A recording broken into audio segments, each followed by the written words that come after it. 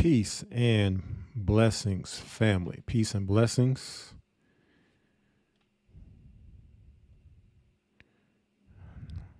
Peace and blessings.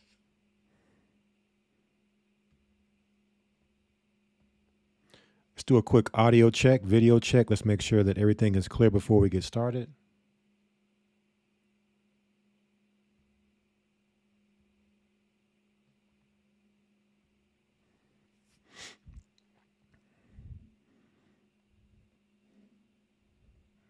Everything should be good, but just in case, let's make sure.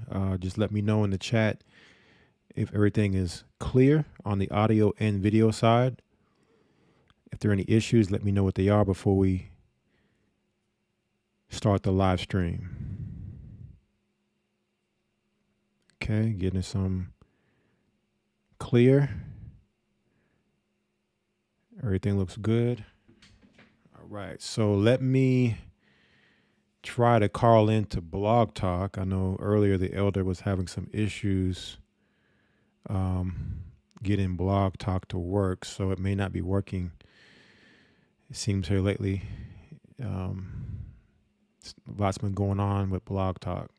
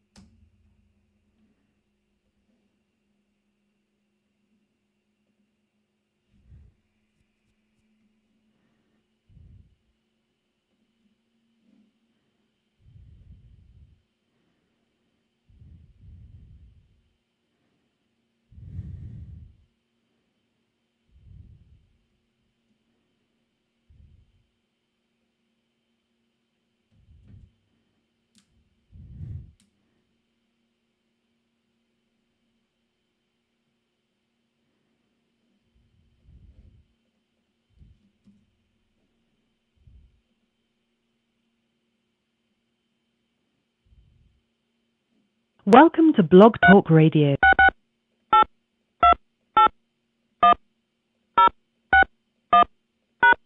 To start your show now, press 1. Your show will go live in 5 seconds. 4, 3, 2, 1. Blog Talk Radio. So the Most High is going to stop the flowing of the people going into that country. Read. Jeremiah chapter 51, the end of verse 44. Yea, the wall of Babylon shall fall.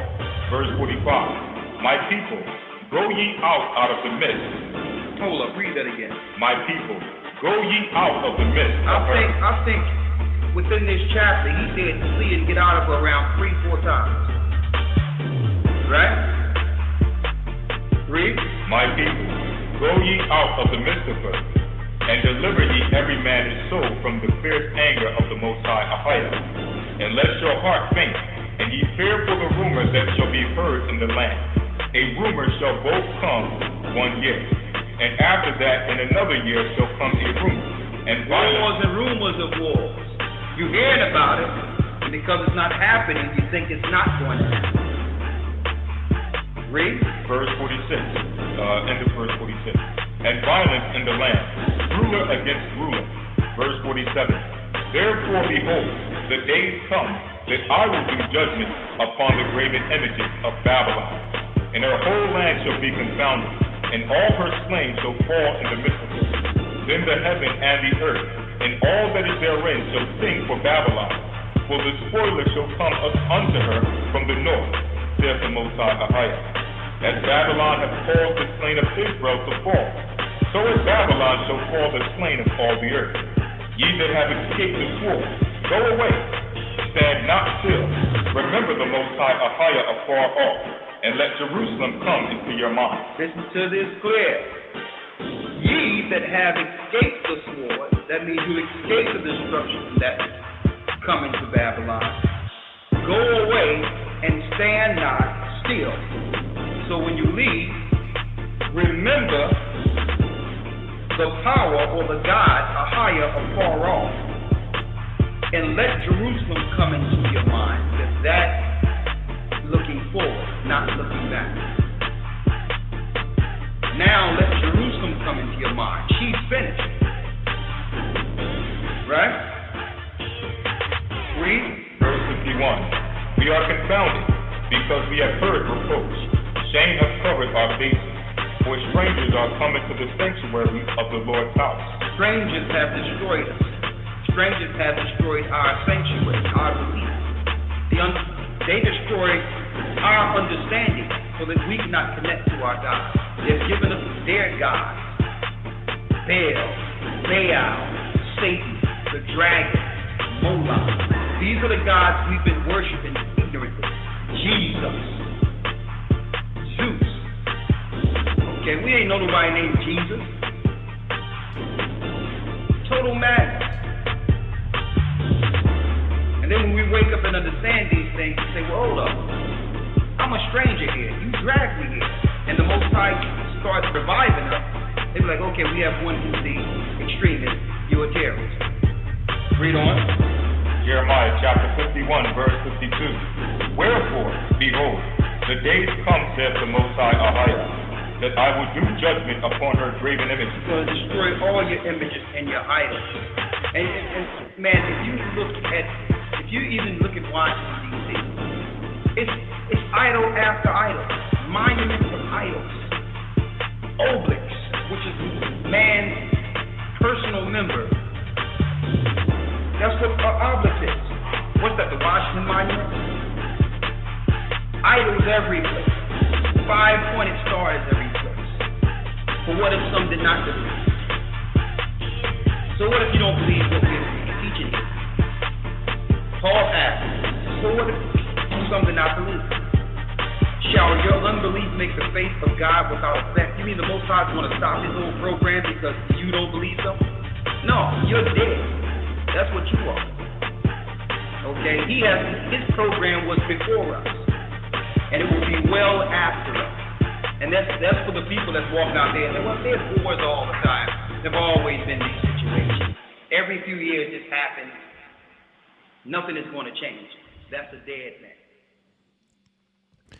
Shabbat Shalom, Barakatham, Mathawada, peaceful Sabbath. Bless you all, and thank you for tuning in to another live stream of Friday Night Sabbath, coming out of Babylon here for the Gathering of Christ Church, where we connect the dots of our reality and current events with the Word of God and Bible prophecy.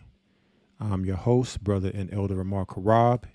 It is 7:12 p.m. Central Standard Time, April 26, 2024. And I pray you brothers and sisters out there are doing well today, this evening, wherever you are, whether you're watching this live or watching this on the rewatch. Hope you're doing well, that you've had a blessed week. And here we are again, another weekly Sabbath and another live stream. So we got to give all praise, honor, and glory first before proceeding with the live stream. Going to give all praise, honor, and glory to the Godhead, the Allah, the Elohim, the Elohim, some may know. But the Heavenly Father, whose name in the Hebrew is Ahia, his Son in the Hebrew, Yeshaya, and the Holy Spirit, Ruach, in the Hebrew. All right. Want to give all honor, praise, and glory to the Godhead for making it to another weekly Sabbath. We are here, and it's always a blessing to have a day where we can, take a break, hopefully, from our servile work and kick back, rest a little bit, actually connect to the heavenly realm and get the frequency from on high. And also a blessing to be here before you, brothers and sisters, with another live stream, Friday Night Sabbath, coming out of Babylon. Okay. It's never promised. It's never guaranteed that we will be able to, indulge in these moments in life, and so we had to give thanks. All right, and man, as usual, as each week passes by, each day passes by, each second, you could almost say it seems like things are getting more and more intense in the world with when it comes to Bible prophecy and things that are happening. So definitely have a jam-packed live stream for you all tonight, full of information, and hopefully bring some clarity and make sense of the madness that we are calling life right now, right? This reality. Let us get the title for the live stream for this broadcast. Let's get the title. The title for our live stream is The Fallout from Civil and World War. The Fallout from Civil and World War. All right, so we're going to have some stuff to unpack there, so stay tuned. We will be going in and unpacking it in due time, but we first must go through the announcements here. Let me get all my equipment and everything here so I can make sure monitoring things are good. So let everybody know we are streaming live on the GOCC Media for our live stream today. All right, we are. It is the GOCC Media on YouTube. The GOCC Media on YouTube. All right, so it's just easy to find. You just type that in your YouTube search bar. Also, the link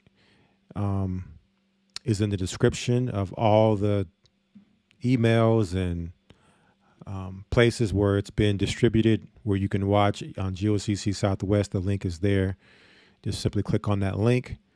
But we are on the GOCC Media for this live stream. We also are multicasting through Blog Talk, 515-605-9327. If you have something you would like to say, question, comment, anything you would like to add, press the number 1 after calling in. It looks like Blog Talk is working for the moment. We'll see how it goes.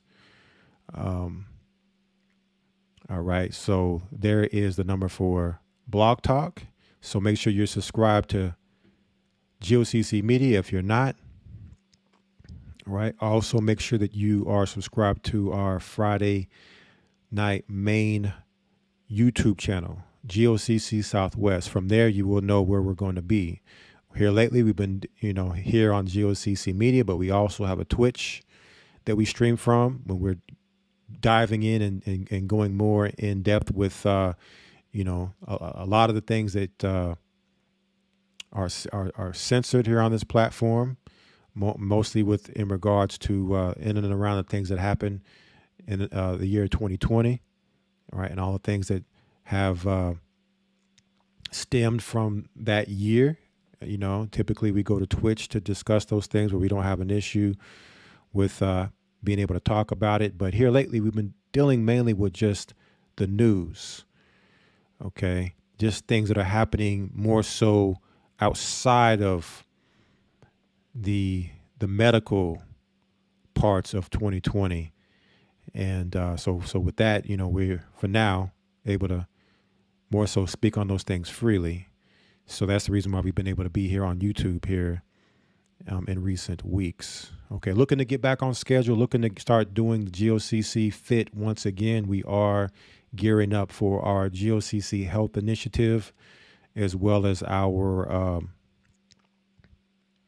Hebrew Gala in Augusta, Georgia in June. So a lot of work's going on behind the scenes when it comes to getting that up and prep. So definitely when it comes to health, you also can make sure that you're subscribed to GOCC Southwest. So that way, whenever we do a live stream for GOCC Fit, you'll know that. Typically, we do that here on GOCC Media. We do GOCC Fit on Fridays. All right. All of our backup content is archived on our Odyssey that typically that's done on Twitch. Okay, if we do it here on YouTube, then we typically don't back it up because there's no need to back it up because it's here.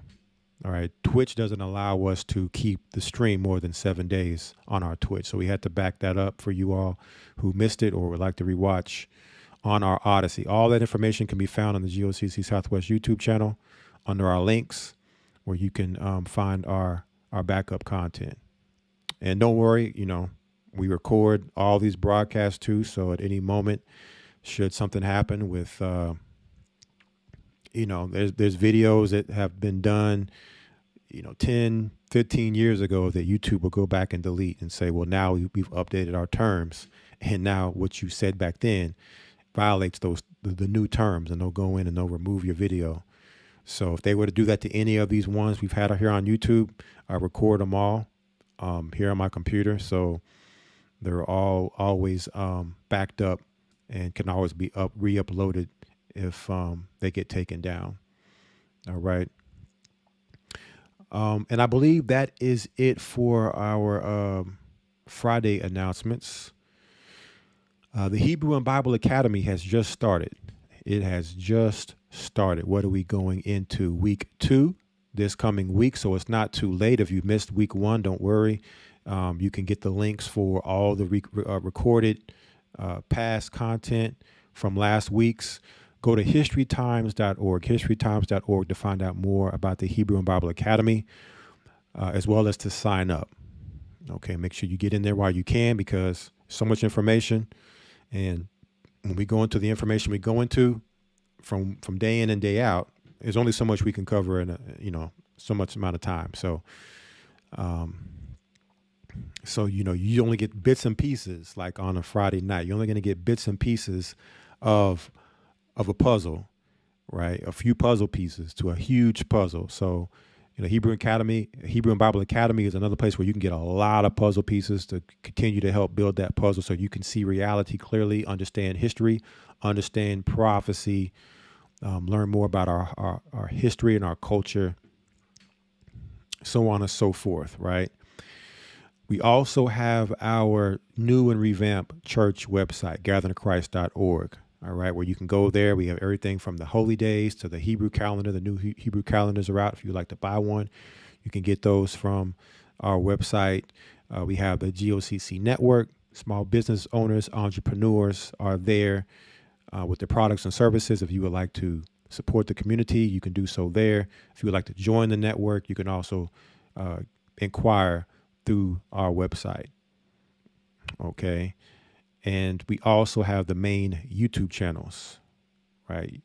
A Gathering 144 for our church is the primary channel, okay, where you can find our Sabbath lessons, the Wednesday broadcasts, pre-Patreons, all right? So many broadcasts and live streams over the years there. Okay, so make sure you subscribe if you're not. We also have the backup is GOCC NYC. So make sure you're subscribed there. Should anything happen to the main channel, we have the backup. Okay. So we have backups on backups, right? Because with this big tech conglomerate that's out there, they're always looking to come against the truth. And so we want to have multiple outlets in case if something happens to one, we have a fallback. All right. And I believe that pretty much deals with the announcements. So now, without further delay, let's go into our title, as well as insight on the content that we will be discussing for the live stream for today. The title is The Fallout from Civil and World War. The fallout from civil and world war. All right, now, so within this live stream, what are we gonna deal with? Well, so much to talk about. We talk about this live stream so much. But what is fallout? right? We're going to get some definitions here to get some understanding, right? Fallout. What is civil? Okay. What is world? I think pretty much everybody knows what the world is. And then we're talking about war. Okay. Can we see would we say that civil war is going to happen? What is civil war? Could we say world war is going to happen? And what is that? Can we see these things being foreshadowed in our reality right now? Not just in mainstream media, but also within other forms of media. Media is the devil's programming device. Whether you're talking about mainstream media, you're talking about entertainment, like your video games, right? This is his machine where he uses to program. Where you have things like where you would call it white magic, lesser magic, predictive programming, right? We're going to talk about Hollywood, which we know that the wood from the holly tree in times past is where the witches and the wizards would go and take the wood and make wands. So we understand and know that within Hollywood is a wizard and witches haven of casting spell casting. Okay. Spell casting, programming, also foreshadowing. So we're going to deal with Hollywood as well. And then last but not least, what does the Bible have to say when it comes to civil and world war and the fallout from such events? Now, for those that remember, 2 weeks ago on our live stream, we did the broadcast, Iranians' retaliation against Israelis imminently approaching, right? And we were talking about how, it was imminent. All signs were there that was showing us imminently that an attack or a strike from Iran on Israel was near.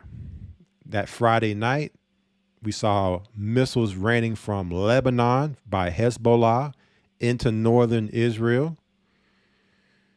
And then we haven't, done a live stream since that time.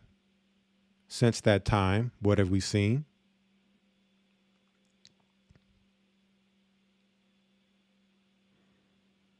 What have we seen here? 1 second, let me bring it up.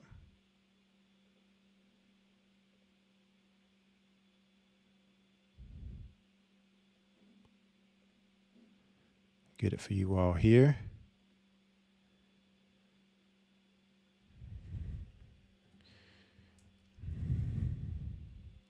We have seen Iran attacks Israel. Tel Aviv says majority of drones, missiles were intercepted. Right? Tel Aviv says majority of drones and missiles were intercepted. So we're going to check this out here real quick and just get some update on what is going on between Iran and Israel. And this happened, I believe, in our time, Saturday, what was it? Saturday early evening or late afternoon, where I was, Central Standard Time, where this started to happen. So early, like 4 or 5 o'clock in the morning hours on that side of the world when this happened. So right after we did the live stream, this attack and strike broke out. So we're going to check this out and get some little bit of insight to what all has happened and going on here between Iran and Israel. And what does this have to do with the live stream that we are going to discuss for today?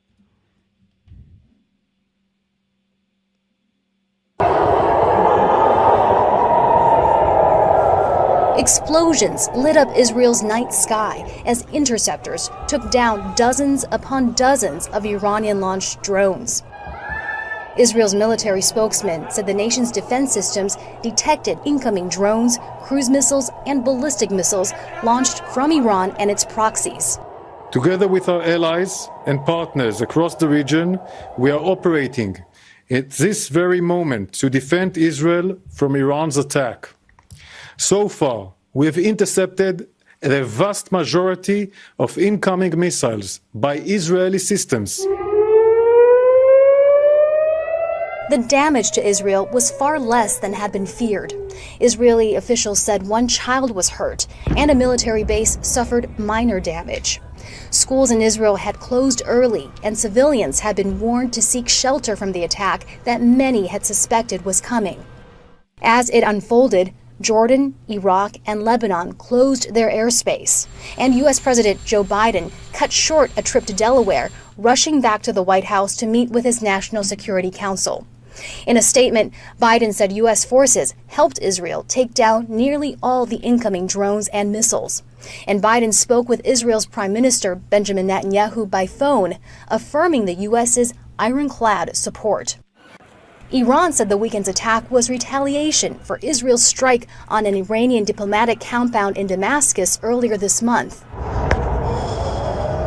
Even as the drones rained down on Israel, Iran's mission to the United Nations said the matter can be deemed concluded, but warned more violence would come if Israel or the U.S. retaliated. Iranians rallied in front of the British embassy in Tehran after the attack concluded. I have never seen in any country, anywhere, that attacking another country and war makes people happy.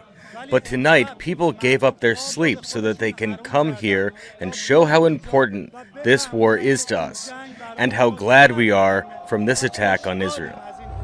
Leaders in the UK, Europe, and Canada condemned Iran's actions as reckless, unacceptable, and destabilizing for the region. UN Secretary General Antonio Guterres also called for an immediate cessation of hostilities. But Israel has signaled it will respond to Iran's attack. The UN Security Council is expected to discuss efforts to prevent a direct war between the two countries on Sunday. Heidi Jo Castro, Al Jazeera. Make sure to subscribe to our channel to get the latest news from Al Jazeera. All right, so there is a quick news report on what followed, probably less than, 24 hours from our last live stream. So we haven't talked about that since then, so I wanted to definitely touch on that real quick. And here is some other visuals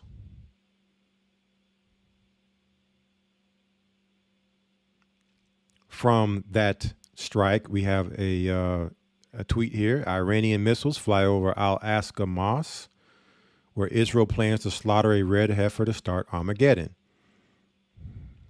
Okay, so here is the mosque in Israel, and a site of something that you've never can say that you've probably ever seen in Israel, because Israel doesn't, receive this type of attack or any type of attack for that most part, especially in this part of the country.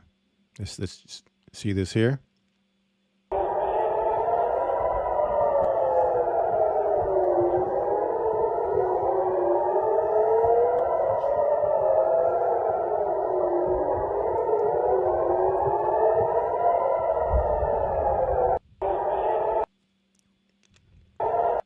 So there is that scene over the mosque. You also have another scene here.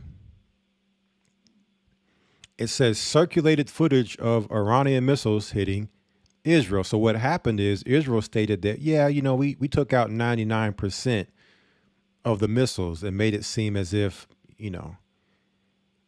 nothing really happened there. Right. But, when you look at some of this footage, it paints a different story, that there was success with Iran within their strikes. Now, as you see here, you already see a missile that's already struck this area.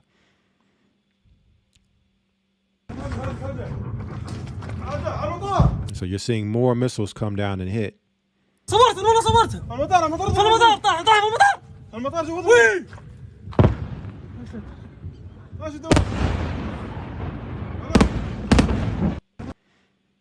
And what was said to have been 5 hypersonic missiles that hit a certain part of a military area, military airport area of Israel. And as you see these missiles come down, notice how you don't see really any huge explosion, right? It's not like you're seeing mushroom clouds go up in the sky, because the Iranian strike wasn't meant to necessarily hit anything.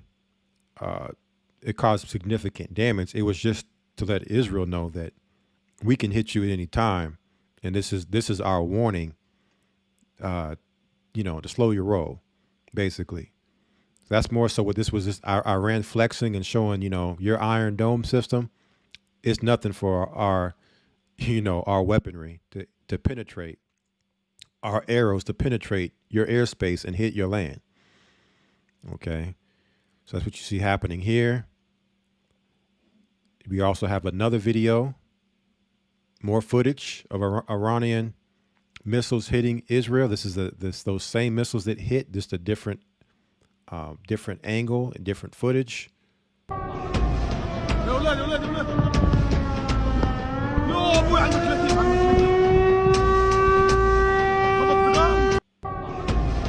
Okay. So just painting a image for brothers and sisters what's happened recently. And so here is some news now in the aftermath of that event. This is our Press TV. It says here,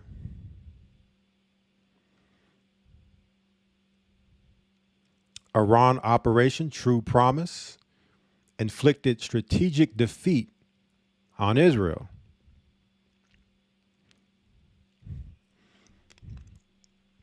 So this particular operation of Israel getting hit by Iran, the Iranians named it Operation True Promise. Let's see what's said here. It says President Ibrahim Raisi says Iran's retaliatory operation against Israel inflicted not only a military defeat, but also a strategic setback on the occupying Tel Aviv regime, and dissuaded certain regional Arab countries seeking to normalize diplomatic ties with the Zionist entity. The Zionist regime's defeat was an intelligence, security, and military one, but it was a strategic setback above all. Some countries sought to normalize relations with the Zionist regime, but they are now humiliated in the eyes of their own nations. This was a strategic failure for that regime. All right, you keep going down here. Our armed forces are ensuring security and peace, establishing sovereignty across the region, and are completely reliable. The Iranian president stated, urging regional countries to rely on their own assets and Muslim forces rather than foreign interference and partnerships with Israel. Also, underscored that Iran's Operation True Promise was limited and punitive, warning the Tel Aviv regime against any military adventurism as a stronger strike could have totally wiped it out. Okay. So basically, Iran saying, look, if we really would have hit y'all the way we wanted, the way we could, we would have wiped y'all off the map. Okay. This was just letting you know, this is just a small little taste of what we could do. He said the operation shattered the Israeli military's invincibility myth and proved that the regime's power is like a spider's web. Operation True Promise was a limited and not a comprehensive measure. If we had carried out a stronger operation, nothing would have been left out of Israel. Also, the Iranian army stands by the nation and acts to defend the homeland, territorial integrity, and the values of the Islamic Revolution. Our army has distinguished itself from other armies in the world in terms of belief and faith in God and reliance on divine power. Our army is skilled and trained force. Its military know-how is up to date, and such a skill has distinguished the Iranian army.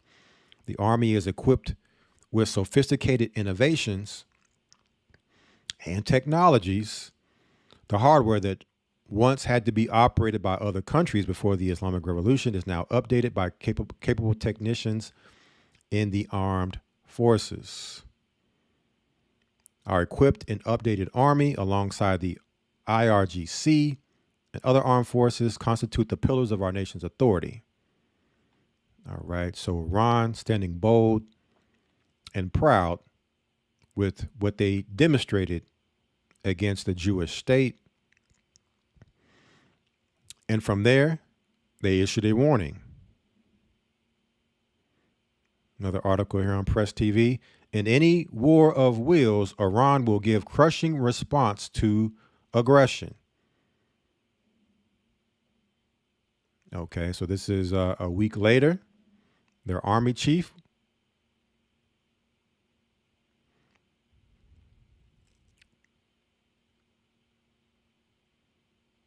it says, addressing a meeting with a number of Iranian army commanders in Tehran on Thursday, Mousavi stressed the importance of remaining vigilant in the face of any possible threat, but reiterated at the same time that Iran has no intention to spread war. He added that a series of Iran's retaliatory strikes against the Israeli-occupied territories earlier this month manifested unity among Iran's army, the Islamic Revolution Guard Corps, and Defense Ministry. Okay, we talked about Operation True Promise.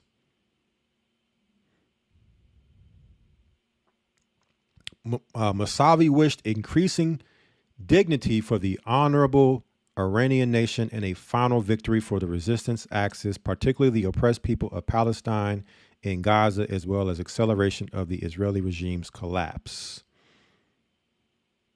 Okay. So it says here, in retaliation to what happened to the embassy in Syria when Iran's embassy got hit, we talked about it, that they promised a retaliation. The retaliation was the IRGC targeted the occupied territories on April 13th with a barrage of drones and missiles. The retaliatory strike have inflicted damage on Israeli military bases across the occupied Palestinian territories. Following the reprisal, Iran warned Israel against taking any retaliatory actions and also urged the U.S. to try not to involve itself in the conflict and signaled that it viewed the matter as concluded. Now, since then, there was a retaliation by Israel that happened in Iran, and you have conflicting information on both sides. You have on the Iranian side, you have them saying nothing happened in Iran, and on the Israeli side, you have them saying that they were able to do, different types of damage or whatnot with the situation. So, 1 second here. So, it's nothing really of evidence is showing that there was really anything that happened with the retaliatory strike by Israel on Iran. Also, you haven't seen any type of, retaliation from Iran after this particular operation that happened there. So we could probably say it's safe to say that, if anything did happen, it wasn't of any significance, right? It wasn't of any significance enough to really look to escalate this thing, to another level. So right now, where things stand is things are pretty quiet. Okay, things are pretty quiet. But of course, when you see these things happening, people start to, you could start to become hysterical, right? And we want to talk about that, especially for members of our church, because for years we have prophesied, according to the Bible, that Iran would play a major part in Bible prophecy, especially when we're talking about judgment on America, right? So when a person sees this happening, they will, think, oh my gosh, this is the end of America. And then they'll start to panic, and you'll see people maybe start doing things like getting on planes and, saying, I'm fleeing to Babylon, its destruction is near, and finding themselves in another country somewhere, and, time will go by and life will keep going, and then they'll find themselves in a place where they need help now. And now they're reaching out to the church for help to come bail them out of a position they put themselves in. So we want to also, within this broadcast, deal with the fact that even though Iran is a major player in end time prophecy, there is still so much prophecy left, right? There is still so much prophecy left. And we want to go through a lot of this prophecy. We want to be able to give brothers and sisters a clear understanding of where we are according to prophecy, so that brothers and sisters can see a timeline, and they can get a better understanding of how things play out. And then the encouragement when it comes to, not getting caught up in a hysterical, fearful manner when you see certain events happen. Don't let that be what causes you now to just lose your wits because, oh my gosh, the church said that Iran was going to judge America, so this is it. Well, Iran has sent missiles into Israel, not America. Not only that, but it stopped. See, when you understand prophecy, you understand how it's all going to play itself out. You understand the other prophecies that must come to pass first, right? So we want to deal with that. And let me pull it up here. We're going to be dealing with some maps today too, because we want to go to geography class, and we want to understand things geographically.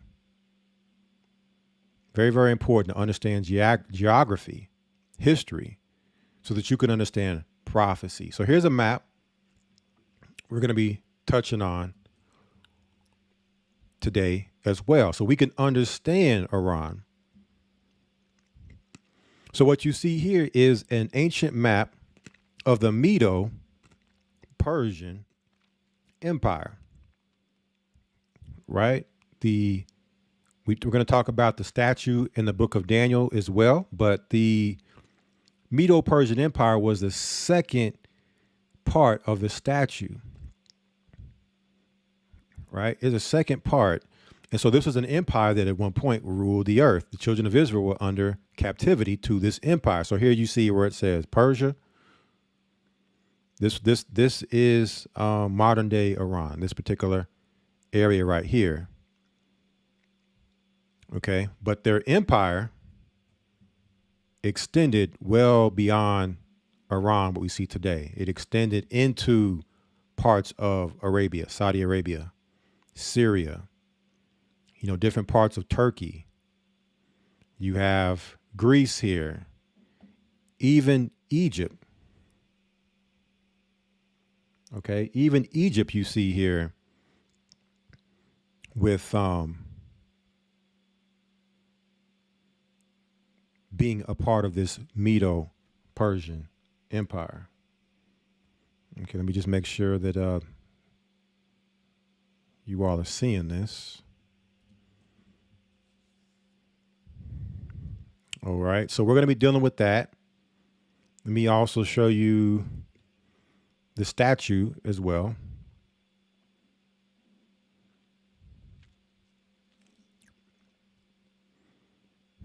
Here goes the statue. Okay, so you have the statue that you hear about and we read about in the book of Daniel. Daniel chapter 2. This statue represented the empires that will rule the earth. The children of Israel would be in captivity starting at the current empire, which was the ancient Babylonian Empire, which was the head of the statue. Okay, this was around the year 600 BC. It was also described this was Daniel 2. This particular statue was described, but you also had Daniel. Actually, I understand. 1 second here. I know what's going on. Why y'all aren't seeing the map. Let me pull the map back up 1 second.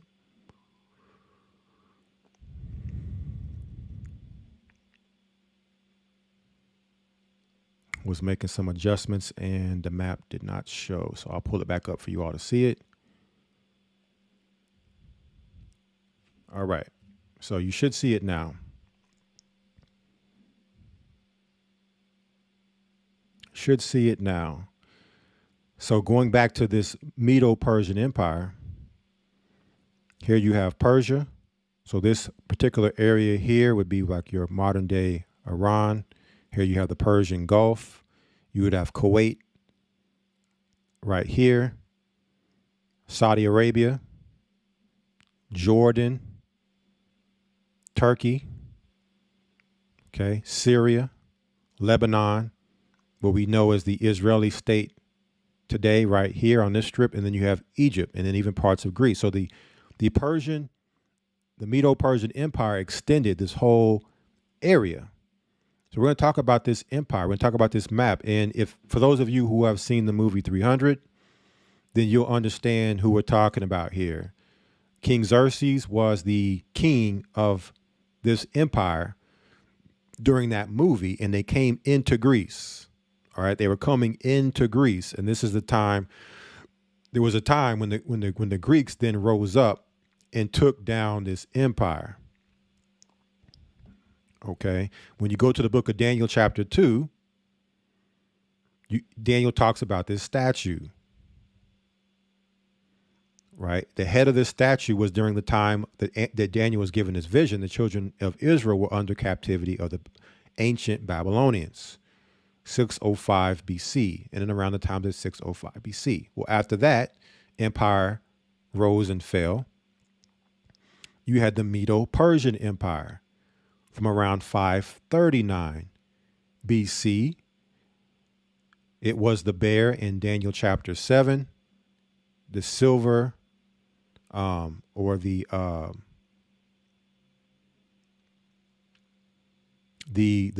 breast and the arms of this statue that you see here. This was the Medo-Persian Empire. So we're going to talk about this statue also within our broadcast tonight. And the head of the statue was also the lion in Daniel chapter 7. Okay, we're going to talk about those things. Okay. So now, before we go there, 1 second.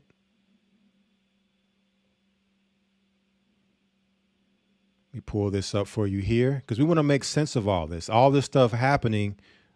You know, people have to understand how much prophecy and how much stuff has to, has to come to pass. It doesn't just happen in a split of a, snap of a finger. So we want to kind of lay things out within that in this live stream. We also, again, going to break the title down. Let's check out this right here real quick from Bill Cooper. It says Bill Cooper was asked over 40 years ago about the role of Israel in the Middle East. He said Israel was created as the instrument to bring about the battle of Armageddon and the fulfillment of prophecy. So he said Israel was created. Now this is fair use on this video here. Fair use.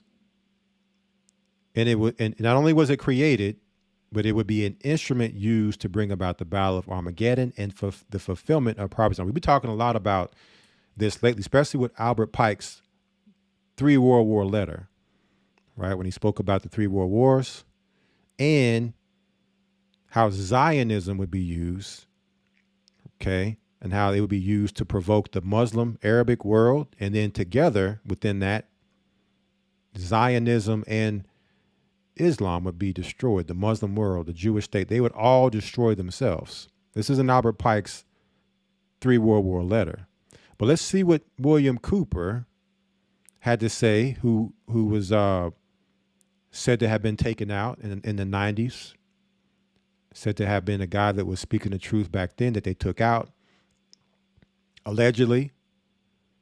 But let's hear his words here, or what he had to say about the Jewish state.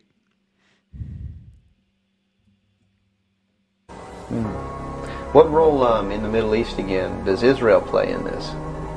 Israel was created as the instrument to bring about the Battle of Armageddon and the fulfillment of prophecy, a war that will be so terrible, where nuclear weapons will be used, so that the American citizens and the other people in the world will get down on their knees and beg for no more war. And what is the answer to that? They're going to be told the only way we can guarantee no more war is if we destroy the sovereignty of nations. The only way that we can guarantee no more war is if we destroy the sovereignty of nations. If anybody remembers, the elders have been talking about it, right? With the embassy attack, when you attack embassies, you're attacking a country's sovereignty, right?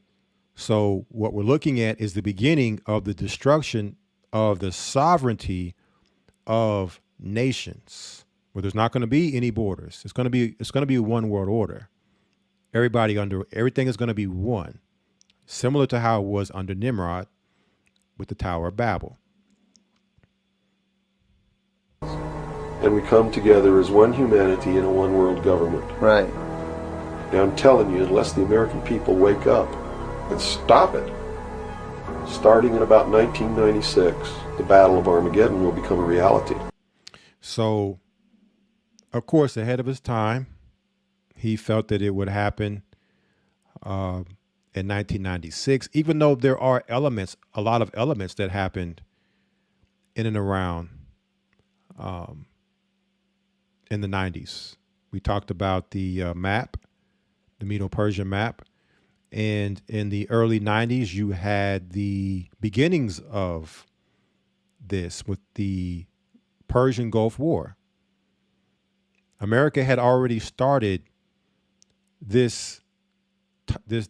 started the fuse to being lit in the early 90s when they invaded Kuwait, right? And Kuwait sits right here, which is right next to Iran. So they told you that they're here for Kuwait. No, they're here to build bases to go against Iran. And then they went into Iraq, which is right here, and would say that, yeah, Saddam Hussein, we're there to get him. So they went in there and they torched the oil fields. And then America left, establishing now the base here in Kuwait. And then, of course, we know how the story goes. 10 years later, 9/11 happens. And eventually Saddam Hussein will be taken down, right? More on these things later. But yeah, so it started then. A lot of what we see happening now started way back then. Okay. So William Cooper was just seeing these things way ahead of his time. So now that we've kind of got up to speed to what's happened since the last live stream, now let's go back to our title for tonight. Let's break it down. What is our title? The fallout from civil and world war. The fallout from civil and world war. So now let's first deal with the definitions. All right, let me pull the definitions up here. And what is the definition for fallout?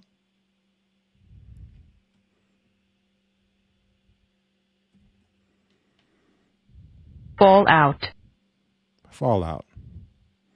Here's some definitions. It says the settling to the ground of airborne particles ejected into the atmosphere from the earth by explosions, eruptions, forest fires, etc., especially such settling from nuclear explosions, radioactive fallout. So William Cooper just spoke about a nuclear Armageddon being started by Israel.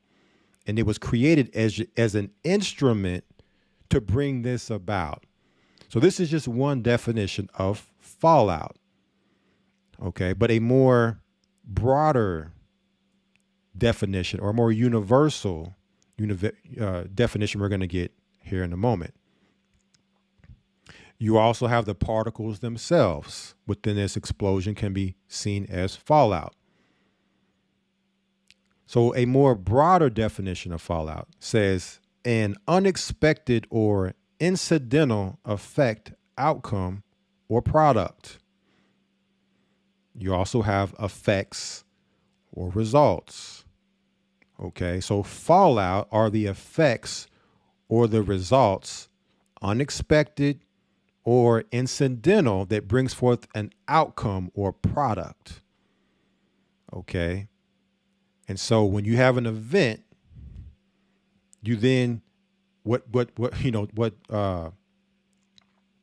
comes at the end of the event is the fallout.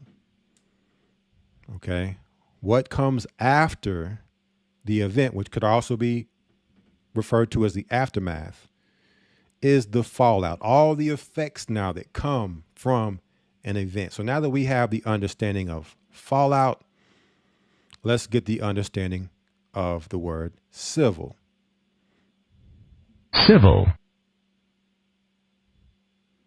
The definitions of civil, of, relating to, or consisting of citizens. Okay. Citizens of the Commonwealth or state. We also have of citizens in their ordinary capacity or of the ordinary life and affairs of citizens as distinguished from military and ecclesiastical life and affairs. Of the citizen as an individual, befitting a citizen. So when we talk about civil, in this particular context, we're talking about civil war. Understand that civil war, I know a lot of times we talk about civil war. We think back to America in the 1800s, late 1800s, whenever President Lincoln was president, and you had the American Civil War. So you think about something along the lines of color, black versus white. You're thinking, okay, that's civil war. When you have to understand that civil war is any type of war that has to do anything with citizens. When you have citizens warring against one another in any capacity, that's civil war. Doesn't matter what the dynamics are there. Black, white, man, woman, gender, or gender persuasion,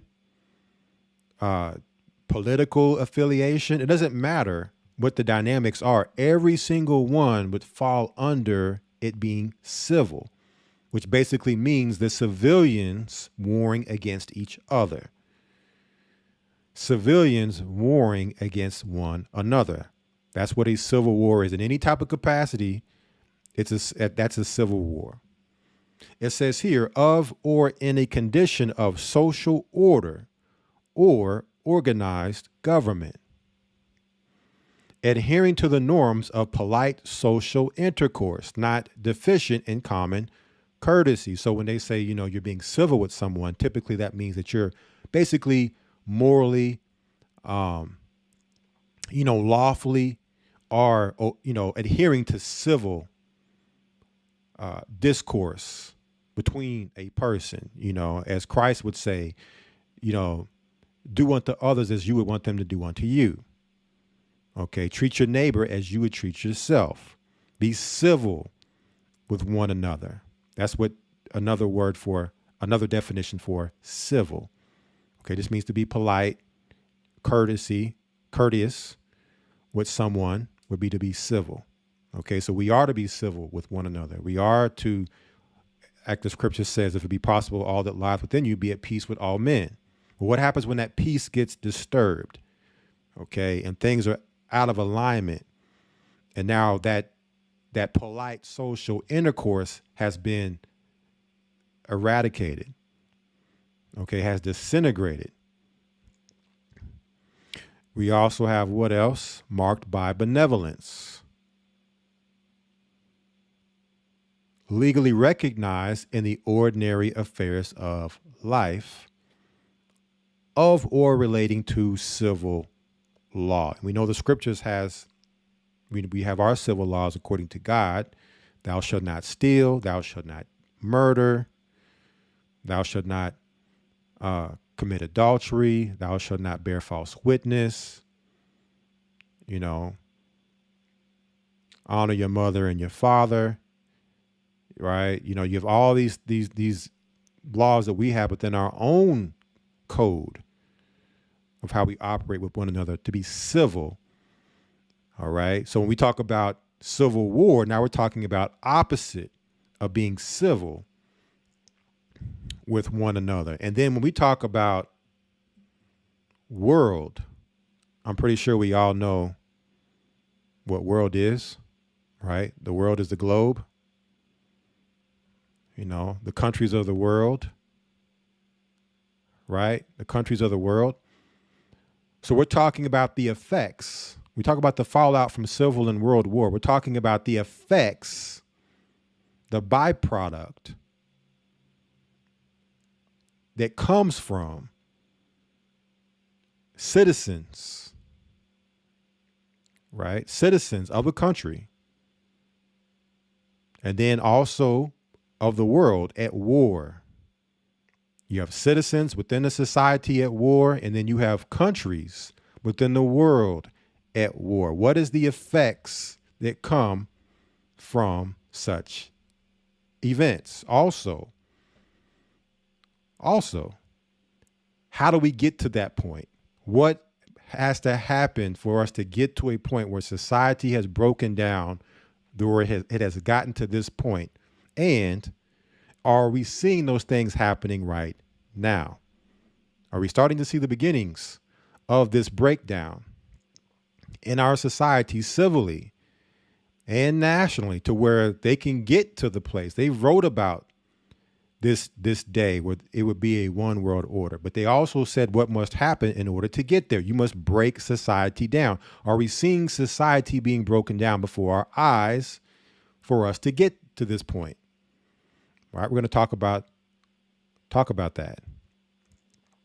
We also said we're going to talk about Hollywood, or some may call it Holly Weird. A lot of strange stuff going in Hollywood. Of course, I would say, have a lot of people distracted with a lot of the stuff within the gossip world of, the sexual abuse and all these things happening within Hollywood, and the different people that are rolling out, Sean Puffy Combs, and now even you hear, Weinstein and his case being overturned, all this stuff that they're throwing at us that's within the Hollywood industry, which we already know and have known about that industry and what goes on within that. Why are they throwing all this stuff out now? At the same time, we've also seen in the Hollywood machine what they've produced in their productions that they've been putting out, right? Going all the way back to the beginning of Hollywood. You can go back, I don't care, 60, 70, 80, however long ago before it, motion pictures started. But they were putting a lot of this stuff in entertainment, the predictive programming or the lesser magic from the Hollywood, from the witch's wand, the wizards, right? These Wizards of Oz. And we've talked about this movie, Leave the World Behind, which came out at the end of 2023, produced by the Obamas. Okay. What can we draw to these particular these particular productions? Can we draw from them and be able to see things where they talk about art imitating life and life imitating art? Can we see some of these dynamics that we've been shown in these productions materializing in our reality right now? All right. And as well as other productions that have come out more. So maybe further. But here recently, we've been being bombarded, it seems like, with these movies that we're drawing some very strange and peculiar parallels to our reality and events that are happening that we're seeing unfold. And maybe some things that haven't happened, but we can see some foreshadowing on the world stage that we could see such events happen. Well, let's go over here to, and this is Fair Use. This is a scene out of Leave the World Behind. Fair Use. We talk about Civil War. All right, there's a particular scene out of the movie Leave the World Behind where this is discussed. All right, I want to break this scene down and see, this is giving us insight into understanding the topic and title that we have for our live stream today, and as well as our reality going forward. All right, let's check this out. Again, Fair Use. I need to know that you're on the level with me. No matter how far this thing goes, I need to know that we're good. Because if what just happened here is happening everywhere, we need to get to that bunker Danny told us about, and we need to get there now. So we hear the word bunker. We need to get to that bunker, right? Let's remember that term bunker. More on that later. What are you talking about? You know something.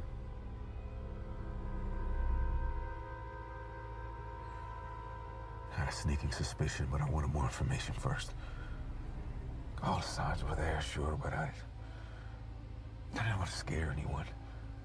You'd have called me crazy because it is crazy. It would have made more sense if we were on the brink of an all-out invasion. But this... He said, I wanted to share with you my suspicions because all the signs were there. But you would have called me crazy. You would have called me a conspiracy theorist if I had told you earlier with this sneaky suspicion I had. Right? How many of us can relate to that, where we talk to family members about things that we would be deemed conspiratorial, only later for it to happen? Right? We get called conspiracy theorists and, nut jobs and whack jobs. I don't think too many times we get an apology later or acknowledgement later after it happens. Right?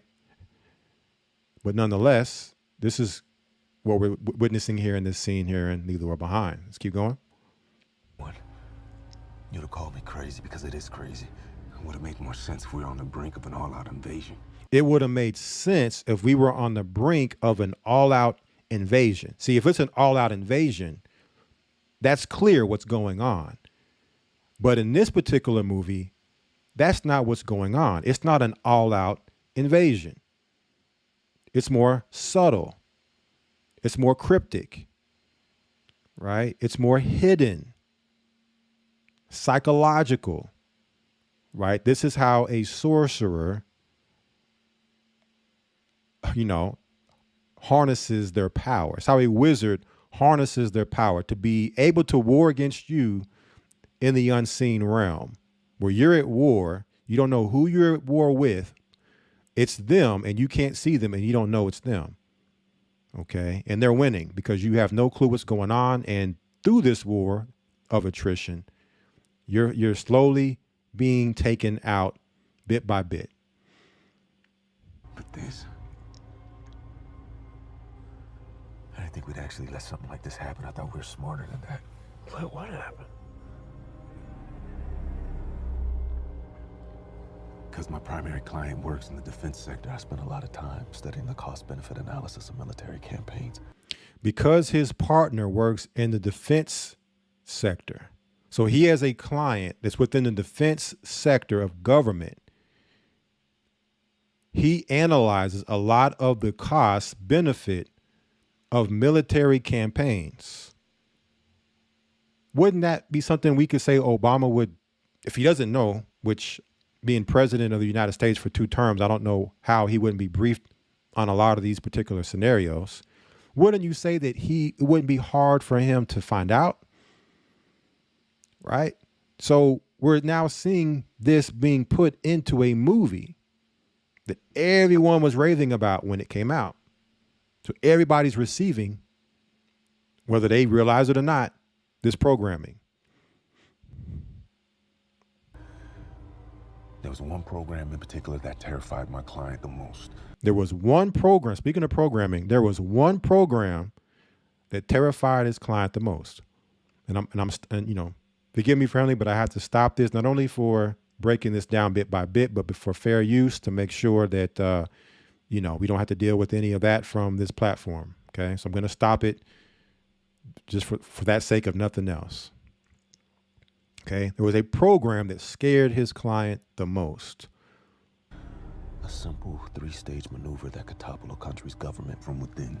A simple 3-stage maneuver that could topple a country's government from within. Let's hear about this 3-stage maneuver that you could topple a country's government from within, meaning you don't have to lift a finger on the outside to bring a country down. Just do it from within. And then nobody would suspect that a country would be taken down like that. A Trojan horse.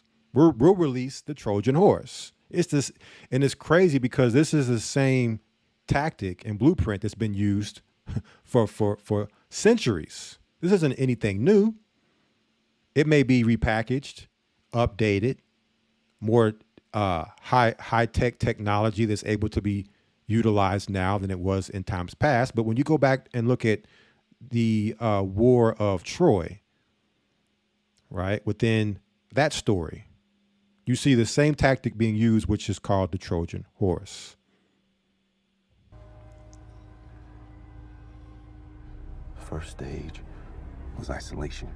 First stage, isolation. Disable their communication. Disable the communications. Here you have a satellite phone. I know some people may have a satellite phone thinking, okay, if the cell phone towers got taken down or something happened, and we've seen a lot of that happening here recently with these cell phone companies having outages where the cellular networks don't work for a period of time. A lot of that happening here lately. Again, art imitating life and life imitating art. But people say, "Oh, give me a sat phone." Well, in this movie, even the sat phone was, a problem. We're trying to use it to communicate. So first thing, take the communications down. They can't communicate, so they don't know what's going on. So they're isolated now. It's just you and whoever you're around. That's it. That's all you got. No internet. As we tell people, hey, get in the church. Get those relationships built. When the grid goes down or there's no communications, that access to online is gone. You're not going to have it. You can't just go online and say, okay, let me see what to do next. It's not going to be there. Let's keep going. The transportation. Transportation now is getting taken down. We're going to talk more about this ship here in a moment. Okay, take down the transportation. Make the target as deaf, dumb, and paralyzed as possible. Make the target as deaf, dumb, and paralyzed as possible. So your ships aren't going to be able to move you from place to place. Your cars are now all controlled. Tesla cars, that's why they're trying to get everybody in these electric cars. They're saying global warming, and we got to get rid of the gasoline cars because this is all by design, family. Okay, it's all by design. They had to create the boogeyman, which is global warming, to get you to give up your gasoline car to hop in the computerized electric controlled vehicle, because that can be controlled. Okay, easier to control. Shut your cars down. Shut the planes down. So now you're stuck. You're not going anywhere. More than likely, that you can get on a non electrical powered boat, and you can navigate that water, or you can find a horse. Okay, you have some other means, but most of the means that you're used to being able to travel will be gone. What else? Setting them up for the second stage. Which sets you up now for the second stage. Synchronized chaos. Synchronized chaos. Now that you're isolated and you can't go anywhere, now it's time to drive you insane. Okay? We're going to see how you operate with people in a society where the tensions, the civil tensions of a society, the division is so high. We're going to put you in a box, shake that box around in chaos, and now see how you survive and with interacting. And not only that, we've made it to where everybody's so antisocial through social media and through the device, you don't even know how to interact with people anymore. Right? So you've been set up for this stage not to succeed with your neighbor one-on-one. You don't even know them. Most people don't even know their neighbors or the people in their community. Terrorize them with covert attacks and misinformation. Terrorize them with covert attacks and misinformation. We're going to deal with that, what you're seeing here on your screen here in a moment. Overwhelming their defense capabilities, leaving their weapon systems vulnerable to extremists in their own military. Overwhelming their weapons capabilities, leaving them open to extremists within their own military. Without a clear enemy or motive. Without a clear enemy or motive. Now it becomes dog eat dog. Survival of the fittest. Only the strong survive. Every man for himself. Right? Civil war. Okay? Citizens not able to get along, interact in a civil manner because, hey, I got to eat. I got to survive. My family got to survive. Desperate means call for desperate measures. It's what comes next as society breaks down, because most people aren't prepared mentally, spiritually, or physically to endure and survive such a situation. It'll, catch 99% of people off guard. Even the people that are prepared for it still have to deal with the nut jobs and the wackos out there who have lost their minds. You still got to deal with them. And you prepared as much as you could. Like you see here, this particular man on the porch, he prepared. He has all the stuff he needs in his house. But he still has to deal with a gun situation, right? Gun drawn situation of trying to protect what he's attained because they are not prepared. Who would start turning on each other. Here comes the turn. Now people start turning on one another. Here's a civil war. And then perfectly you have the American flag right here. This is all sorcery, fam. This is all magic. When they put these things here like this, it's not accident. Right? It's all in our face.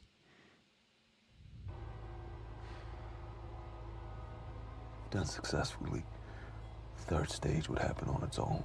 If done successfully, the third stage would happen on its own. So really with this 3-stage plan, it's really only a two plan maneuver. If the first two stages are successful, the third one happens on its own. What's the third? What's the third stage? A coup d'etat. Coup d'etat. What's coup d'etat? Civil war. Civil war. Civil war. Now somebody would say, oh, this is just a movie. Certainly this would never happen, especially here in America, right? Well, we're going to see. We're going to look at stuff happening in our reality currently, recently, as well as see what the Bible has to say about all this.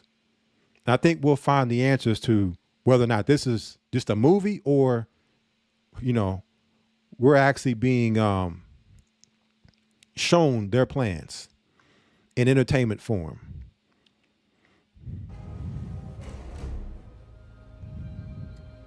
Collapse. Collapse. Okay? The collapse.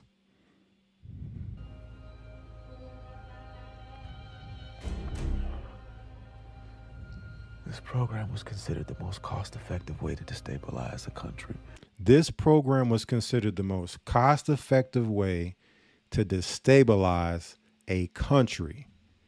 Cost-effective, meaning you don't got to spend any money on military, sending troops in, military weapons in, tanks, helicopters. You're not going to lose any soldiers. You're not going to fire any bullets. You're not spending hardly any money. And you're saving resources, valuable resources to be used later. It can be saved. And you'll let the people you'll let the citizens do your bidding and your dirty work. Right? Why don't we just use them and we can kill two birds with one stone? Right? Cost effective, right? Because if the target nation was dysfunctional enough, because if the target nation was dysfunctional enough, would in essence do the work for you. It would in essence do the work for you. And tell me America is not a dysfunctional nation. Doesn't mean other countries aren't dysfunctional. But what place is more dysfunctional than America right now? Show me a place in the world as a country. I'm not talking about, there are things going on outside the country. I'm talking about within the society. Show me a more dysfunctional society than America right now. And I don't think it's close. So primarily when we talk about this, we're really speaking about what's, to take place here. Doesn't mean it's not going to happen in other places, but it's going to be worse because the dysfunction here is worse. Okay. A super divided country. And us as black people, we know all too well how divided, even within our community, we are, to where even as genders, we can't even get along. You know it's a problem within your own community if male and female who were designed to coexist and become one can't even get along. That's all the way types of dysfunction. Right?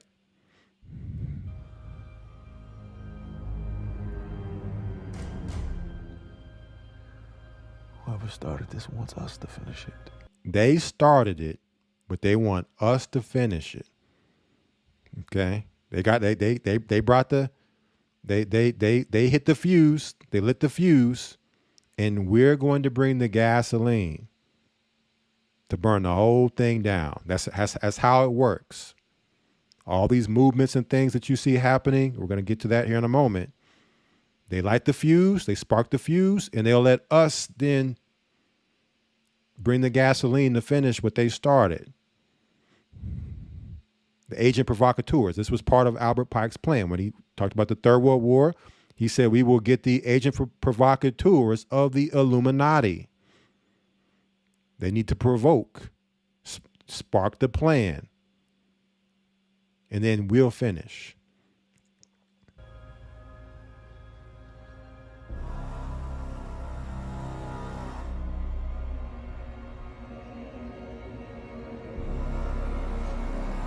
And now it's starting to set in, right? It took a moment, but now the father and his son, after being this laid down and thinking about everything going on, it's all starting to make sense, right? Right? They are in a what do they call those? A panic room. How do you get out? How do you get out the panic room called America at this point? Only through divine intervention. Only those who have got the oil in their lamps are going to have the light, the hedge of protection to make it through when it goes down. Okay? Then you hear the alarm going off. Alarm time. We're gonna pick back up on the alarm later within the broadcast, right?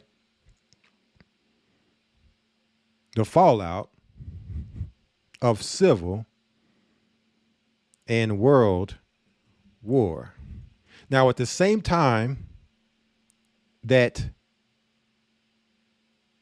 this attack happened with Iran and Israel, right? What movie did Hollywood introduce us to? At the same time, this attack with Iran, to show you how this is synchronized, family. This is all synchronized. Okay, these things are running parallel at the same time. This is not just happenstance or coincidence.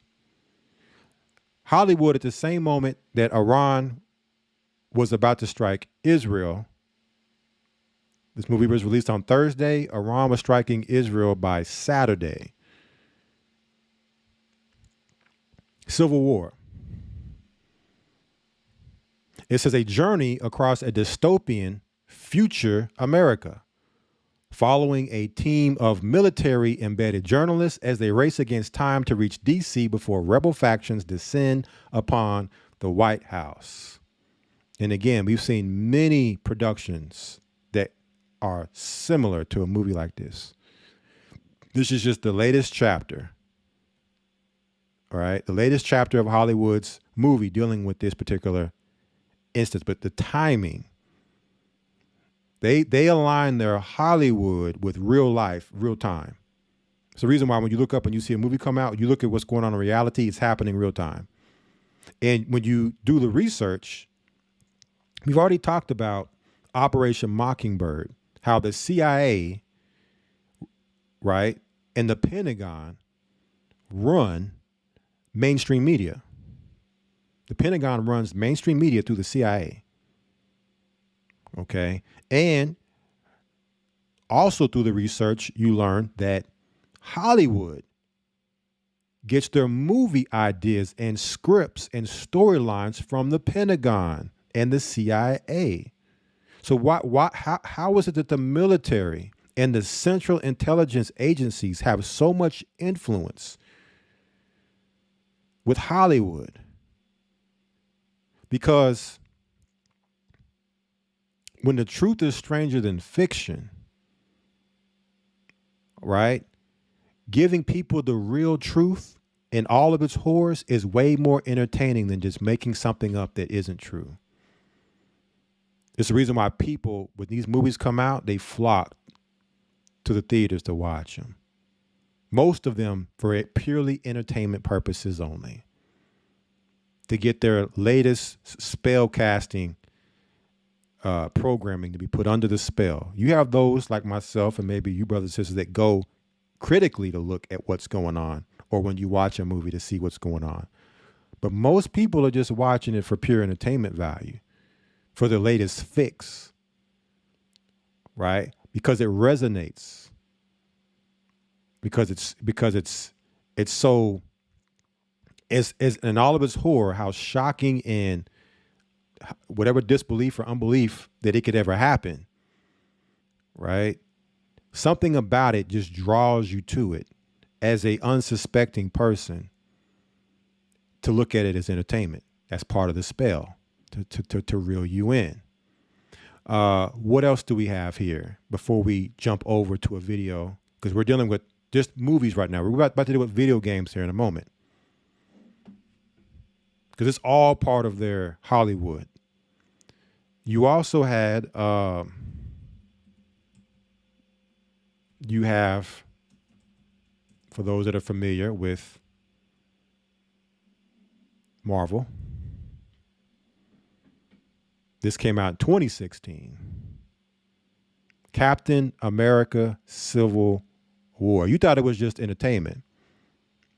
No, they've been grooming America for this Civil War. If you take the captain off, you have America Civil War. They've been predictively programming and foreshadowing this war coming for a long time. But also within this Marvel Cinematic Universe, at the end of the first phase of their movies, it ended with a depopulation event, Infinite War, following by the depopulation event. It was Infinity War, Avengers Infinity War. Then after that, you had Avengers Endgame, where not only, the world was depopulated, the whole universe was depopulated. So they showed us, they're showing us the Civil War, and they also showing us the depopulation event right before 2020. What did Endgame come out? 2019? Or was that 2018? Yeah, right before the lockdown comes the Endgame. The Infinity War and the Endgame to show us the depopulation event was coming the year before the lockdown happened. You think that's coincidence, family? And Marvel and DC Comics, with their comic books and their movies, there's so much in them. With the Nephilim, with all these superheroes are after the order of the Nephilim. But you even have the new Captain America, which was at one point New World Order. See? The next Captain America that comes out, New World Order. But it's just coincidence. Right? It's just a coincidence that the new Captain America originally was called New World Order. And they had to change it from all of the, people that were now catching on to this title. They changed it to Brave New World, which we know is the same thing. It's just a different way to say it. Okay, you've heard the terminology Brave New World before in regards to New World Order, right? But now, before we move forward, because I'm laying all this out, because we're going to be coming back to these particular movies as we go through the information we're going to go through tonight, and as we go through the scriptures, we're going to be referring back to these movies,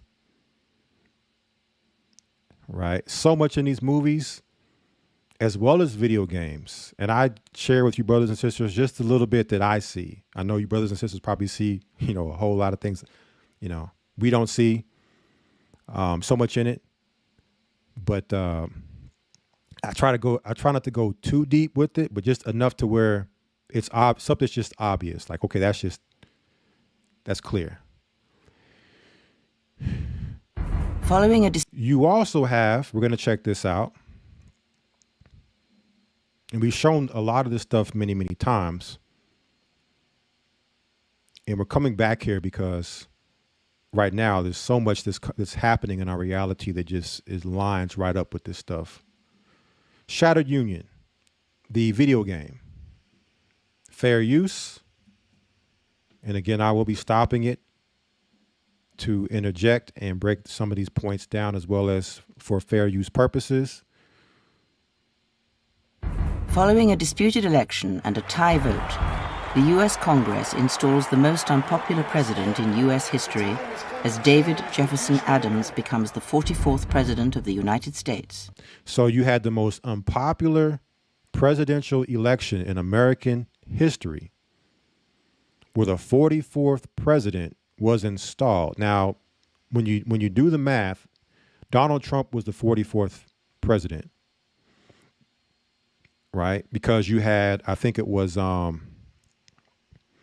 it Garfield? I think it was Garfield. Garfield he was counted as president twice because he didn't serve concurrent terms. He was elected, then there was another president that came in after him, and then Garfield got reelected. So he served president and was counted two different numbers of presidents, but he's still just one man. So when you do the math, Donald Trump was the 44th president. You also have a book called The Last President in the 1800s where the president's name was Trump, right? But nonetheless, we're seeing this political climate, this volatile political climate where Donald Trump now, president, Biden comes in and is term after him, and now Trump looking to run for president again this coming year for this election. So very, very key. We're in a key moment leading up to the election, which happens supposedly in November. Let's keep going here. Of this year. As David Jefferson Adams becomes the 44th President of the United States. Shortly after the election, increased unrest, So what do you see also with this unpopular presidential election? Terror attacks. Keep all these things in mind as we're going through the information tonight, family. Terror attacks. Rioting and a growing number of militias have given growing numbers of militias rise to ever-increasing domestic terrorism. Domestic terrorism, these are buzzwords, okay? Write all these buzzwords down.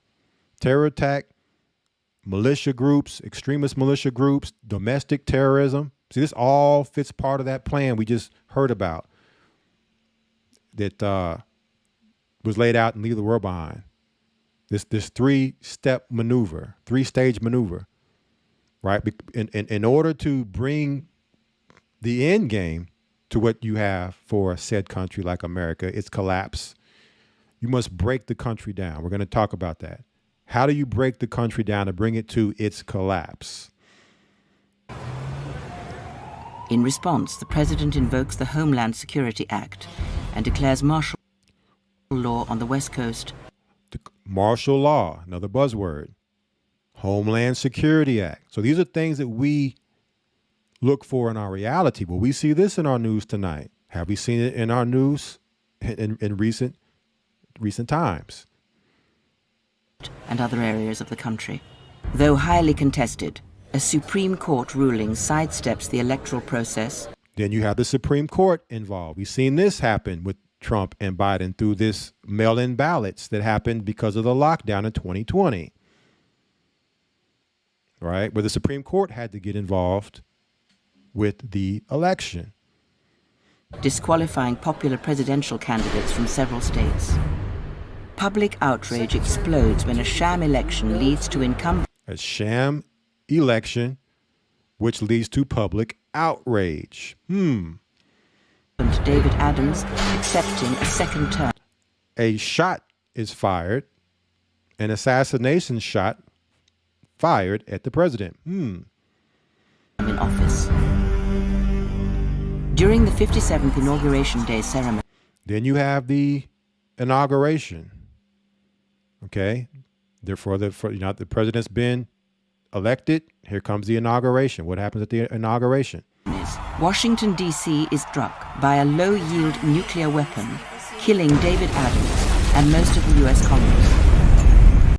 Washington, D.C. then gets hit by a low-yield nuke event, terrorist attack. Now, if that's not finna bring the country under total martial law, I don't know what is. The destruction of Washington, D.C. effectively breaks the chain of success. The destruction, so Washington, D.C., how many movies have we seen? What are the movies? Olympus Has Fallen, and what was the one with Jamie Foxx where he was president? The name of that movie, where Washington, D.C. is attacked. We've seen these movies here in more recent times, more and more movies of Washington, D.C. being attacked. Now it's been destroyed. Now this game came out in 2005. This isn't a recent game. This was 20 years ago.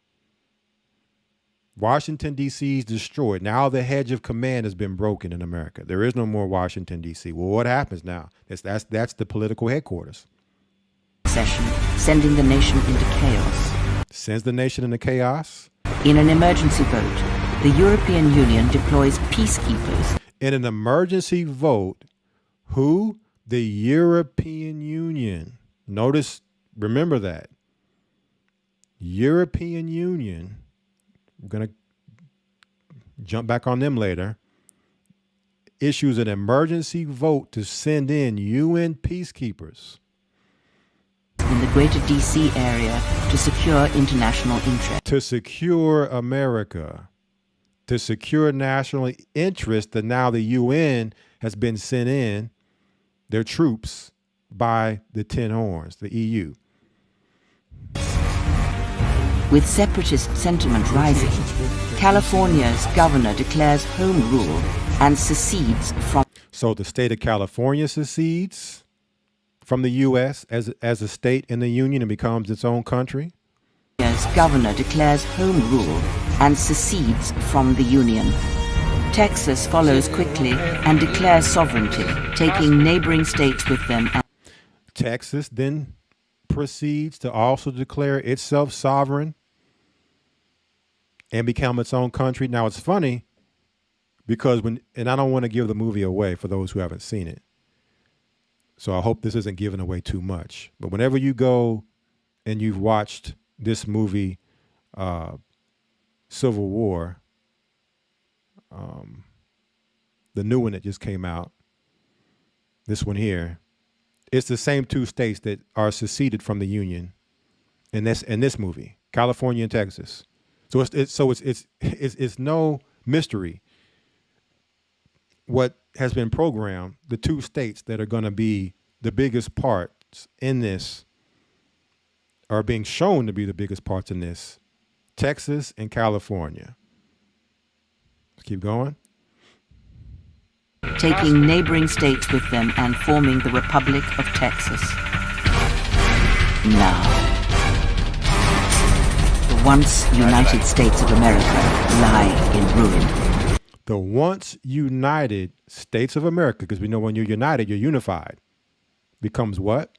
The time for words has passed, and a second American Civil War now erupts as 7 factions wage war across the land.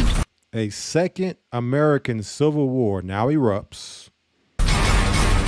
They battle one another to reclaim a nation. Battling one another to reclaim the nation.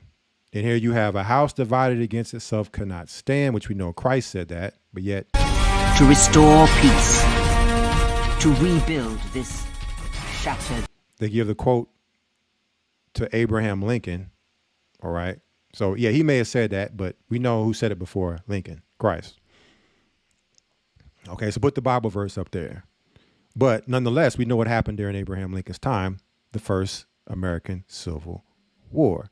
So a once United States of America becomes what? Divided. Okay? The divide or the division. And becomes a shattered union. Shattered union. Okay? So that is for dealing with the predictive programming side of things. Now we're going to go into some of the elements happening, okay, within our reality right now, the dynamics, and let's examine them. Okay, let's now examine them. Now, before we do that, because when you talk about Civil War in America, there are two train of thoughts for the most part, I would say, right now, if you were looking at it right now, that you would probably make a guess. One could say that there will not be an election this year, that whether it be what you see happening in the Middle East, because we know during times of war, there is no changing of presidents, all that's suspended. So the current president would stay in office, which could lead to a civil war if there's no election, amongst other different things happening within that, leading to civil war. Or you could have a president who's installed, and then because that president has been installed, let's say Donald Trump, then now here comes the civil war, because you'll have countries that, like California, that will secede because they are against Trump. Okay, so either side, you're looking at potential civil war, or even beyond this particular election in the future, but just kind of more so two train of thoughts, whether there'll be an election this year or it'll happen with the president in office, civil war will happen. I would say those are probably the two most popular school of thoughts when we're talking about civil war. Now, let's move forward here. Also, what has happened since our last live stream? How many of you all experienced this, heard about this? Off NBC News, major 911 outages in 4 states leave millions without an easy way to contact authorities. This happened, and the date here is April 18th, so about a week ago. Let's see. Let's see what all happened here. It says law enforcement agencies across 4 states were left scrambling following reports of major 911 outages that left millions unable to quickly contact authorities in emergencies late Wednesday. Many of the outages reported in Nebraska, Nevada, South Dakota, and Texas were restored by late evening, but the FCC said Thursday its investigation is just getting started. Okay, and we all know what 911 means. We did the broadcast recently. Revelation 911. Okay, 911 we know means emergency. Right? So what happens now when you're in a place of emergency and you go to use that service and it's not available to you? Okay, that's a breakdown in communication. Also, right, we know 911 meaning emergency, meaning that we have maybe some foreshadowing going on here of not only emergency coming. Of course, the 911 services would be affected in a serious emergency. Even if they worked, they'd be overwhelmed. So many people calling in, needing help. You probably wouldn't get help because it would be just overwhelmed, inundated. Okay. So we also could see some predictive programming going on here. Some beta testing happening. It says here, so far, there's no indication that the outages were caused by a cyber attack or other malicious act. Interesting, because then this now takes me back to something within art we spoke about tonight, and we spoke about, before now. And also earlier this year, we talked about the cell phone outages that have been happening. So here off the Hollywood, the Witch's Wand reporter, leave the world behind trending amid nationwide cellular outage, or amid nationwide cellular outrage. Many are making the same reference to Netflix apocalyptic disaster movie after nationwide cell networks went down. It says, get to your bunker and stay away from those Teslas because we're apparently living in the opening act of Netflix Leave the World Behind. And of course, you have the sarcasm coming from the Hollywood Reporter, okay, mocking those people, drawing comparison that this is just too eerily weird, that, right on the heels of this movie's release, you're seeing a nationwide cell phone outage that struck the U.S. on Thursday morning and impacted more than 70,000 customers. AT&T, Verizon, T-Mobile, some of you all out there may have been affected. This was back in February 22nd. And check this out. The problem is serious as it impacted emergency services such as 911. Again, we're seeing that 911 being shown. Okay. And we know what happened on September the 11th, which was 9/11. An event. So 9/11 is synonymous, meaning a lot of different things. All right. We just went through a solar eclipse. Right. And we know that there was all type of occultic rituals happening, CERN and NASA, okay? Shooting rockets up in the sky and opening up portals on that day. And we know that when you look at CERN, it is seated in the areas of Apollo or Apollyon, the ancient places of worship for Apollyon. Let me see if I can pull that up here real quick.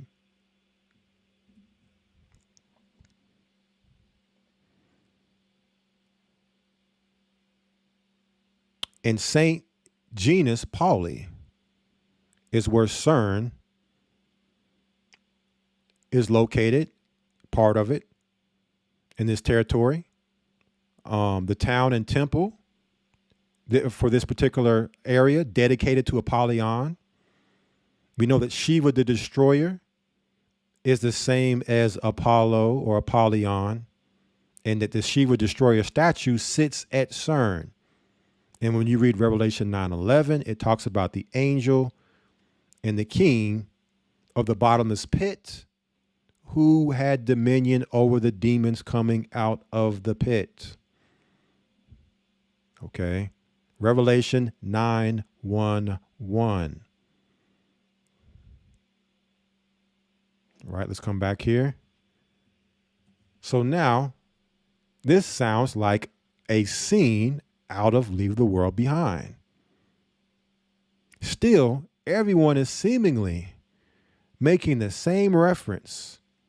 Netflix's recent apocalyptic disaster movie, Leave the World Behind. Isn't it funny how all these references and drawing from this movie, it's just these events just keep, just as soon as this movie comes out, it's like these events happen and it's like, dang, it was like, something I just watched this movie and it's like, I just watched the movie and here it is. I'm seeing this happening in our reality, real time. Okay. Real time. And it dropped at the end of the year going into this 2024 year where we're seeing this happening. Okay. And it opens up this movie, all communications going down after satellites get disabled and an apparent cyber attack. Now we know in the movie it happened and it was, it was permanent. It wasn't just an outage and come back on. Okay, but what we're seeing are foreshadowing. We're seeing tremors. We're seeing birth pains. Right? We're seeing the shadow of things to come. Instances of these events.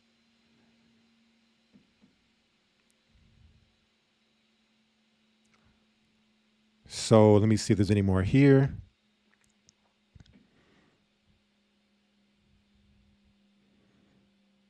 It's just a movie. There's no truth to it. It's just coincidence. Right?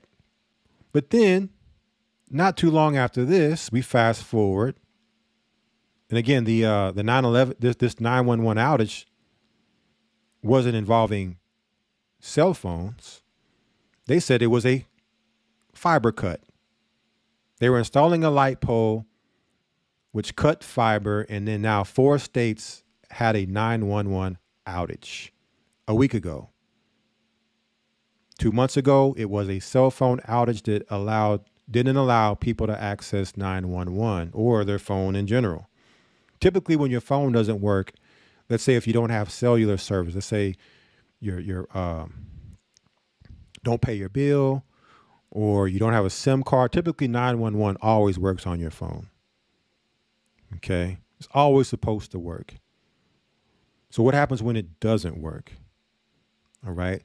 So this should be something that people should be paying attention to. I know, especially for our sisters, because, and not maybe sisters in our church. I think our sisters in our church are well aware, but our sisters have become very dependent upon 911, feel very comfortable because at any time something goes wrong, they can just call the police to bail them out of a situation, to help them in a situation, and to where it's been weaponized, right, in our community by our sisters. But this is a sign to those sisters out there who, maybe stumble across this video who aren't part of our church. What are you going to do when 911 doesn't work? Okay. And it's going down real time and you're single by yourself, or you and your child are by yourself, and you're totally out of pocket. Right. I think 2020, when the lockdown happened, it shined a huge light on this. When sisters were out there by themselves, trying to fend for themselves, trying to fight amongst the people to get stuff that they need to survive. This is how Kevin Samuels blew up, because Kevin Samuels seen this and said, man, there's a serious problem in our community where our women have no men. And when these events happen, they're out of pocket. They're out there by themselves with no help. This is not a place a sister should be in, having to fend and fight to survive, with no man. Okay. So again, we see this happening in our reality straight out the movie, Leave the World Behind. And there's other movies too, but right now we're just mainly speaking on this one. Then you fast forward from April 22nd to March, right around the times of 322, which is Skull and Bones. You have a bridge collapse in Baltimore. And just something about this movie, people keep finding uncanny similarities happening in our reality that we can draw from that movie and say, this reminds me of that movie. This Baltimore bridge collapse and scene from Leave the World Behind are so similar. It's like it's an event each month that reminds me of this movie. So as you come down here, we know it was called the Francis Scott Key, that goes that American flag. Francis Scott Key Bridge, which was Star Spangled Banner, America's independence, so called, and collapse, which was a word also used within the Leave the World Behind. Right? Collapse of America, when you do the translation, basically is what I get from it. Okay, and there it is. There is the cargo ship that crashed in, and now you have a ship that's showing that it doesn't have the capacity to be used because it's down. It lost control. And a bridge, a key infrastructure piece in Baltimore, to where now people there aren't able to use this bridge to travel. There's your travel. So first we see the communications. Remember in this 3-maneuver plan from Leave the World Behind. Yes, I hear what you. Whoops, I'm trying to go there. I don't know what YouTube is acting strange. I need to know that you're on the level. So the first thing in Leave the World Behind, he said, was what of this plan? Let's hear it. Was isolation. First stage was isolation. Disable their communication. Disable their communications. So there goes your cell phone. Okay, your cell phone. Happening in February. I mean, this is in sequence, family. This is in sequential order of the movie. What came after the communications of the cell phone? Transportation. Next came the transportation. There goes that ship. So here we see a ship, transportation. We also see the bridge, which is transportation, being taken down. And now all the ships in that harbor, in that bay, cannot move. It's crippled.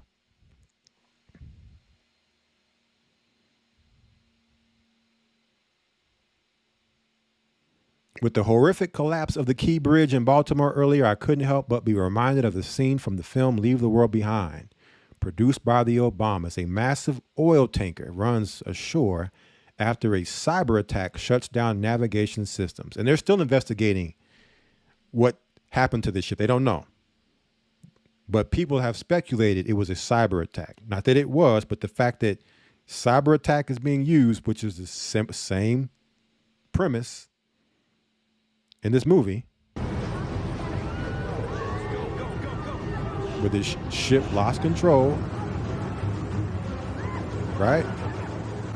Loses control and crashes. The White Lion, a slave ship, name of a slave ship. That's, topic for another day.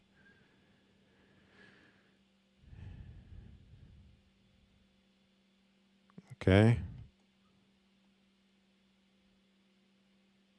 And of course, it's all just conspiracy theory, right? Of course, they have to come out and spin it. It's just a nut job that you would even think that this has anything to do with that movie. Okay? Shame on you for critically thinking and drawing coincidence and parallel.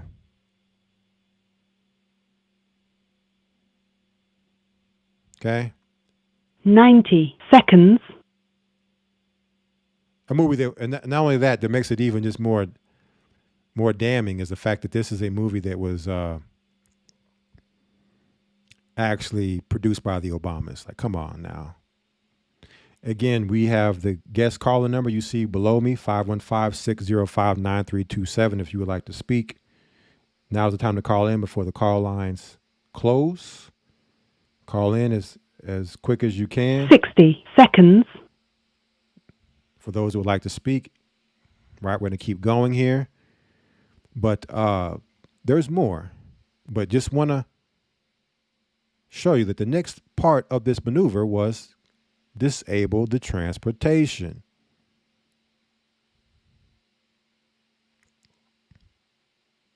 Okay. Then what comes next? What comes next? What did the brother say came next after the communication and transportation were disrupted? Let's go back and let's see. Make the target as deaf, dumb, and paralyzed as possible, setting them up for the second stage. Setting them up for the second stage. What's the second stage? Again. 10 seconds. Synchronized chaos. Synchronized chaos. Terrorize them with covert attacks and misinformation. And misinformation. So, brothers and sisters, would you call me crazy, or would we be crazy to think that there couldn't possibly be anything happening right now that would line up with this part of the movie? Nah, it couldn't be. It's impossible.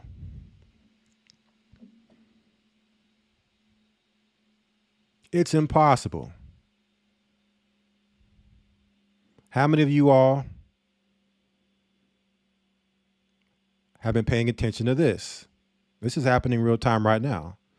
Mass chaos breaks out at college campuses across the United States as pro-Palestine protests intensify. So here we see the Israel card, the Palestine card. Also, all these different, dynamics working and intertwining together to produce what? Chaos. Columbia, Harvard, USC, University of Texas at Austin, and others are getting swarmed by protesters. Certainly there couldn't be, after the cell phone outage, and the communications or the transportation with the ship and the bridge being taken out, certainly there couldn't be anything that would line up to the movie happening right now next in sequence. Texas state troopers have been deployed and reportedly made dozens of arrests at the University of Texas at Austin.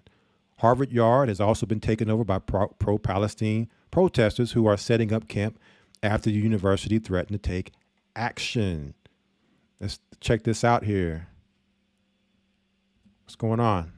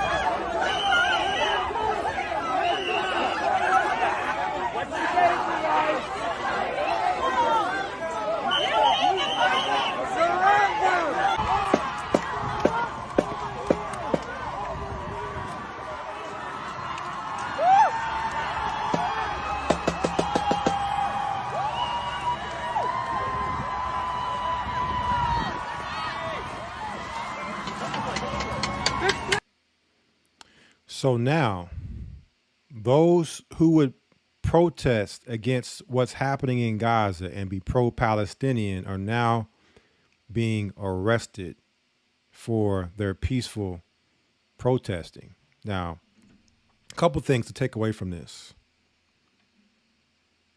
Does this not remind anyone of 2020? George Floyd? Remember those protests? Black Lives Matter and what was going on? And then here it is 4 years later, leading up right to an election. We have another event of protesting, this time against what's going on in Gaza.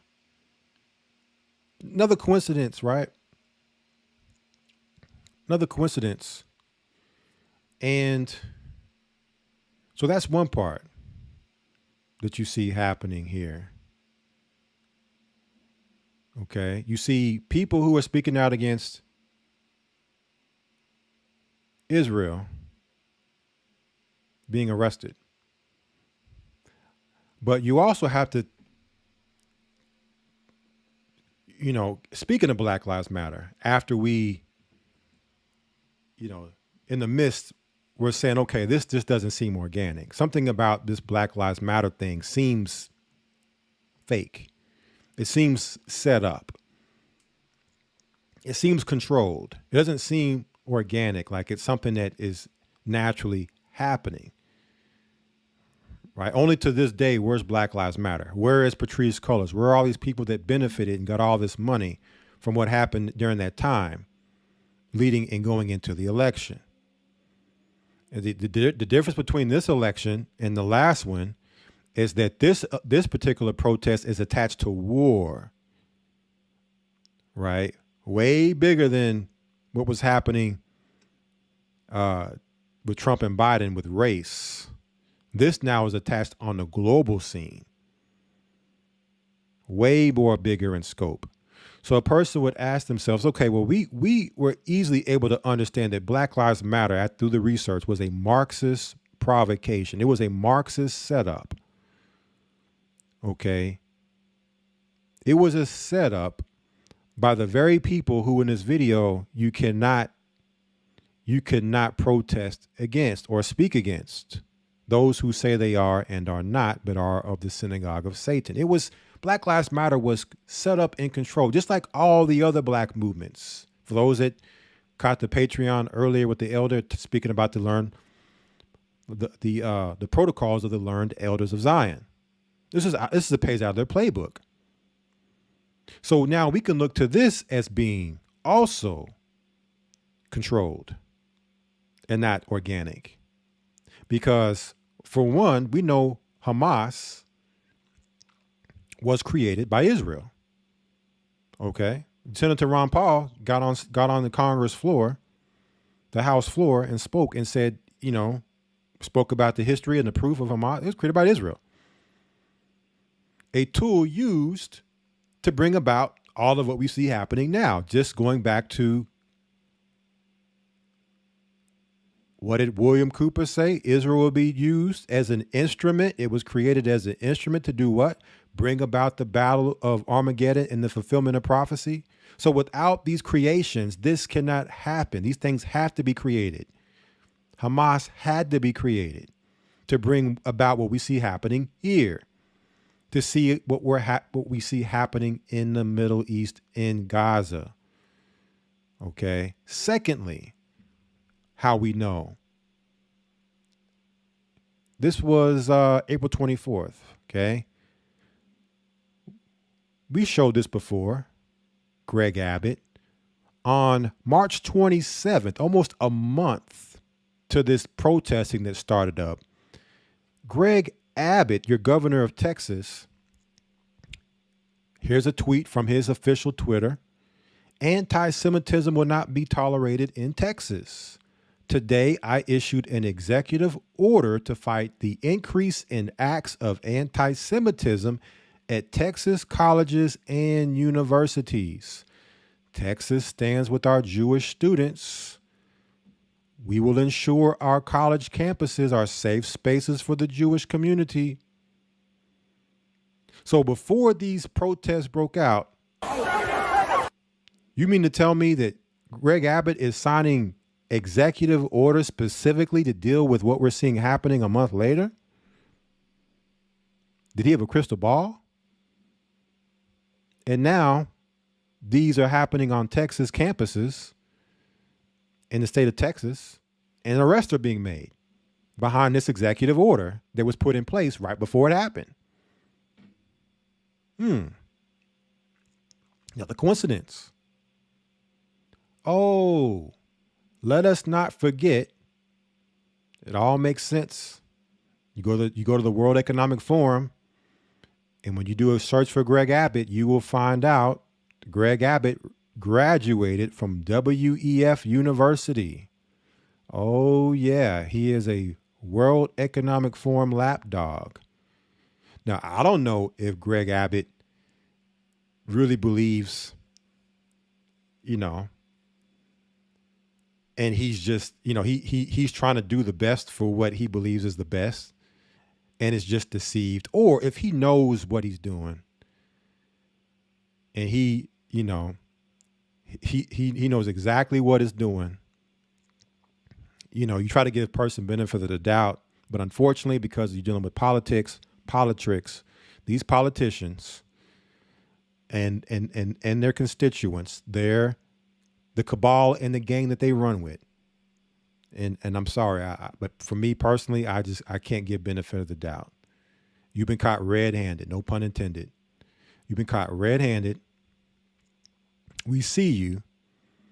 All right. And that's how these people are always ahead of the curve. These are not organic events. These are Hegelian events. The problem causes a reaction, which brings forth a solution. And that's the part we have to be mindful of, family.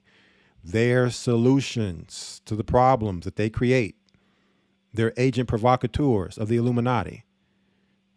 Okay. Again, they provide the spark, and then they allow us to finish just what was said in Leave the World Behind. Once they cause the chaos, we also know the Freemasonic mantra, order out of chaos. All right. Then they'll allow us to finish what they start. Or let us end what they start. But it gets even better, family, in sequence. What else could possibly come out of these protests? certainly nothing. We've seen the communication breaking down, foreshadowing with the cellular outage in February. We've seen the transportation breakdown with the Francis Scott Key Bridge. Okay, the Star Spangled Banner collapse bridge in March, and now this month we're seeing the chaos, covert chaos dynamic happening. And you wouldn't guess, family. You would not guess it.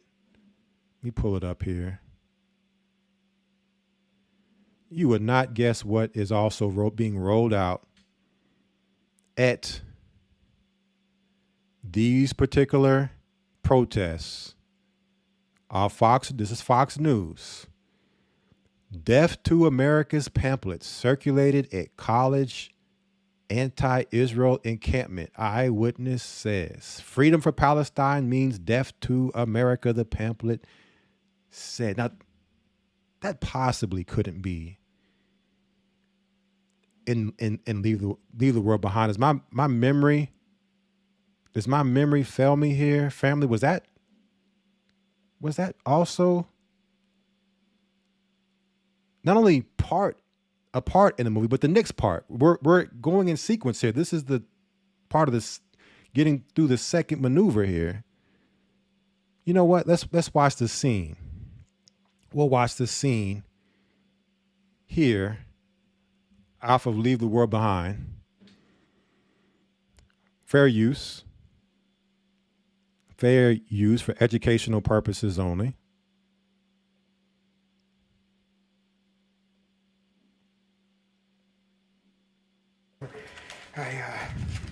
It was this huge drone, up flying in the middle of nowhere, dropping off thousands of these. I have no idea what it says. Huge drone dropping off thousands of these. Thousands of what?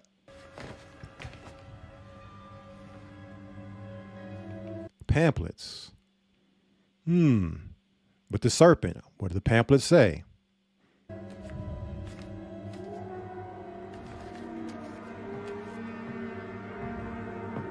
Death to America.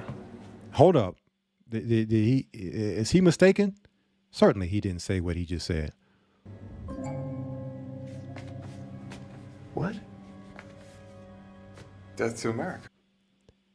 Death to America on the pamphlet. Right on cue, family. We'll leave the world behind. February, March, now we're in April. Okay? And we're seeing Death to America pamphlets being rolled out at the pro-Palestinian events, lining up with the predicted programming in sequence, not scattered all throughout the movie. It's right in line, back to back to back to back. And how does he know it says Death to America? He certainly doesn't read Arabic.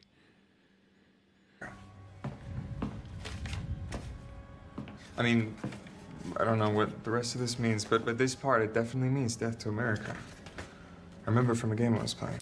He remembers from a game he was playing, which also takes us back to what?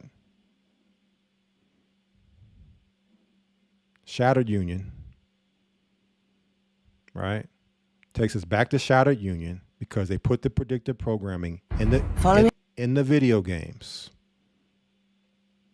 Okay, he remembers Death to America from a game he was playing because they put the propaganda and the programming in the video games too. So many things being revealed, right? So many things being revealed here. Then what comes next? Now that we're seeing the protest, the Death to America pamphlets being rolled out in these protests, right on schedule. What do we have? Our Politico, two politicians, Cotton and Hawley, are saying send in the National Guard, send in the military. Calls for federal action at the university campus come as Monday marks the beginning of the Jewish holiday of Passover. So all this happening, these protests happening right at Passover during the week of their, not, the Jewish Passover, not ours. We already had ours. This is the Babylonian Passover. Okay? Happening during their Feast of Unleavened Bread comes this protest, these huge protests. And now they're calling for the National Guard. And again, going back to Shattered Union, they also showed us this. Martial law, military rolled in.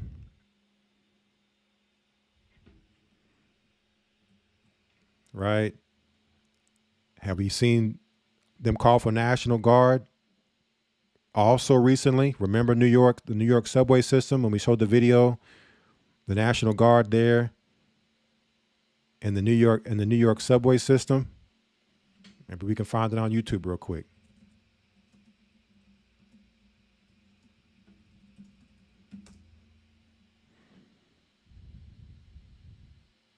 There it is. During the migrant crisis, which we're about to hit next, during the migrant crisis, they now in New York said, let's roll out the National Guard. So we're seeing more and more instances of them. Expect to start seeing hundreds of National Guard members throughout the subway system conducting random bag checks. Starting to see military being deployed for various reasons. Bag checks. Okay. So now you got your National Guard in place for the bag checks in the subway system because of the migrant crisis. Okay. You're seeing it being called for these pro-Palestinian protests. Death to America pamphlets rolling out. Let's roll the national. So next, are we going to see military in our college campuses? So when we talk about civil war, and primarily here in America, how you get there is you have to break America down. You have to break the society down. And we're just covering a few here today on how they are breaking America down, breaking the society down to bring it to that point of civil war. And so when we come back here,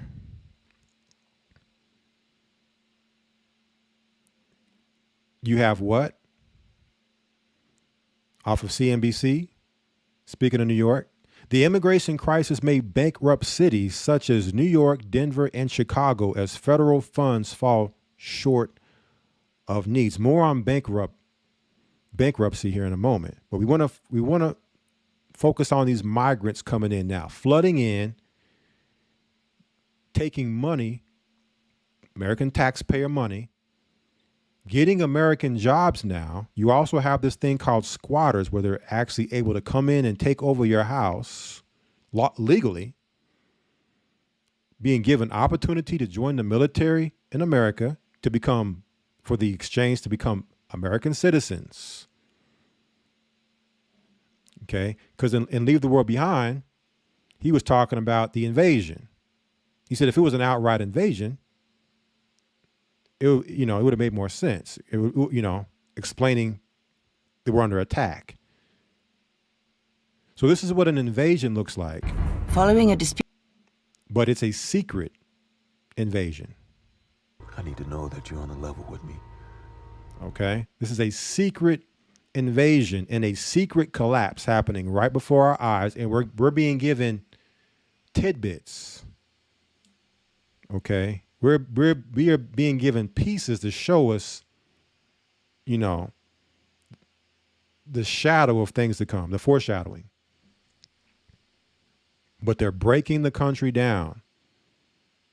Okay, whether it's money being sent to Ukraine, money being sent to Israel, money being given to these migrants coming over, militarizing them, giving them guns. Now that they're militarized, because when you're in the military, you get your issue. Now you have your foreign army on domestic soil, who have no allegiance to your country. They're not from your country. Their allegiance is to where they came from. And their allegiance is to the government that's giving them the money. So now however the government wants to use and steer them, they'll be used and steered. Okay, so people have to understand what an invasion looks like. People have to understand what it took to get to the place of civil war, what it takes to get to this point. Okay, before we even get to the fallout of the aftermath of what happens once it happens and what it's going to be like afterwards or during.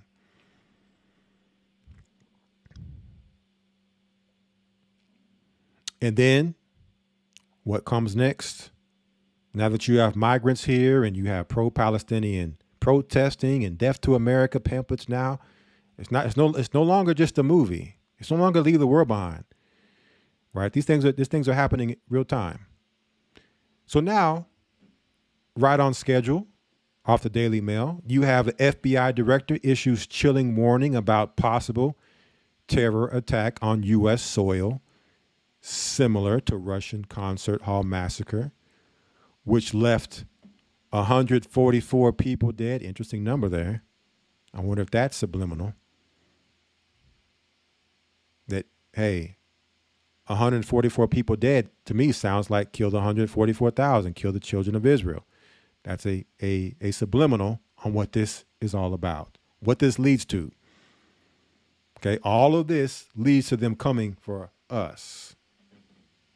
They just have to create the chaos to where now they're able to do it in a more powerful manner than the slow death we've received over the centuries. Okay, it's called Jacob's Trouble. We are increasingly concerned. The FBI director has issued a stark warning about the heightened possibility of a coordinated terror attack in the U.S. Okay, Christopher Wray told NBC such an attack may not be that different from what you saw against the concert hall in Russia. The FBI had 4,000 international terrorism investigations open at the end of the 2023 fiscal year. Okay, so again, all this is lining up to scenes and maneuvers out of this movie. Okay, the chaos. Also with the shattered union, the terrorist attack that happens in Washington, D.C. in this movie. Following a disputed that led to the EU taking over America, sending in the UN peacekeeping troops.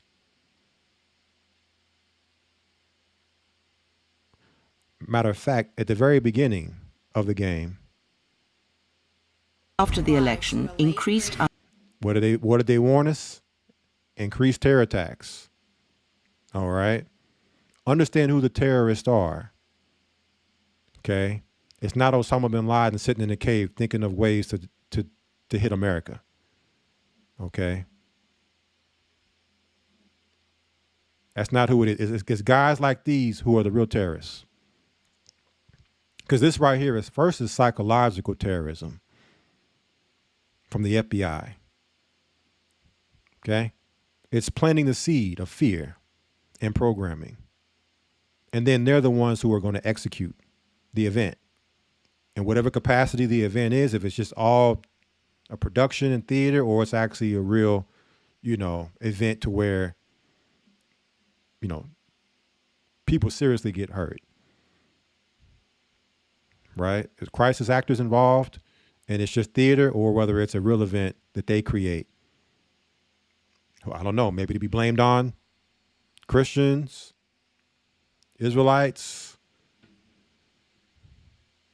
Okay, but in this game, the terrorist attack, they told you it was coming, and then what happened later down the storyline? Washington D.C. gets hit with the terrorist attack.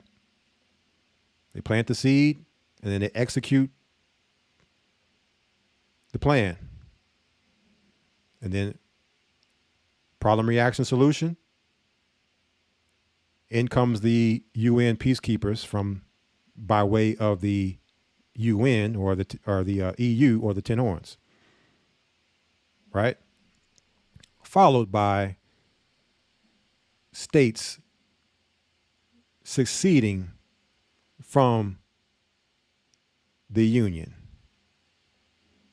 which leads us, I believe, to our next article here. Off Newsweek.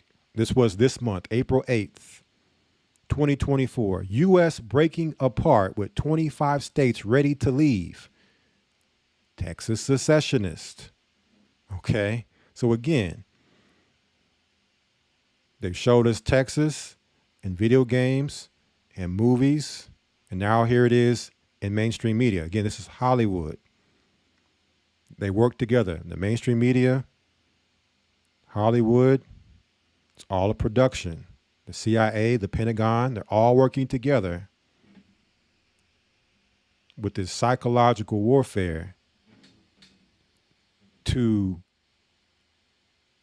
create this great narrative, as Klaus Schwab coined in his book that came out after the lockdown, the great narrative. Because they have to get you to buy in, because they need you to choose a side. And all of this, in order for there to be civil war, there's a dividing line. Okay, then that means there's two sides. They need you to choose a side. If you don't believe in any of this stuff, then you're not going to pick a side. And now you're unplugged from the matrix. Now you're a problem. Okay, they need you plugged in.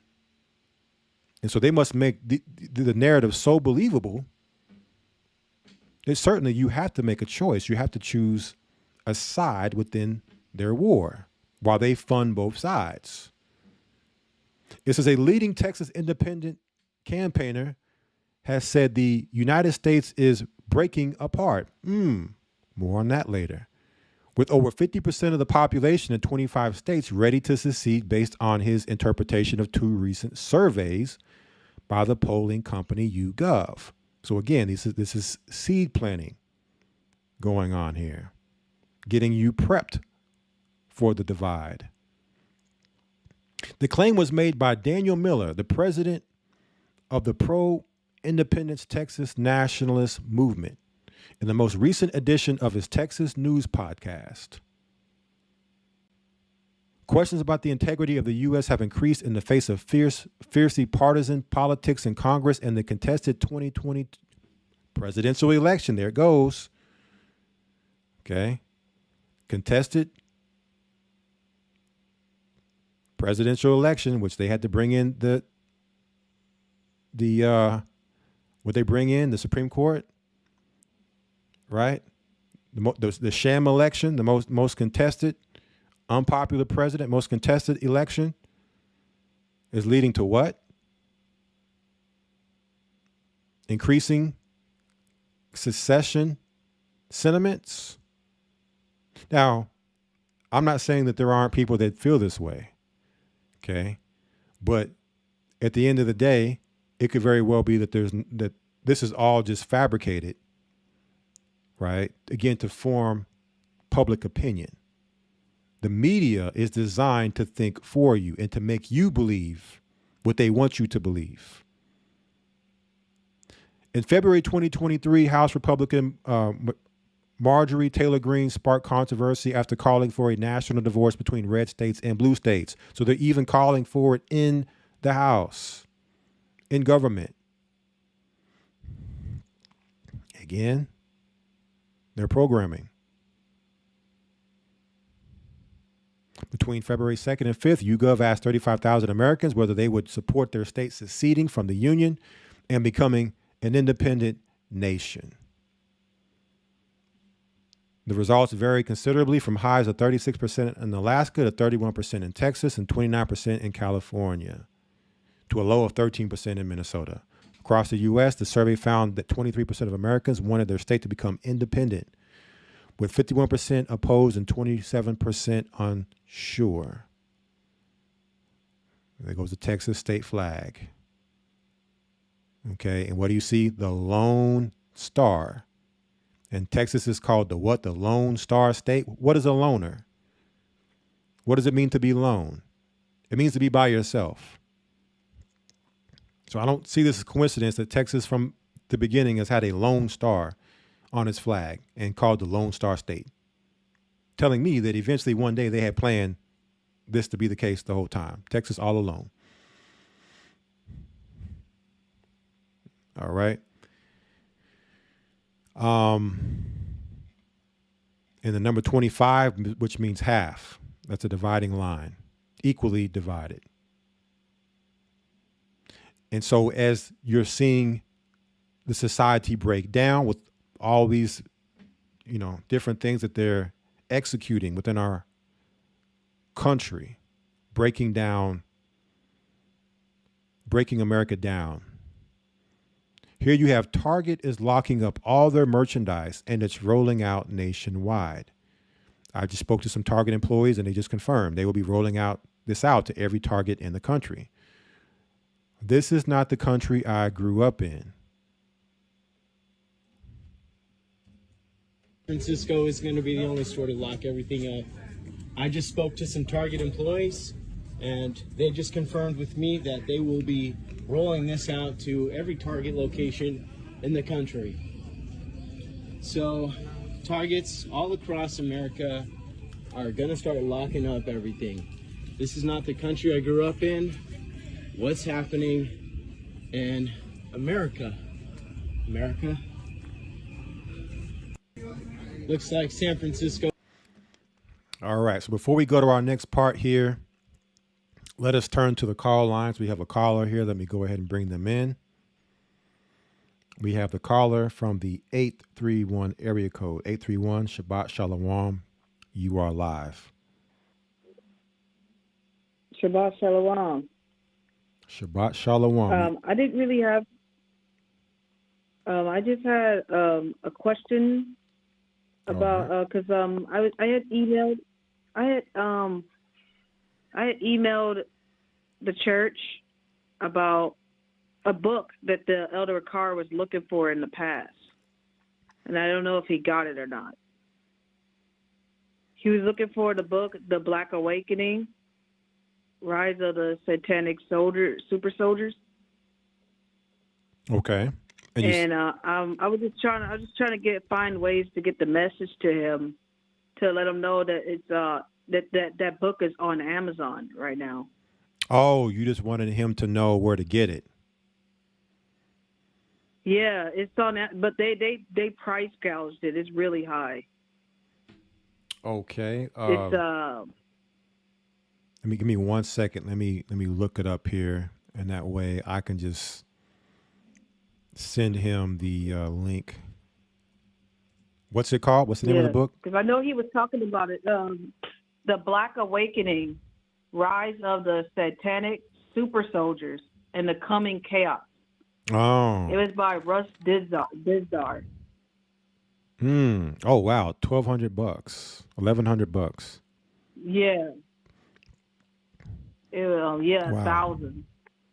Well. And they only have one left, but I thought I'd just let him know, and he'd make up his mind if he wanted or not. Yeah. I mean, he may spend that much for it, but I don't know.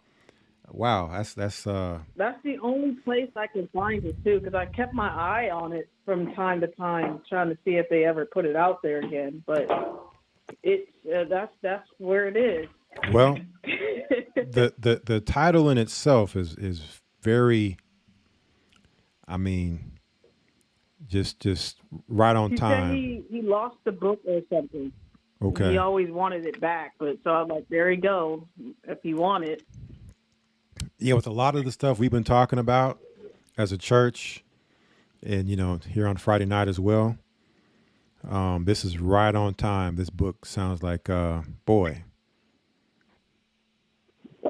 it's putting it right on point with where we've been bringing out. Yeah, I didn't want to tell him on the radio show, or try to find a way where there's not a lot of people, because I didn't want because some people could be real weird. They'll probably buy it just so he can't have it. Mm-hmm. So like, yeah, Okay, well, I doubt. I'll send him Yeah, the well, that's it. information. That's And, all I wanted to know is just to try to get him to know that that book is there if he wanted. okay. Well, thank you for calling in and All right, letting bye-bye. us know. I'll let him know. The water. All right, bye-bye. Shabbat Shalom. Boy, I would definitely love to read this book. Man. Well, let us continue here. Now that we have cleared the call lines, we don't have any other callers. Let's keep going. So now we're speaking of further, and then we're going to go to the scriptures and break all this down according to the Bible. Okay. So brothers and sisters, understand where we are in prophecy, how it works. It's not as simple as Iran shot a missile into Israel and now America's about to get blown up. There's a lot of time and prophecies that have to unfold, okay, before it becomes time to now migrate up out of here. Things to look for, okay, as well as laying it all out, how it's going to unfold. And then on top of that, we talk about the fallout of what's going to happen from all this. What is the fallout? What are the effects from the civil and the world war?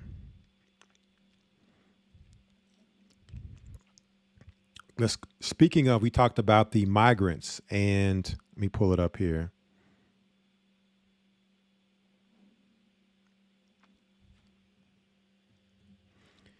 The immigration crisis may bankrupt cities such as New York, Denver, and Chicago as federal funds fall short of needs. So now we're speaking about how they're breaking this country down, okay?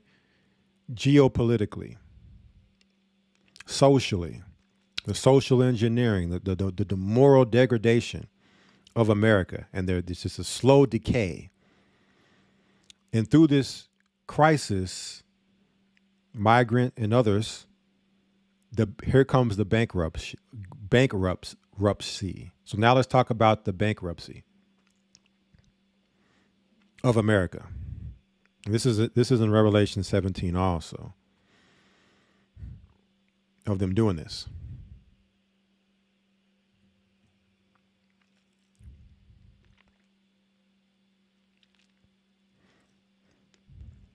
I'm not sure if it showed this earlier, but here is the article. Immigration crisis may bankrupt cities. Okay, now we're going over to shtfplan.com. I cannot afford to live. Americans get emotional as the U.S. economy goes off the rails. The U.S. economy goes off the rails. Okay, this is probably either off of End of the American Dream. Okay, The Economic Collapse. Blog by Michael Snyder, who also has endoftheamericandream.com as well. How is the U.S. economy going off the rails to a point to where Americans can afford to live? Right, inflation and everything else. It says, as we approach what is likely to be the most chaotic, because that word chaos, presidential election in U.S. history, trouble signs are starting to erupt for the U.S. economy. In fact, CNN is actually admitting that the long predicted storm clouds in the economy may actually be forming. I can't remember the last time that I saw a CNN article with a headline like that. But at this point, it is becoming extremely difficult for the mainstream media to avoid the truth. Inflation is getting worse at the same time that many key sectors of our economy are slowing down. If you thought that the last couple of years were rough for the economy, just wait until you see what is coming next. Tremendous turmoil is on the horizon, and the American people are becoming increasingly emotional about our rapidly growing economic problems. Okay, so when you're bringing in migrants, you're giving them all of our money. You're sending all the money over to Ukraine and in Israel. And then you're giving the jobs that you would once have laying you off to give them to the migrants. And then on top of that, inflation rising. Okay. Now you're starting to see people in economic despair, financial despair. Right. So this is a squeeze. Right. Being squeezed into Jacob's trouble. And we learned on Wednesday that prices jumped even more than expected during the month of March. Okay. Gasoline, we're going to talk about that later. Housing. Okay. So what else do we have here?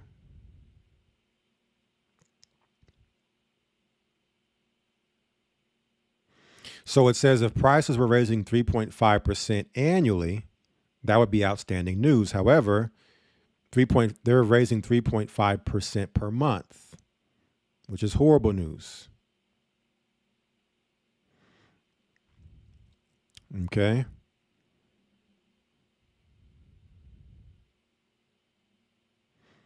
So we have the cost of energy. So your electricity, okay, stuff like that, up 36.9% from January 2021. So prices are going up, wages are going down. You're not getting your annual cost of living adjustments. You're getting laid off your jobs. Okay, what does all this spell?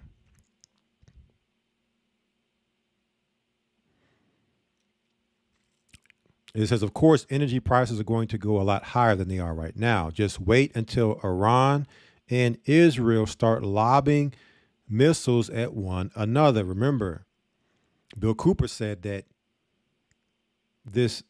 Israel, the Jewish state, was created so that it could reduce the sovereignty of all nations. It could destroy sovereignty of all nations. Well, how's the way you do that? You bring about the economic collapse. Okay, you bring about the economic collapse to where now all nations are under one currency. So everything's coming under one, which destroys sovereignty of nations. No more borders. Everything is now one. Housing has become insanely expensive as well. A big part of housing becoming expensive is that most people rent. Well, guess what? If your mortgage for a house is $2,000 and then you're going to rent that out to somebody and let's say you charge them $2,500 a month to actually gain a profit, I'm just throwing numbers out.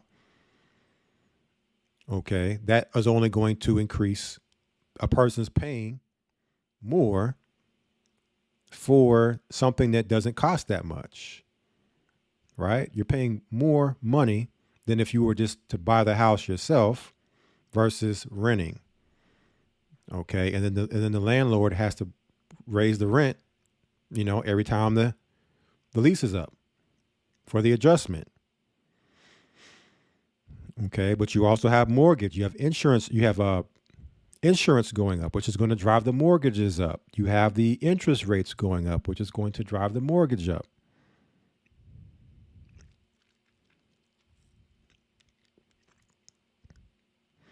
It says the truth is that we are in the midst of the worst inflation crisis that any of us have ever seen.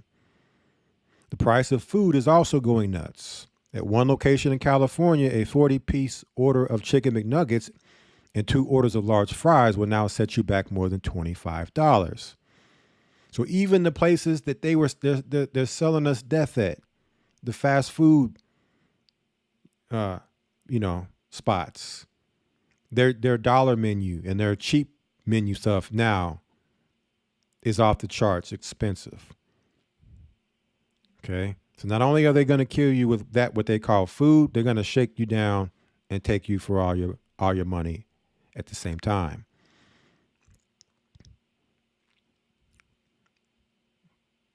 It says, with everything that is going on, I can certainly understand why Americans are getting so emotional about inflation. Okay, recently one TikTok user racked up 5 million views when he posted a rant in which he boldly declared that I cannot afford to live. Okay, at the end of this rant, this user stated the American dream is dead. Death to America, anyone?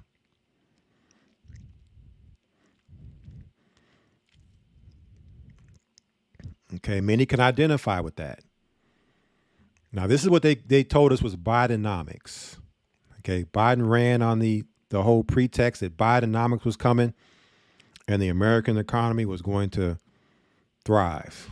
I mean, it's only been the exact opposite. It was all a lie. It was all a smokescreen. They just needed you to believe and have hope. And every year during election season, they're selling you hope because they need you engaged. They need you locked in.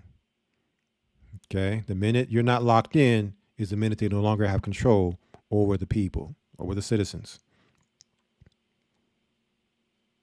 How many of y'all seen the Dollar Tree and Family Store? The Dollar Tree and the Family Dollar prices going up. Okay, no longer the Dollar Tree, no longer the Family Dollar. Not only are their prices going up, they're closing about 1,000 stores. So you're starting to see stores shutting down. Big major retail chains, restaurant chains shutting down. All over America, stores that were once thriving will soon be boarded up. Okay, America is closed for business now. Okay.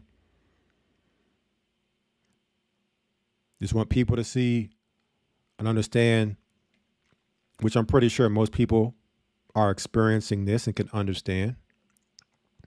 But the reason I'm bringing these articles out, because this leads somewhere. Okay, this leads us to another part of prophecy I want to touch on. Okay, off the same website, U.S. cities fall into a doom loop as the CRE crisis absolutely explodes. What is the CRE crisis? Commercial real estate. Okay, property. What's going on with commercial real estate? In the entire history of the U.S., we have never witnessed an urban collapse of this magnitude. During the pandemic, millions of Americans started working from home, and many of them have never returned to the office. Okay, meanwhile, rapidly rising levels of crime, homelessness, and migration have transformed many of our inner cities into extremely dangerous places. As a result, thousands upon thousands of businesses have left our core urban areas in search of greener pastures. So now there is lots and lots of commercial real estate space that is sitting empty, and commercial real estate prices have absolutely plummeted.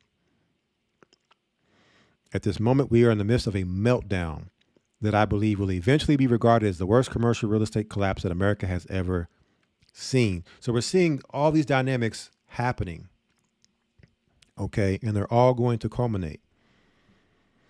Okay, they're all running and they're all synchronized. In the month of March, the number of commercial real estate foreclosures was 117% higher than a year ago. Right, March of 2023, 117% higher for commercial real estate foreclosures. You also have it's up 6% from February. From the month before, it's up 6%. So you're starting to see the trends of it just getting worse. Talks about how bad things are in California on the West Coast. Here is what St. Louis looked like in 1904. Okay, World's Fair, St. Louis, 1904. So what once looked like this, now St. Louis, in this article, is said to look like a hellhole. Recently, a vacant office building in the downtown area sold for 98% less than it did in 2006. So you can go in and buy this commercial real estate, but the problem of it is, you know, unless you have a niche in the market and unless you're in the right spot, you're not going to make any money. You're not going to do business. So it almost doesn't make any sense. And it's pennies on the dollar to get it. Doesn't even make sense to buy it at 90% less. That's how bad it is. Very few people want to live or work in downtown St. Louis these days because it has become a very dangerous place. And I would probably say that's the case with most downtown major cities.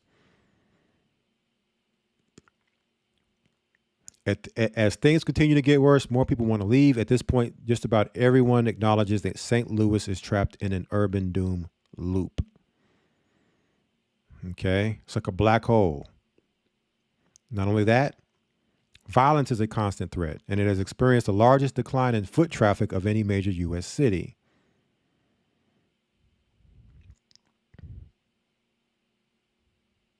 New York was once one of the finest cities on the entire planet, but now the streets are littered with open-air markets that are selling stolen goods, drugs, and sex services. All right.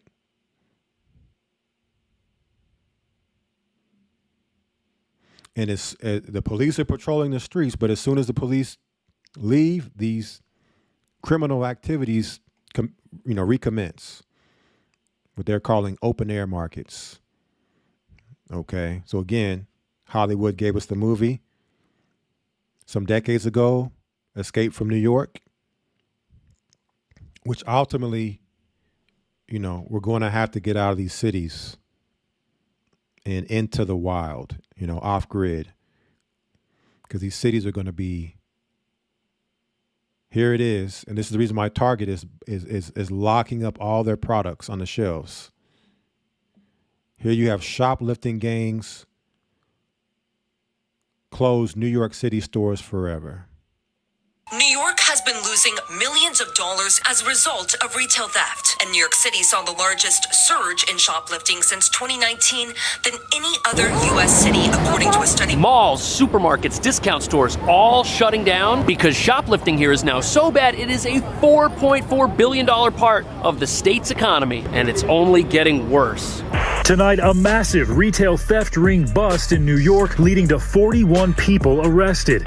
Across the country, shoplifting and organized retail theft cost retailers an estimated $69 billion a year.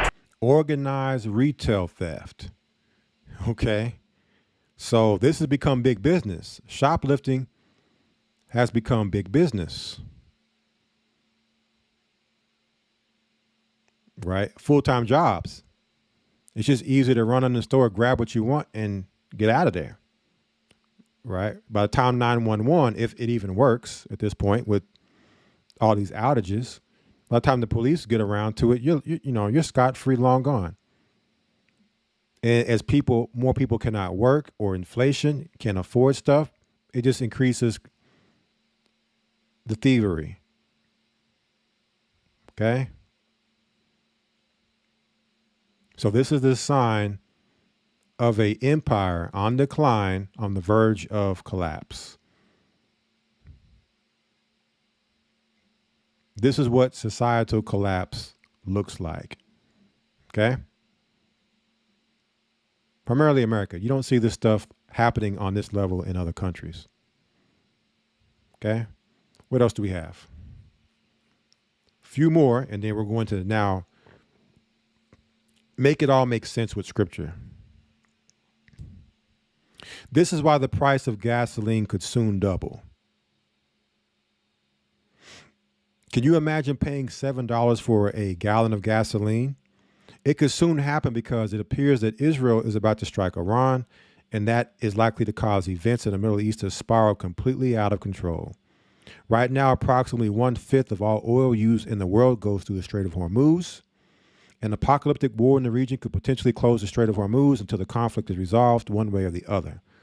In addition, oil infrastructure could be destroyed in Iran and other nations in the Middle East as the fighting rages. And that could substantially reduce global oil production for an extended period of time.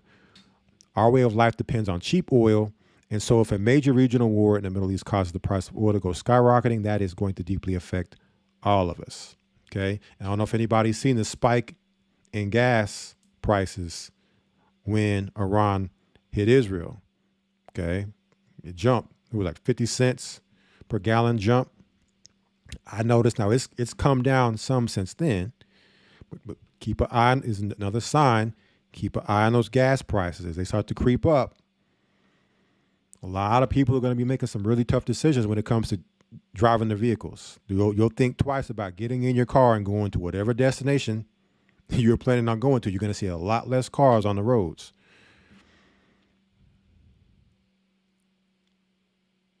Okay, and then with this spike in gasoline prices is going to then spike the resource prices, your food and your commodities prices will then spike. It says at the same time, and the same expert also warned that if the price of oil reaches $125 a barrel, it could push the U.S. economy into a recession. Okay. If Israel and Iran start lobbing thousands of missiles at one another, we could easily see the price of oil surpass $150 a barrel. And it is likely that the average price of gasoline in the U.S. would shoot past $7 a gallon. And if nuclear weapons are used in the Middle East, there is no telling what might happen. Okay. So the time is not quite yet for this war to become full scale. Again, all of what we're seeing in our reality right now is just little instances of what's to come. You'll see a little strike in Israel. You'll see a little cell phone outage here. You'll see, a ship crash into a bridge. You're just seeing little instances of stuff happening right now. Until they're ready to open up the floodgates and let the floods come in, it just becomes all at once, or it just continues to increase more and more, where you're the proverbial frog in the boiling pot of hot water. Okay, so a good way to cause oil and gas prices to go up, just blame the Iranians, blame the war in the Middle East. Right? There's always someone to blame for when things go wrong and they're looking to do what they do. Okay. Again, there's a lot here in these articles. I'm just hitting a few points because I'm going to give you all these articles. Y'all can read them in totality on your own. So with all this being said, we have financial experts coming out like Paul Craig Roberts. A massive financial collapse is coming that will destroy everyone's assets. There goes your dollar in a syringe. It is yet to be fully unveiled, but the U.S. has been robbed blind by the powers that be, which have underwritten America's financial assets as collateral for the coming pop of the derivative and financial bubble. Wildly outside of public view, those in control have made a series of regulatory changes preceding the coming collapse that basically dispossess the American people of all of our property. Most Americans have no idea this has happened, but when the rubber meets the road, they will learn in an instant that their lives and futures have been stolen from them. So in this 3-part series, Paul Craig Roberts unpacks the great dispossession, that the bubble will in fact pop. It's not a matter of if it will pop, but rather when it reaches its inevitable limit. Okay. The Fed suddenly and rapidly moved from 0 to 5% interest rates, a reversal of the policy that drove up prices of stocks and bonds. The Fed raises rates by reducing money supply growth, thus removing the factor supporting high stock prices and collapsing the value of bonds. This results in a lowering of the value of stocks and bonds serving as collateral for loans, which of course means the loans and financial institution behind them are in trouble. Bonds have already taken a hit. The stock market is holding because participants believe the Fed is about to reverse its interest rate policy and lower rates. The biggest bubble pop ever. Prior to the great stock market crash of 1929, the velocity of circulation took a precipitous fall. This means the number of times a dollar is spent during a given period of time decreased dramatically, which destabilized the markets.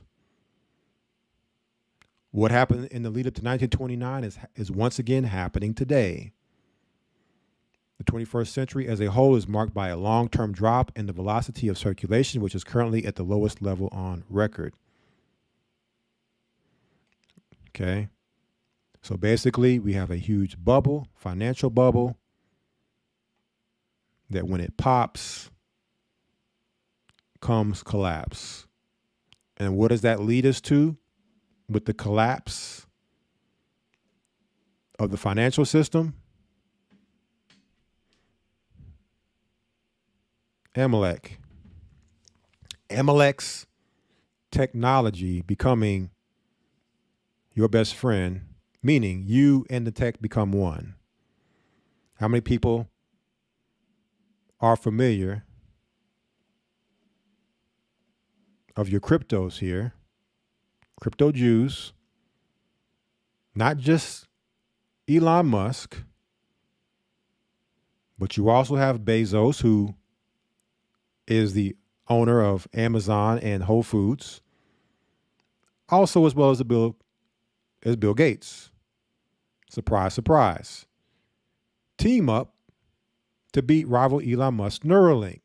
So a lot of people running around talking about Elon Musk is the Antichrist because he's got Neuralink, not understanding that Elon Musk is just a face. Okay, he just has the money. He's not the genius behind Neuralink. He's just the face you see. Okay, all these cryptos, these crypto Jews here, they just have money. Their superpower is money. But they have the ability to put the money in the place to where it can work for what they want it to work for. In this case, Amazon and Microsoft owners enter brain chip making race to beat Musk. No, they're not in a race to beat each other. They're in a race working together. They want you to believe they're working against each other so that it seems like this is a good thing. The brain chip is a great thing. No, they're working together. All right. They're all Antichrist. There isn't one. Okay. Anybody doing this brain chip making is an Antichrist. And that's what all this economic despair articles we just went through is where it leads. Okay. To where now it will become digital currency. They have the FedNow, which is your CBDC, in place as of last year. All these events are lining up simultaneously. Okay. And now this tech is going to be your spending. You're only going to be able to buy or sell with it ingrained within your person, right hand or forehead. And it's not just these three guys that are getting credit for working on this. You have many companies working on these brain chips. Many. This is a beast effort here. Okay, a conglomerate effort of Antichrist working to bring about their daddy's plan. Period. As it is written in the scriptures. Okay. So I'm bringing these things out to show you what's happening real time in the news. So now when we go to the Bible, we're going to make it all make sense. So you understand the timeline, where we are at, the prophecies that have to happen, how it's going to happen, and to show us where we are in prophecy, and it lines perfectly in real time. Okay. At the same time, their predictive programming, they're showing it to in Hollywood. All right. And so the other side of this, while America's being broken down, ready for the collapse, so that the mark of the beast can be instituted. Don't forget, America is the reserve world currency with the petrodollar. So whatever happens financially with America is going to happen to the whole world. Okay, so it starts in America. At the same time, parallel, simultaneously, you have this happening, the polycrisis. Colombian ruler says Iran's attack on Israel is a prelude to World War III. Right? That's what this all leads to. The Colombian ruler is blaming the United States for Iran's attack on Israel and constant escalation toward a world war, Gustavo Petro raised concern about escalating tensions, which he says are a prelude to World War III, while criticizing U.S. support for Israel, which is seen as contributing to global instability. So this Colombian ruler sees how this is being used to cause instability in the world, to bring about World War III, okay, collapse the world, right, taking us right back to William Cooper,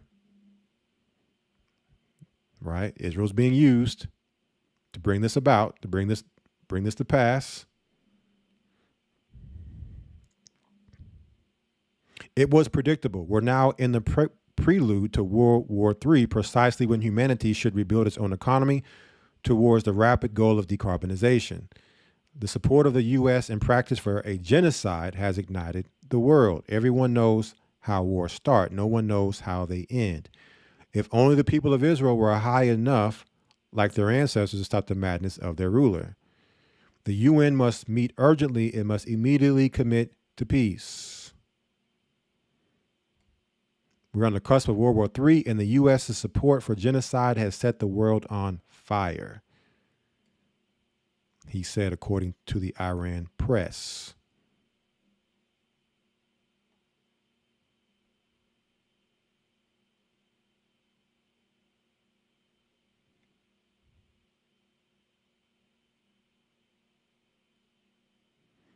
All right, let's see if we have anything else here.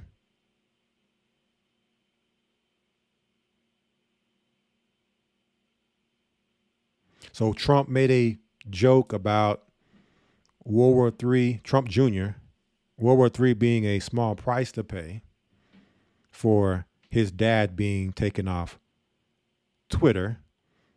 And here's the end of this article. With World War III a real possibility right now, statements like Trump's are not going to age well. No war is a small price. They are all exact a huge price in blood from the slave class, because the rulers and tyrants never send themselves or their children to kill people. They've never met in their name. They rely on brainwashed slaves to take the moral hit for them.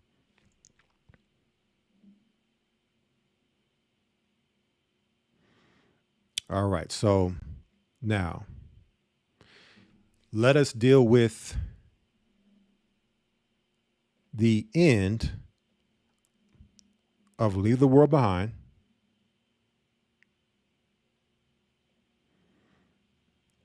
Because at the end of this three-stage plan of this three-step maneuver of breaking America down, the most cost-effective way to destabilize a country, what comes at the end of it all? Well, you hear what?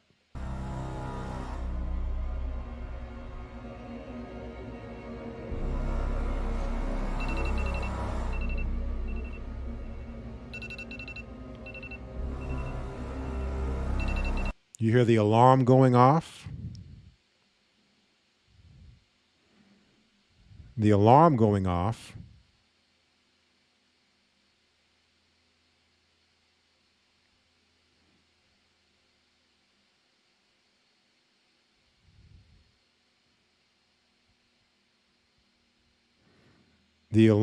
off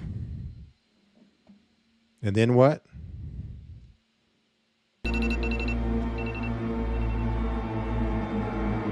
Fair use.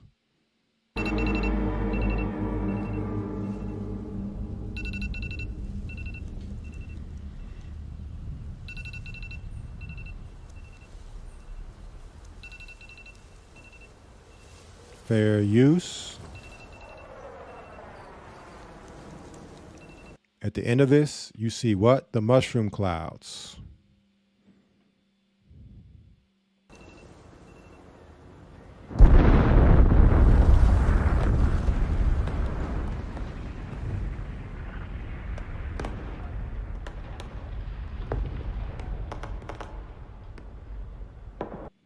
Right? So even in the Leave the World Behind, at the end of all the Civil War, they show us the mushroom clouds. And from there, what do you see? It takes us over to the house with a little girl. She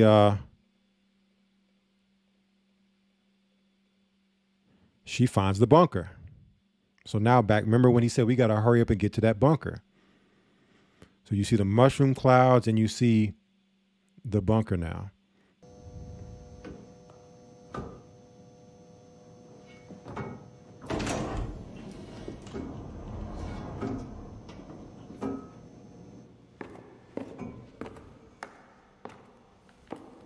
So it shows you what happens as the country is broken down internally. The end game are the mushroom clouds.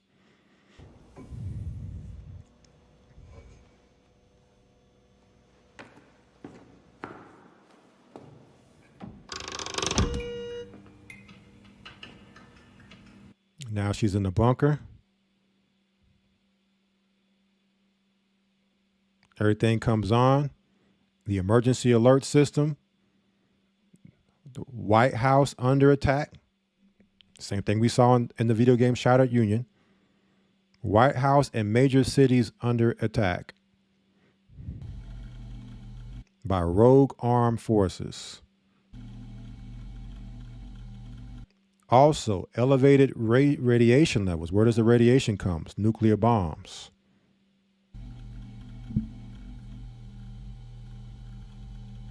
Seek immediate shelter. Right? Shelter in place. So then, at the same time that this Civil War movie was released, right before the Iran strike on Israel, you had the TV series Fallout come out the same day on Amazon Prime. In a future post-apocalyptic Los Angeles brought about by nuclear decimation, citizens must live in underground bunkers to protect themselves from radiation, mutants, and bandits. So real quick on this Fallout here. Which trailer was it here? I think it's this trailer here.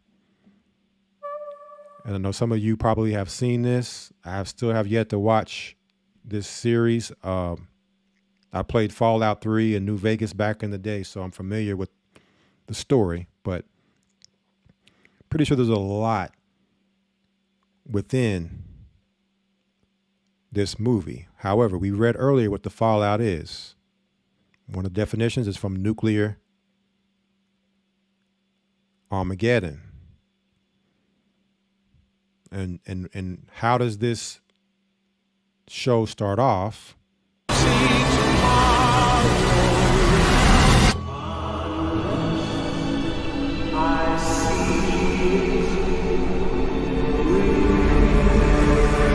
Starts off with the mushroom cloud. That's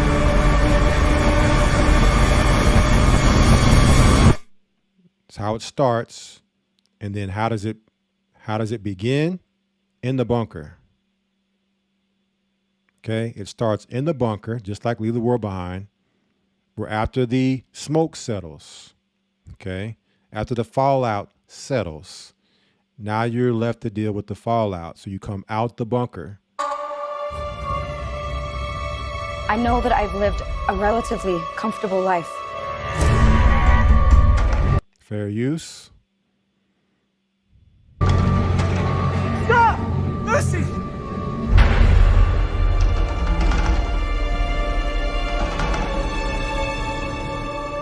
And then you come out to the fallout. Okay? The aftermath of the nuclear event. And then we heard about the Maui fires and who was that? Mark Zuckerberg's bunker that he had in Maui. You know, we're hearing all this bunker talk at the same time. Okay, and you come out to a desolate wasteland. Okay, here in America. It takes place here. Good old US of A. You need to go home. Vault dwellers are an endangered species. Just giving you an idea of a glimpse into the fallout, right? Hollywood also last year had one of its Oscar movies come out. Won many, many Oscars. Oppenheimer. The story of American scientist J. Robert Oppenheimer and his role in the development of the atomic bomb. So Oppenheimer, who is Jewish, is said to be the actual mind, okay, producer behind the atom bomb that was dropped in Hiroshima and Nagasaki. And again, this was last year. And it won Oscars. So again, this constant bombardment of, and this takes us back to World War II, and we know World War III follows World War II. Okay?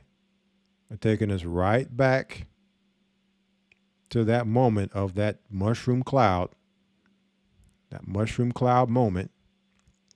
And I'm pretty sure within one of these trailers, you can find the mushroom cloud. There it goes. All right. He's seen it in a vision. And then he went and made it.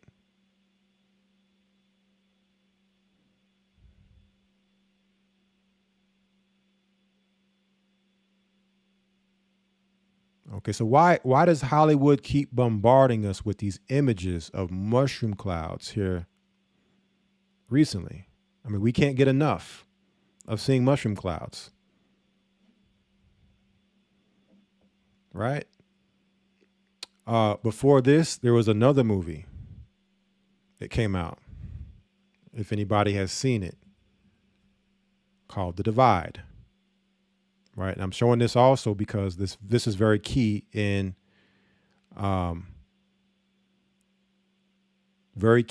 scriptures we're about to go into as well. I'm showing this reason why I'm showing these things. Came out in 2011. It says here, survivors of a nuclear attack are grouped together for days in the basement of their apartment building, where fear and dwindling supplies wear away at their dynamic. Okay. And so here's how the movie starts. Mushroom cloud in New York.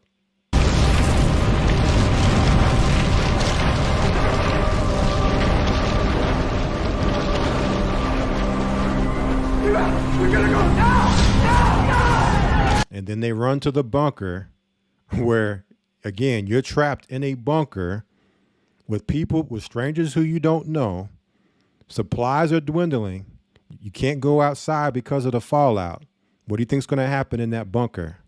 So it gives you a glimpse in a very harsh look into surviving in those conditions. Right. So they're giving us a lot of glimpse in. And it says here in the movie poster, the lucky ones died in the blast. Okay, because the horrors that would now happen. You think the fallout or the zombies are your biggest enemy. And when you watch these shows, Walking Dead and all these shows we're showing, it shows you the biggest enemy is man. Okay. Not the fallout, but mankind being your greatest enemy. Okay, and now before we go into scriptures, there's one last thing I want to show from Leave the World Behind.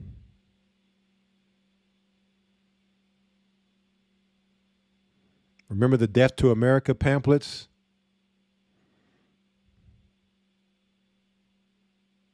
That they found with the, let's see what said here about those pamphlets.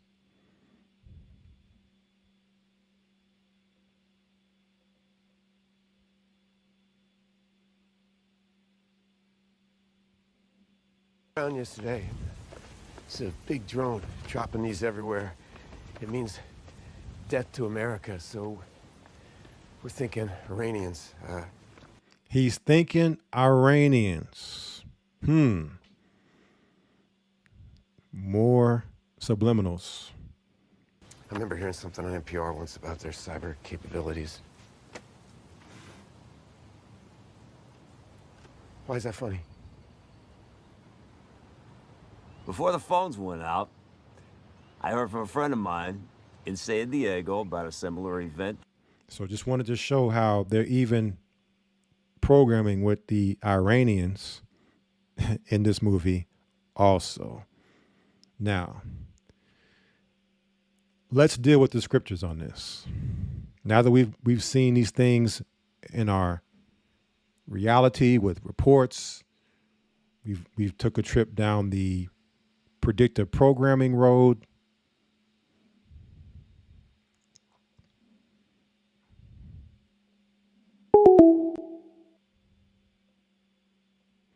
Now let's dive into the scriptures.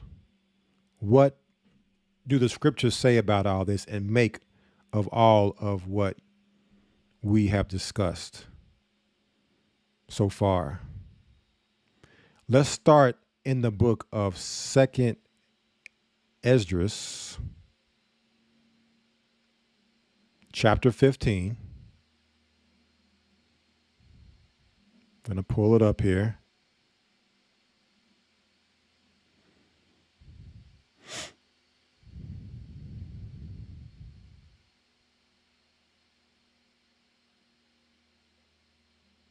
Second Esdras chapter 15. We discussed this last broadcast, but now we're going to give a fully detailed elaboration on the timeline of events that we can expect to happen so we understand prophecy and how things are going to unfold. We're going to first start with the Civil War before we deal with the World War. Okay, so here we are, 2nd Esdras chapter 15, verse 1, and it reads, "Behold, speak thou in the ears of my people the words of prophecy, which I will put in thy mouth, saith the Lord, and cause them to be written in paper, for they are faithful and true." So what we can know off the top, that what we are about to read is 144,000% on point from the Most High. He's going to lay it out. So there isn't any debate. Okay? There isn't any debate when we look at these scriptures and we look at our reality and things that still haven't happened yet, that are to happen in the future. We know for a certainty it's going to happen, and it's going to happen to a T. It's going to happen to a level where even seeing it now, total astonishment. Okay, how on point this all is. Verse 3 tells us, "Fear not the imaginations against thee. Let not the incredulity of them trouble thee that speak against thee." What is incredulity? That is those who are in disbelief or those that are without faith. Okay, so a lot of us have family members or friends who we, prophesy to, try to share this truth with, this testimony with, and they're not trying to hear it. You're conspiracy theorists, on and on and on again, on and on and on, right? And so the scriptures are saying, don't let their lack of faith or belief trouble you. Don't let, them calling you conspiracy theorists or whatever other name, right? Don't let that vex you, right? Talking behind your back, telling people about you. Verse 4 tells us, "For all the unfaithful shall die in their unfaithfulness." All right. They're going to have their part in this if they don't repent, believe, and follow the truth. Okay. Okay. This is their end game. All this is happening to get us in the mind of repentance, to make it through what's coming. And if you're not in the mind of repentance, you're not going to make it through what's coming. Okay. Verse 5, behold, saith the Lord, I will bring plagues upon the world, the sword, famine, death, and destruction. Okay. So when we see the word plague, we think disease. Okay. But a plague is way greater than disease. Sword, which is war, famine, lack of food, people dying for whatever reason, and destruction are all plagues. And who are these plagues for? Verse 6, for wickedness hath exceedingly polluted the whole earth, and their hurtful works are fulfilled. Therefore saith the Lord, I will hold my tongue no more as touching their wickedness, which they profanely commit, neither will I suffer them in those things in which they wickedly exercise themselves. Behold, the innocent and righteous blood crieth unto me, and the souls of the just complain continually. Okay, so this is who the plagues are for. Okay, it told us from the top in verse 4 that the unfaithful will die in their unfaithfulness. So these plagues are reserved for the unfaithful. And so it's come a point in time to where, being at the end, the Most High is no longer holding back the judgment. Okay. Innocent and righteous blood crieth unto me. How many innocent and righteous dying every day? We talk about the aborted babies. Okay. All the aborted babies. Okay. All the murdering and killing going on of good people. And the souls of the just complain continually. How many of you can relate? Just every day complaining about this world, complaining about all the evil, wickedness, the madness happening, and you just get tired of it, right? The Most High hears our complaining. Okay, like we just ready for it to be over. This ain't living. Verse 9, and therefore saith the Lord, I will surely avenge them and receive unto me all the innocent blood from among them. So we have to really believe that. That's where our faith must be. We can't be like the unfaithful. We have to truly believe that the vengeance is coming on our behalf. Okay, those that are complaining, the just souls, there's an avenger coming, the true avenger. Right, not Marvel, but the Most High. Verse 10 tells us, behold, my people is led as a flock to the slaughter. I will not suffer them now to dwell in the land of Egypt.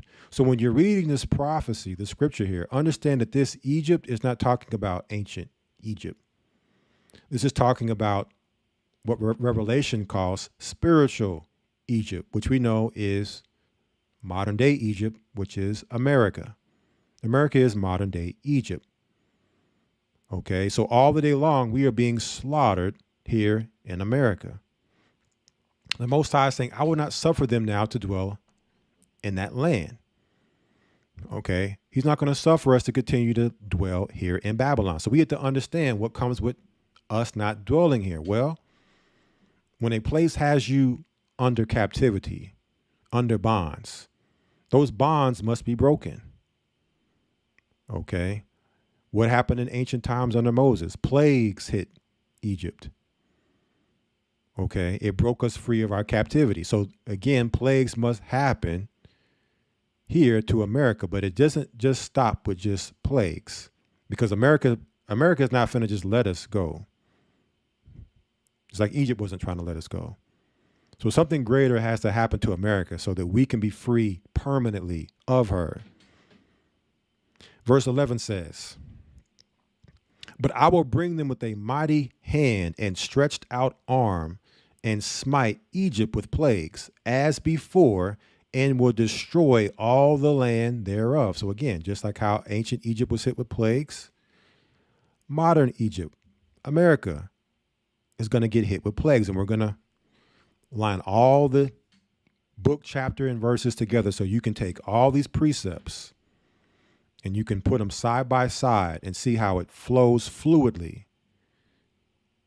It makes perfect sense, okay, how we break it down here. And will destroy all the land thereof. So this is going to be different than it was with Moses, because under Moses, all the land of Egypt wasn't destroyed.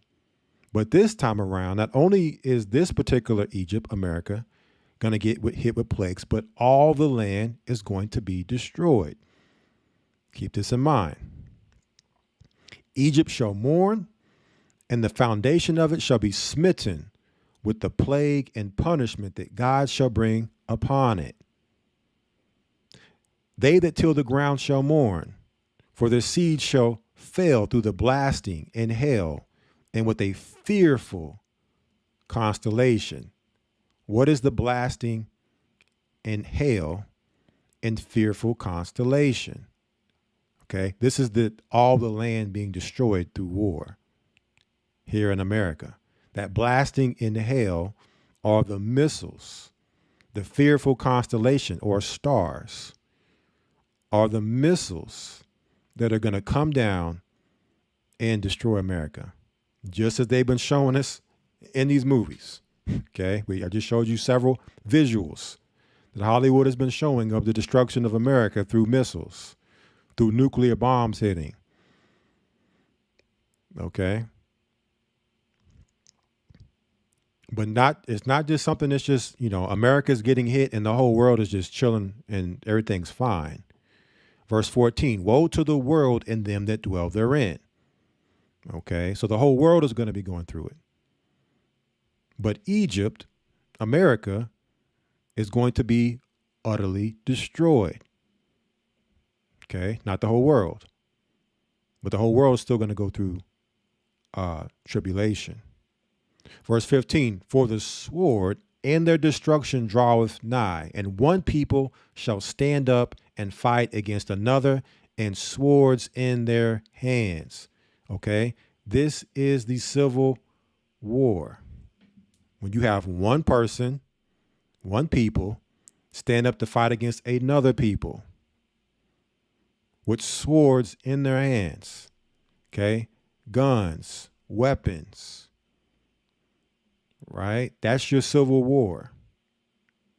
I'm going to hold 2nd Esdras 15, and we're going to go to Matthew chapter 24 and get the precepts here. Okay, probably should have started here first, but that's okay. So Christ is asked by the disciples in Matthew 24 and 3.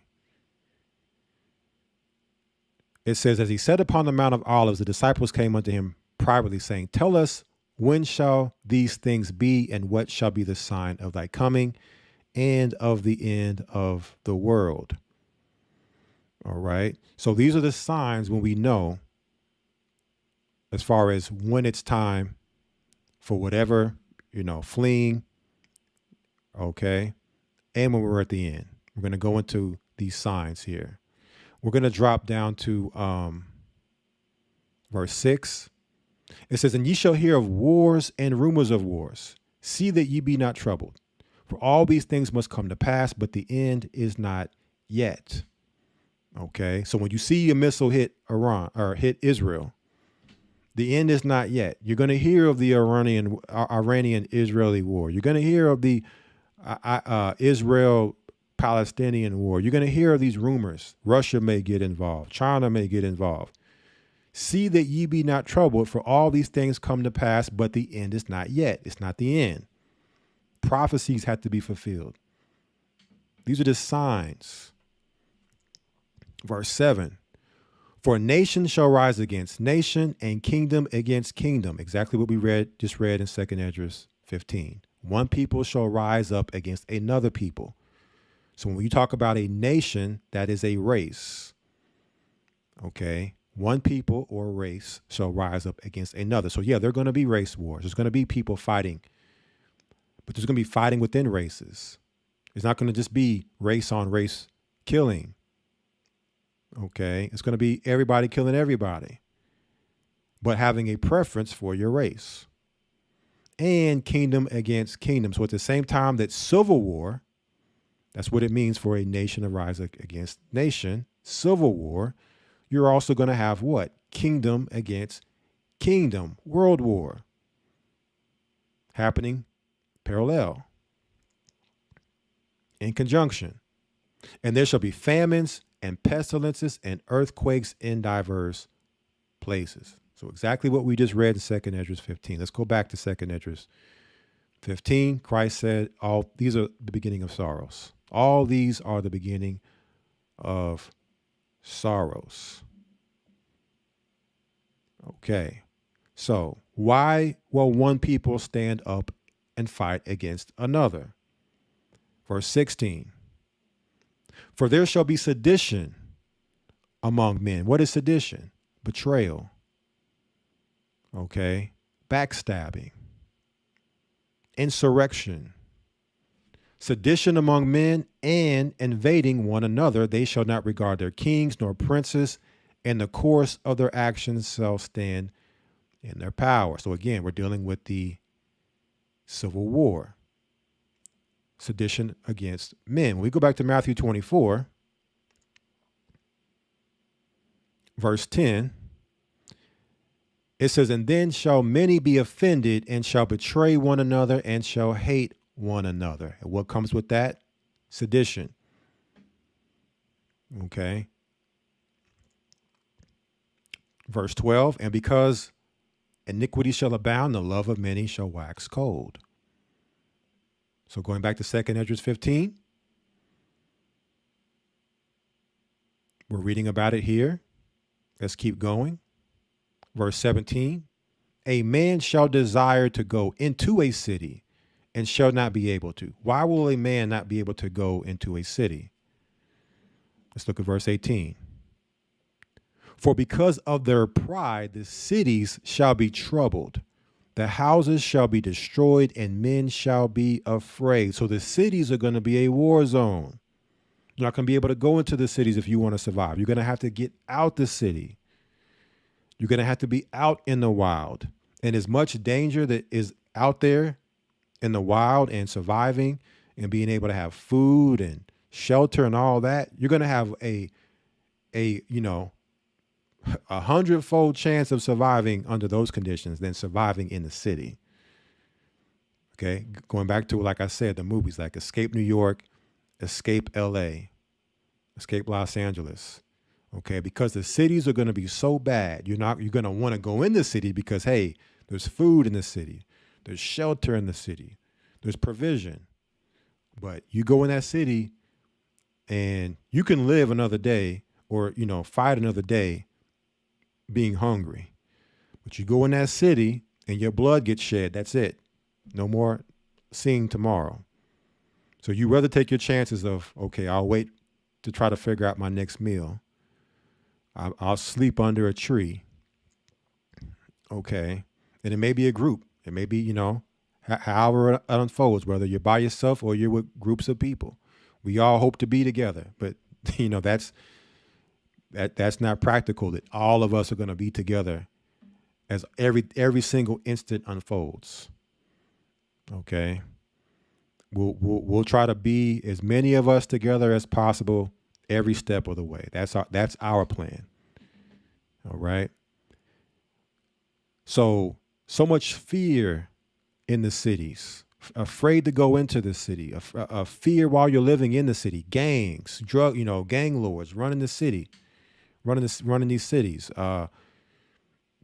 military, not being able to buy or sell without the mark, war zones, It says here, verse 19, a man shall have no pity upon his neighbor, but shall destroy their houses with the sword and spoil their goods because of the lack of bread and for great tribulation. So again, we've seen it earlier and leave the world behind. You had two men who were looking to get provisions because the son needed help. They didn't have it, so they ran up on their neighbor. Okay, with the sword, looking to take what he had. Like, you're going to give us what we need. Now, of course, in that situation, no shots were fired. But here, according to scripture, it's going to get so bad that a man is not going to have pity upon his neighbor. Only thing he's going to be looking at is what does his neighbor have, and I need what he has. House destroyed, goods spoiled because of lack of food and great trouble. Verse 20. Behold, saith the Most High, I will call together all the kings of the earth to reverence me, which are from the rising of the sun, from the south, from the east, and Lebanus, to turn themselves one against another and repay the things that they have done to them. So while this civil war is happening, the war in the east is unfolding. We pull up our maps here. I had the map up earlier. Pull that up. We had the Medo-Persian Empire map. Again, we're going to be dealing with Persia here in a moment. But who is Libanus? Let's see who Libanus is here. This is off Wikipedia. Who is Libanus? When you look at Wikipedia, it says Mount Lebanon, also known as Lebanon Mountains, the ancient name for which was Libanus, okay, or Libanus. Okay, so Lebanon. Where is Lebanon? So we see the map here. We're going to zoom in right in this area so you can get a geographical understanding of what's happening here. So we see Lebanon right here, Libanus. So it's specifically mentioning a location now. It said the east, now it's specifically mentioning Lebanon. Here you have Syria, Damascus. You have the Jewish Israeli state here, Jerusalem. And then next to that, you have Jordan.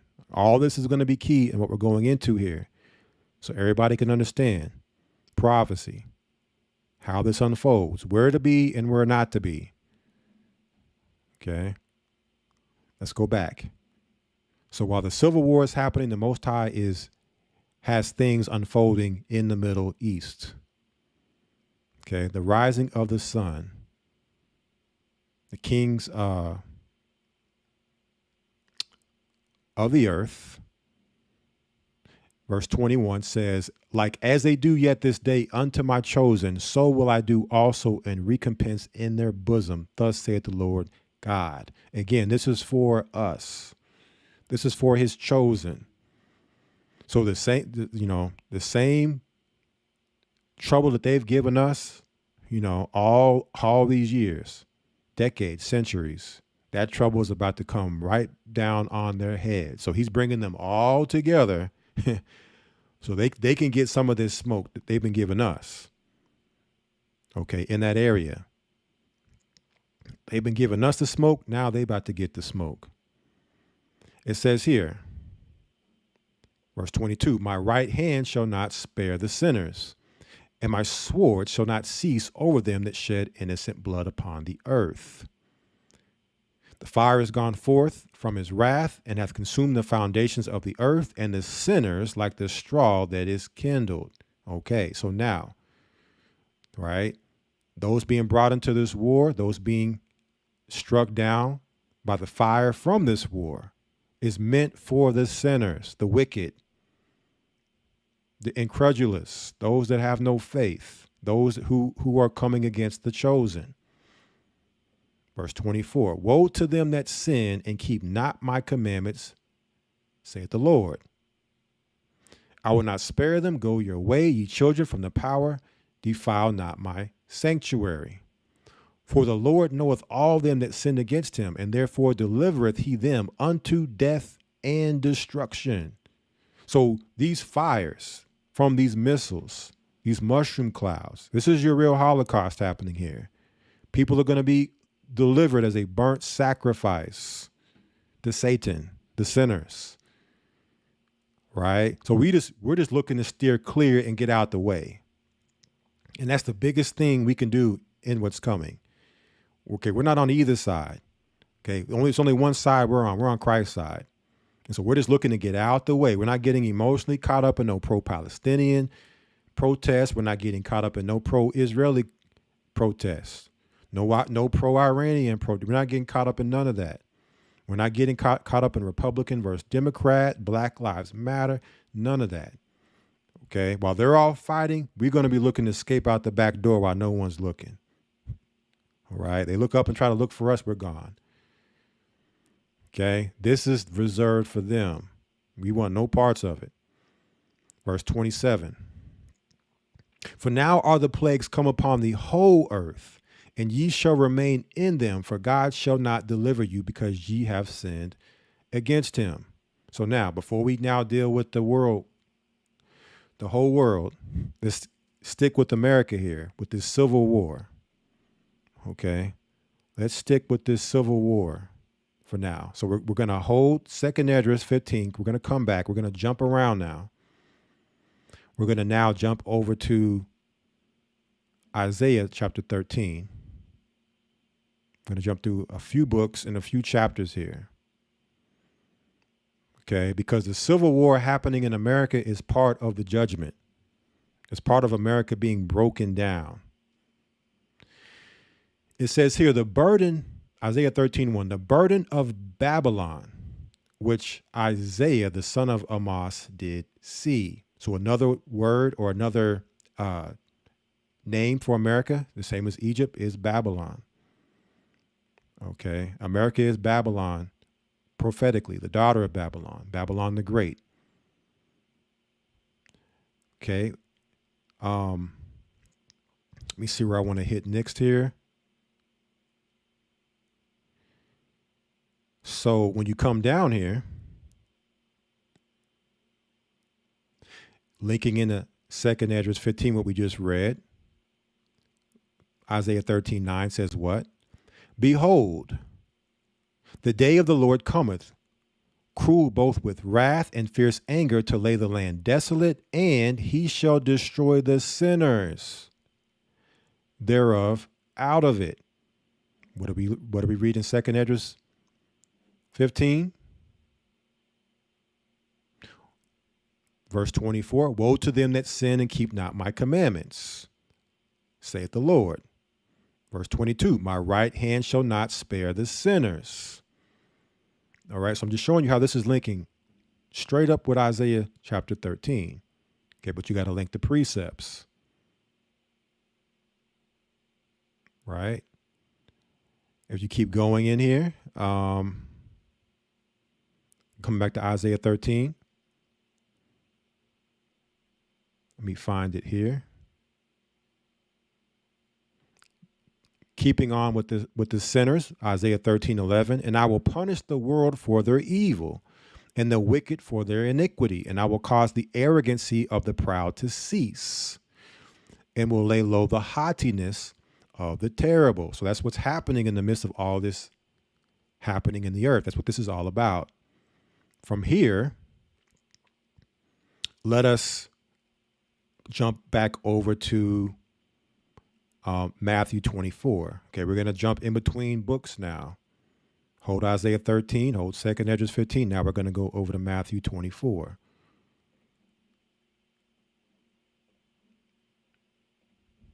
Okay, so Christ speaks about the end, right?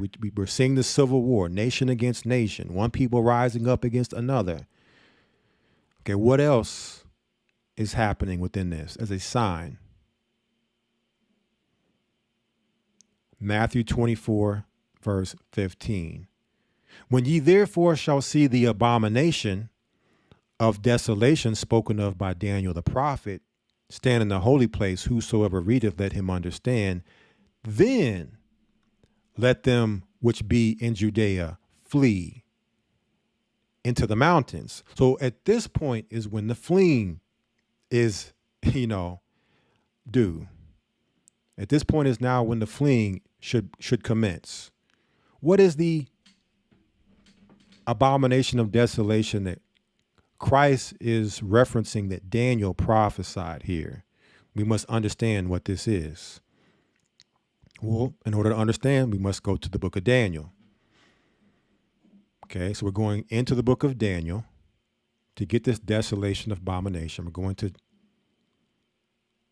Daniel chapter 12. Okay, and you can read all these chapters on your own as well. There's a lot of good stuff in here, but I'm just sticking with the timeline here. Christ said when you see the desolation of abomination happen, then understand that's when it's time to flee. That's a sign when it's time to flee. Have we got to that point of the desolation of abomination? Let's see. Daniel 12 and 11. And from the time that the daily sacrifice shall be taken away, and the abomination that maketh desolate set up, there shall be 1,290 days. So this is what Christ was referencing. The abomination that maketh desolate set up. So once this is set up, starts a time, starts a countdown. Okay. There's a timeline for a purpose. We're going to break it all down. Okay. But what happens within this abomination that maketh desolate? Well, it says before the daily sacrifice shall be taken away. What's the daily sacrifice? Well, in order to get that, we must now go to Revelation chapter 13. Right? Revelations chapter 13. Now in Revelations chapter 13 is dealing with two beasts. Okay. It's two beasts within one.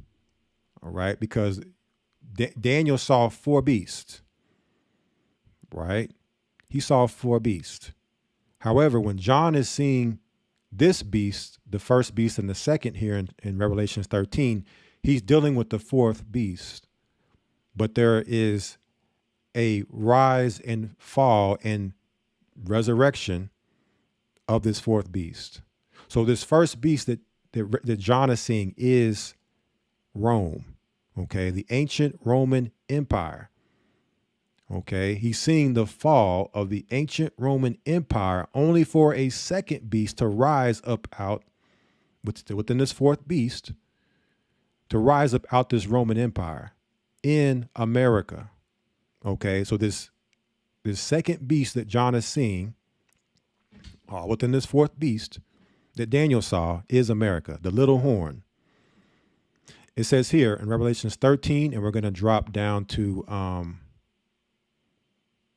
this is why, brothers and sisters need to get into the academy, because all this stuff is broken down in the academy. We can't break it all down. There's way too much to break down here.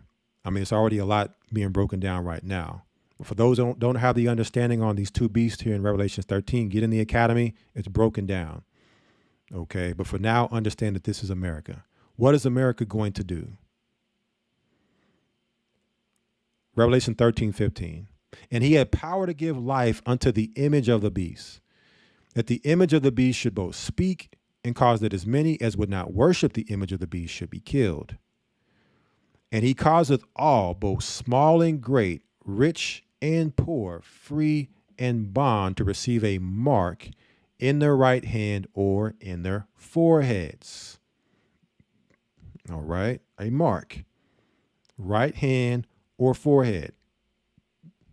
Verse 17, and that no man might buy or sell save he that had the mark or the name of the beast or the number of his name. So what are we seeing happening in our reality right now in America? We're seeing Jeff Bezos, Bill Gates, and Elon Musk all being credited with coming up with a brain chip. It's funny that Bill Gates has a patent, a 666 patent through Microsoft, all connected to money. Okay, so we're talking about digital spending. Remember, America is the reserve currency. So if this buying and selling system is to be implemented, it's going to be implemented with the country that has the reserve currency, the dollar. It's going to be the country dictating, right, the ability to buy or sell without this mark in the right hand or brain or forehead, which is your brain chip. right? So now, when we come back to Daniel, chapter 12, when you talk about the daily sacrifice being taken away, your daily sacrifice would include things like you going to work every day. That's your daily sacrifice. Okay, well, how are you going to get paid if the system has become digital and you can only buy or sell if you have this mark in the right hand or forehead? Without the mark, you can't buy or sell. Well, your daily sacrifice has just been taken away. What you sacrifice for daily, you go and work to get paid. Now you can't spend that money because you need the mark to sell it. Okay? Your food, you're eating, your daily sacrifice, right? Because when you work, you eat. But if you can't buy or sell, you cannot buy food to eat. Okay, so it's all encompassing all of that. You're buying, you're selling, your work, it's all attached to money so that you can, pay bills, you can eat. Once this happens, once America has instituted, you can only buy or sell with this mark in the right hand or forehead. What did Daniel say? That this is the abomination of desolation being set up. What did Christ tell us in Matthew 24 when you see the desolation of abomination set up?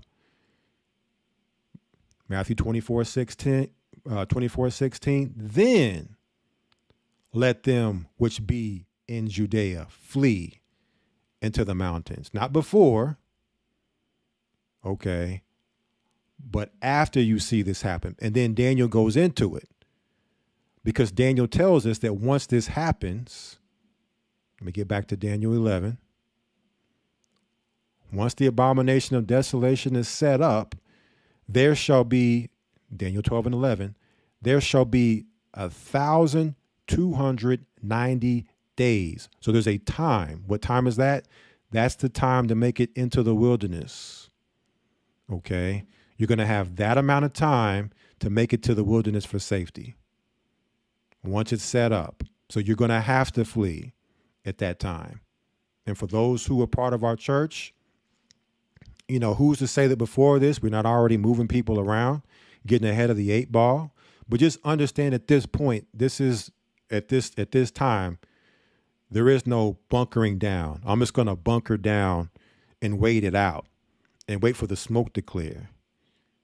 Right? You're not coming out of no bunker in America. All right. Once the bombs drop in America, there is no like the TV show or game Fallout, where you come out of the bunker and roam the wildlands, right? We're going to get to that. There ain't going to be nobody in America. Nobody's going to be able to survive America. So you come out that bunker, it's over. Okay. So, but at this point, we understand, okay, now it's time. If we haven't left, it's time to start making plans to get out of here, get out of America. But until that time, all right, we're going to go into it here in a moment. It's not time. There's other prophecies unfolding outside of America. But in the midst of this, leading up to the collapse, you're going to have continued breakdown of society. You're going to have the continued civil war here in America leading up to the mark of the beast and beyond. Okay. And beyond. There's more there, but I want to leave that there. And then I want to come back to, I want to continue to jump around. Okay, we're gonna jump to Revelation 18 now. America breaking down. Okay, America under the Civil War. Right, so we're still all within the same timeline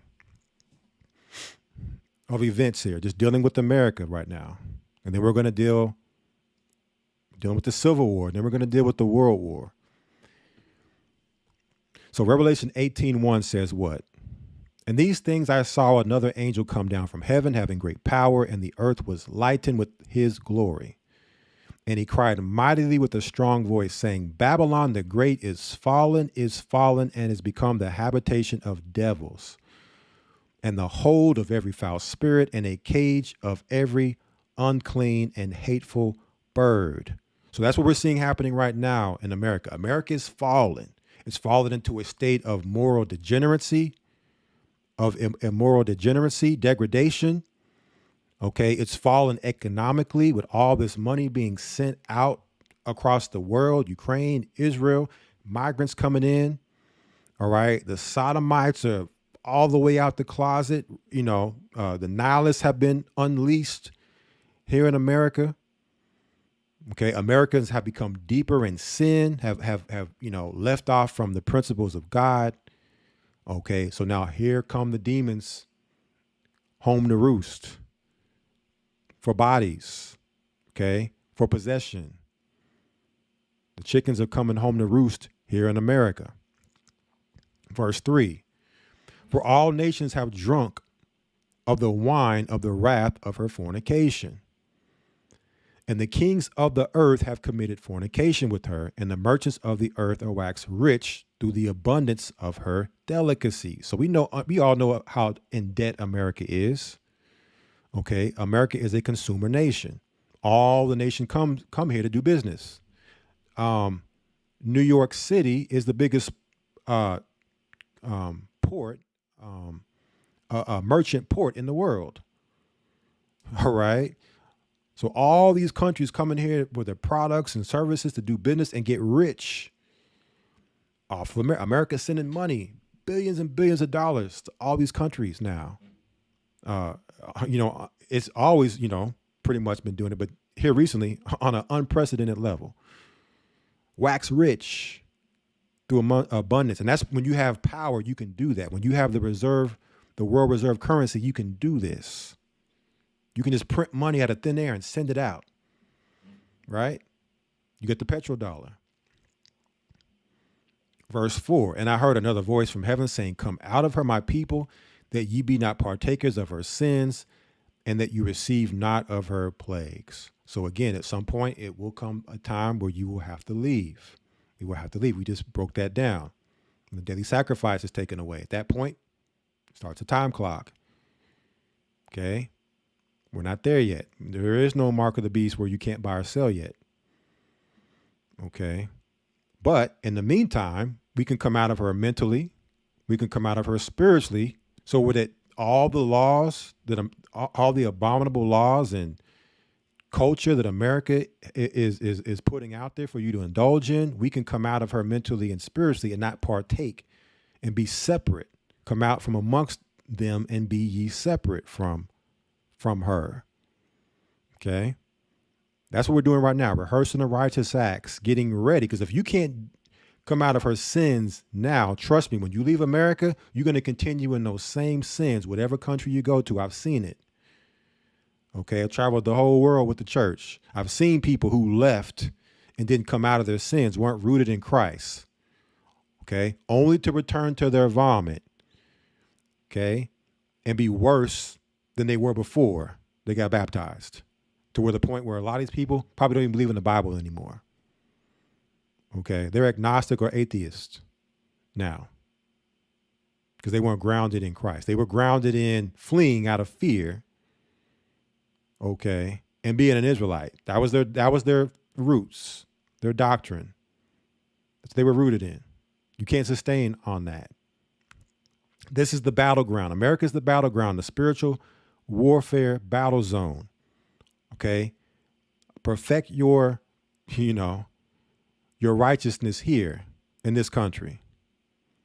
Okay. If you can perfect living in this wicked cesspool, this habitation of devils, and you can perfect your walk here in this country, then you can go outside of here, right? And be fine and sustain. But if you can't master it here, you're just going to go out there and do the same thing. Okay, like the children of Israel coming out of Egypt, built the golden calf, naked woman sliding down the calf, throwing coins and all. You'll be one of those. Okay. Verse 5. For her sins have reached unto heaven, and God hath remembered her iniquities. Reward her even as she hath rewarded you, and double unto her according to her works, and the cup which she hath filled to her double. How much she have glorified herself and lived deliciously. So much torment and sorrow give her, for she saith in her heart, I sit a queen, and am no widow, and shall see no sorrow. Okay, and that's the incredulous that Second Esdras was talking about, the unfaithful, okay, whose pride has become the pride of man. Man has become his own God here. I am a God. That's a lot of people's mentality, whether they say it or not. Okay, and that's your 666, man over God. That's the mentality and the pride of being an American. Trust me, you travel the world, you hear the other nations talk about Americans' pride and how they can't stand how prideful Americans are. Okay, no humility. Verse 8, therefore shall her plagues come in one day, death and mourning and famine. Those are the plagues. We're not going to get to the judgment yet. So these plagues link right back into 2 Esdras 15. Okay, what chapter was that, or what verse? 2 Esdras 15. Okay, I hope you all are connecting these precepts because they all line up perfectly. Remember, Most High told Esdras, write down, speaking to the ears of my people, the words of prophecy, and write them on a paper, for they are faithful and true.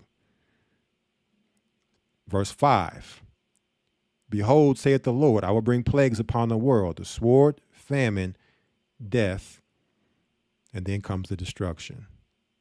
Okay, and then when you drop down here to Egypt, he will smite Egypt with plagues as before, and will destroy all the land thereof. So we're getting close to the destruction here in a moment, but let us now get to the continual breaking, because America has to be broken. Okay, it's slowly deteriorating, but it has to be broken. So there's another event that must happen before America's judgment. We're going to go back to Revelation 16, or back to Revelation. We're going to go to chapter 16.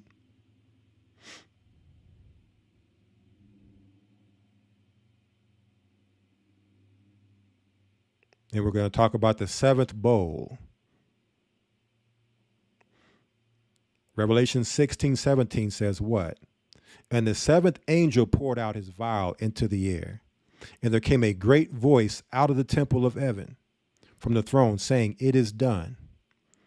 And there were voices and thunders and lightnings, and there was a great earthquake, such as was not since men were upon the earth, so mighty an earthquake and so great. And the great city was divided into 3 parts, and the cities of the nations fell. And great Babylon came in remembrance before God to give unto her the cup of the wine of the fierceness of his wrath. Okay, so this great city is Babylon. It's going to be divided into 3 parts from a earthquake the world has never seen. So as America is going through the Civil War, okay, during this time of the Civil War, at the very end is going to come a great earthquake. Even the U.S. Navy knows it. All right. When you look at the future U.S. Navy map of the future of America, they show America in 3 parts. Okay, where it's divided by huge swaths of water, huge oceans going in between America, dividing it into 3 parts. Now, of course, this is just a depiction, right? Just kind of give you an idea, right? But you also have this map.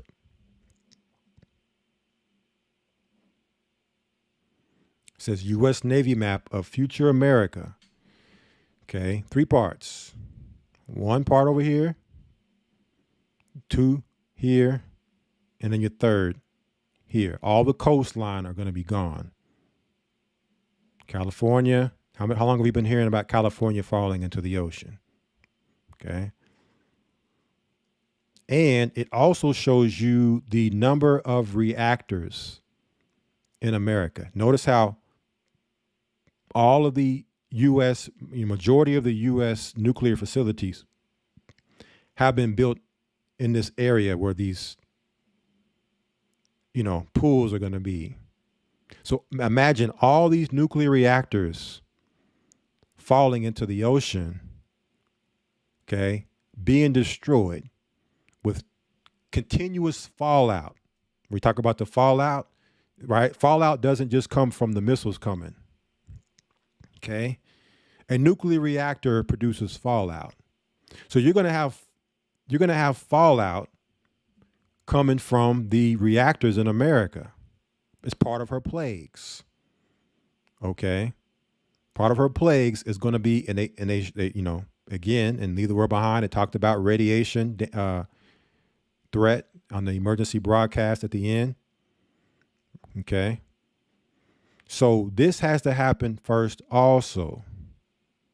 Now, at this point, I would say the mark of the beast has already been implemented. We'll see.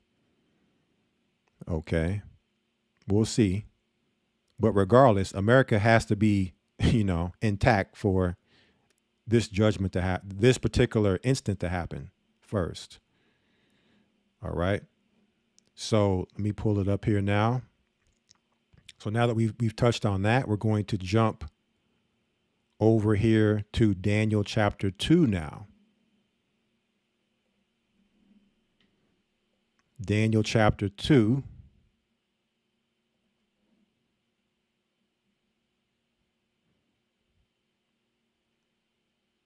And again, in Daniel chapter 2, Daniel is being shown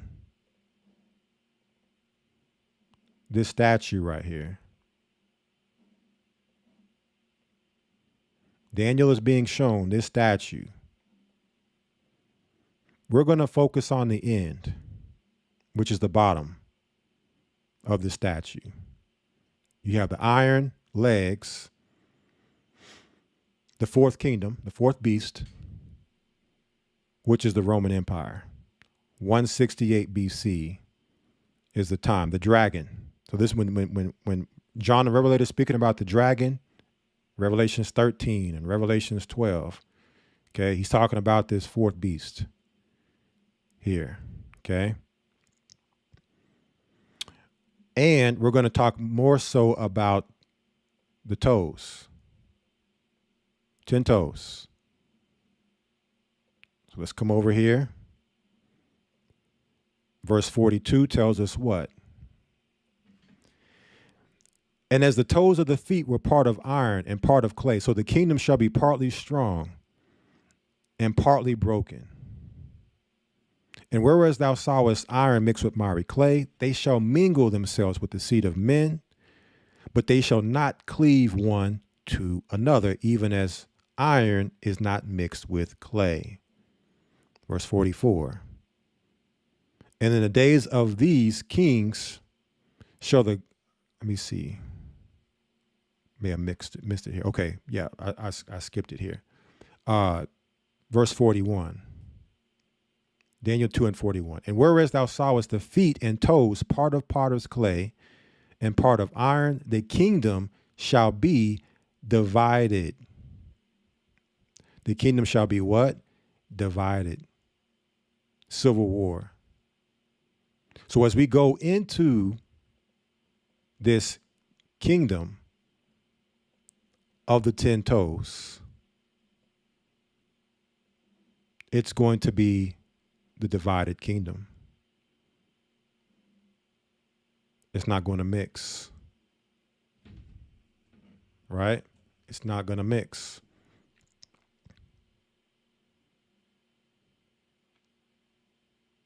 And there shall be in it the strength of the iron, for as much as thou sawest the iron mixed with miry clay. All right, so let me show this again here. You have the, for those that may not have seen it, the legs here are the Roman Empire, the fourth beast. And within this beast, you have America would come out of this empire, and America is going to fall. So now let's go to Revelations chapter 17 to show these 10 toes. Revelation 17.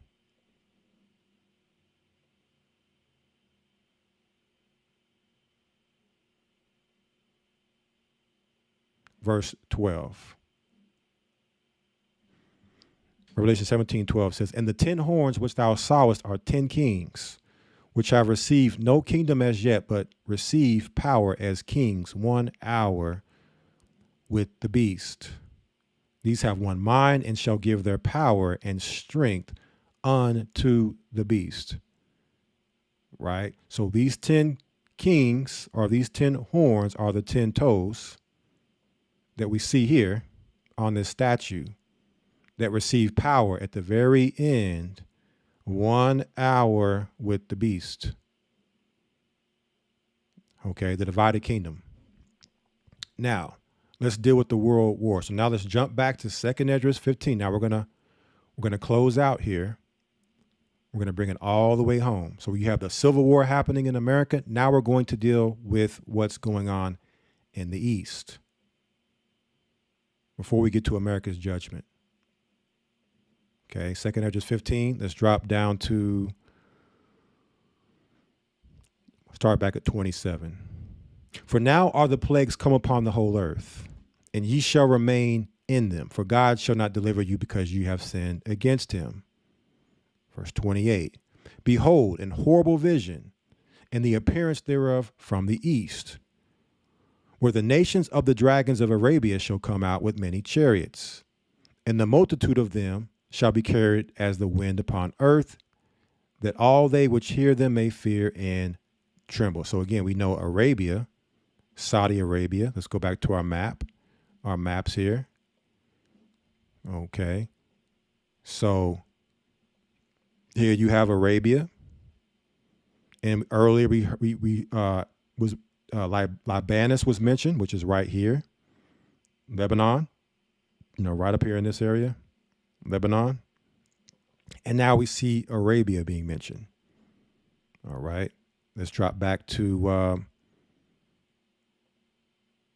2nd Esdras 15:30. "Also the Carmanians raging in wrath shall go forth as the wild boars of the wood, and with great power shall they come and join battle with them, and shall waste a portion of the land of the Assyrians." So who are the Carmanians? Let's pull it up. Wikipedia here. Carmania. It says Middle Persian is a historical region that approximately corresponds to the current province of Kerman, Iran. Okay, so the Carmanians are the Iranians. And when you drop down here to a map, here you have the Persian Gulf. You have Arabia right here. It's the Medo-Persian Empire. You have Persia. All this is Iran. Here's Carmania. Okay, right here at the Strait of Hormuz, right? Carmanians are going to block this port off. It's going to collapse the world economy with oil not flowing out of here. Okay, so there go your Carmanians. They're the Iranians. What are they going to do? "Raging in wrath shall go forth as the wild boars of the wood, and with great power shall they come and join battle with them, and shall waste a portion of the land of the Assyrians." So the Carmanians, the Iranians, are going to join battle against the Arabians, and they're going to waste a portion of Assyria, which is Syria. All right. You see Damascus here. You already see parts of Syria destroyed. All right. So it's showing us a place of area there's a lot of destruction is about to go down in. It's key. Key understanding where not to go and where not to be. We're going to get more to that here in a moment. But also, again, showing how these chapters fluidly link up with the Carmanians raging in wrath. Let's go to Isaiah 13. Let's go to Isaiah 13 here. Judgment on Babylon when you come down here. Isaiah 13:17. "Behold, I will stir up the Medes against them." So there go those Carmanians raging in wrath. Their Iranians are being stirred up. right? We've seen their embassy get hit in Syria. They sent a strike in on Israel. It's only going to intensify. They're going to continue to be stirred up with great power, which shall not regard silver, and as for gold, they shall not delight in it. Right. So I'm showing you how this is all lining up. Let's go back to 2nd Esdras 15. Now we're at verse 31. And then shall the dragons have the upper hand, remembering their nature. And if they shall turn themselves conspiring together in great power to persecute them, then these shall be trouble bled and keep silence through their power and shall flee. And from the land of the Assyrians shall the enemy besiege them and consume some of them, and in their host shall be fear and dread and strife among their kings. Behold, clouds from the east and from the north unto the south, and they are very horrible to look upon, full of wrath and storm. So this is your nuclear war happening, your mushroom clouds that Esdras is seeing. That nuclear Armageddon Bill Cooper spoke about.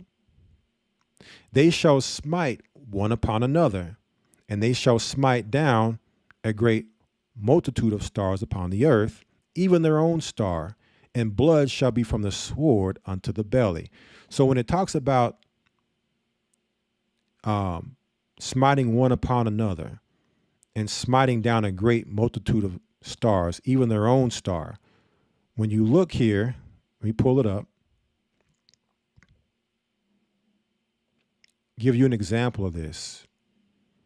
You have what Israel calls their Iron Dome defense system. And we've seen this when we've seen the video footage of Iran missiles coming into Israel.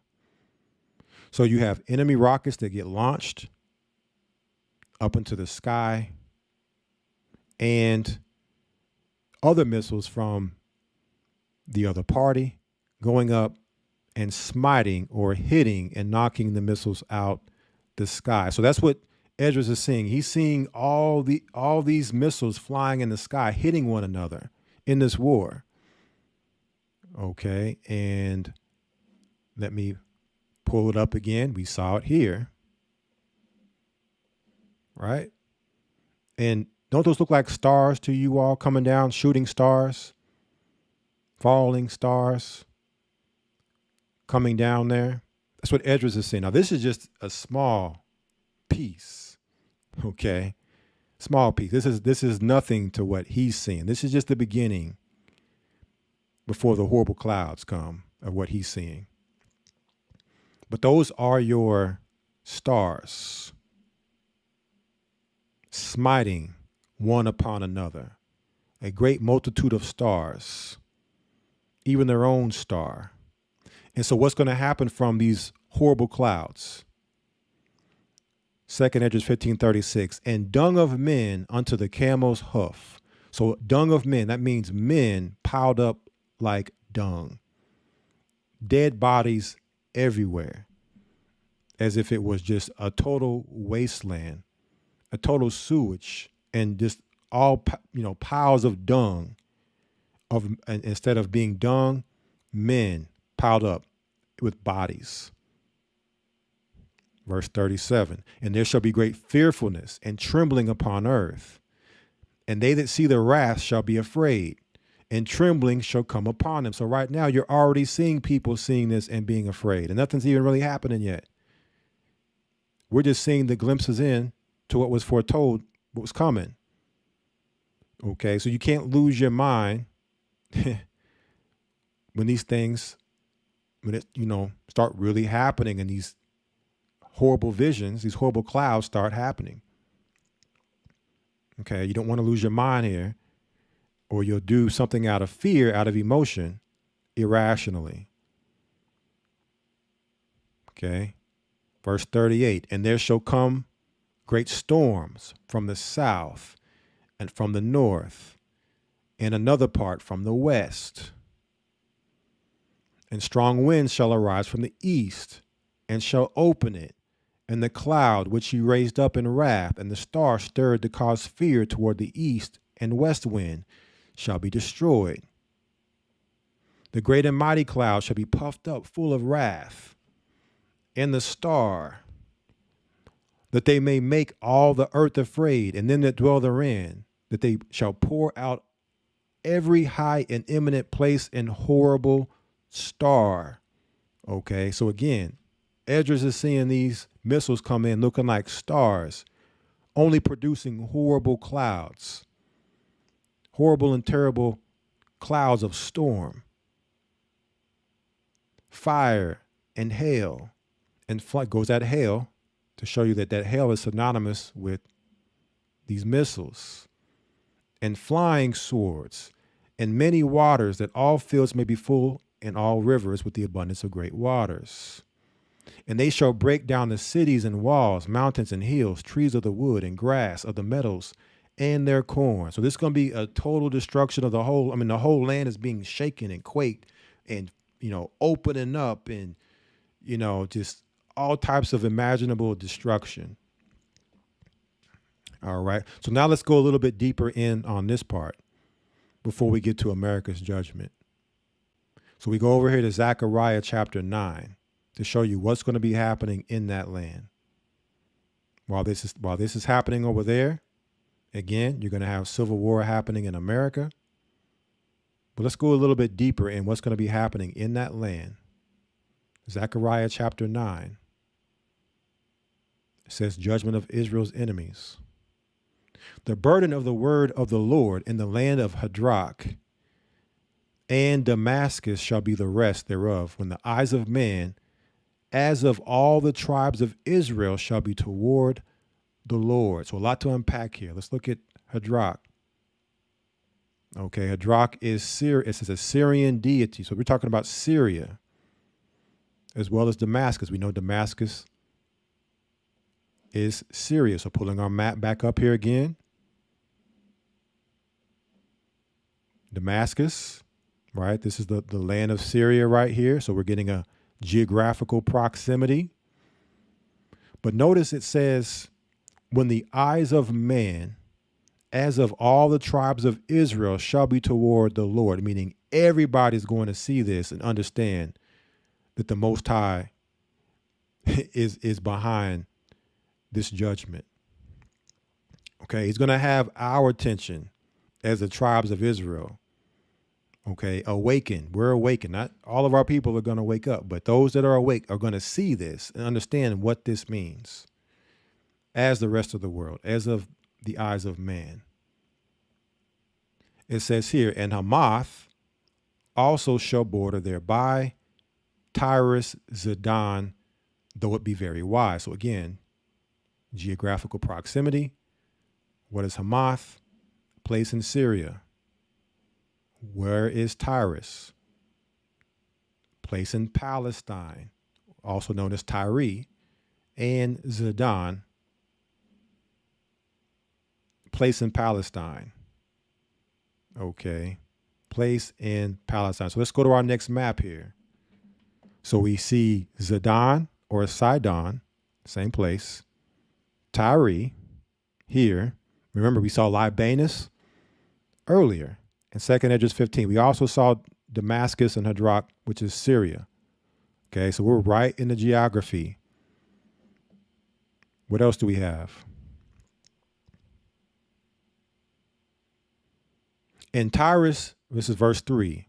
And Tyrus did build herself a stronghold, and heaped up silver as the dust, and fine gold as the mire of the streets.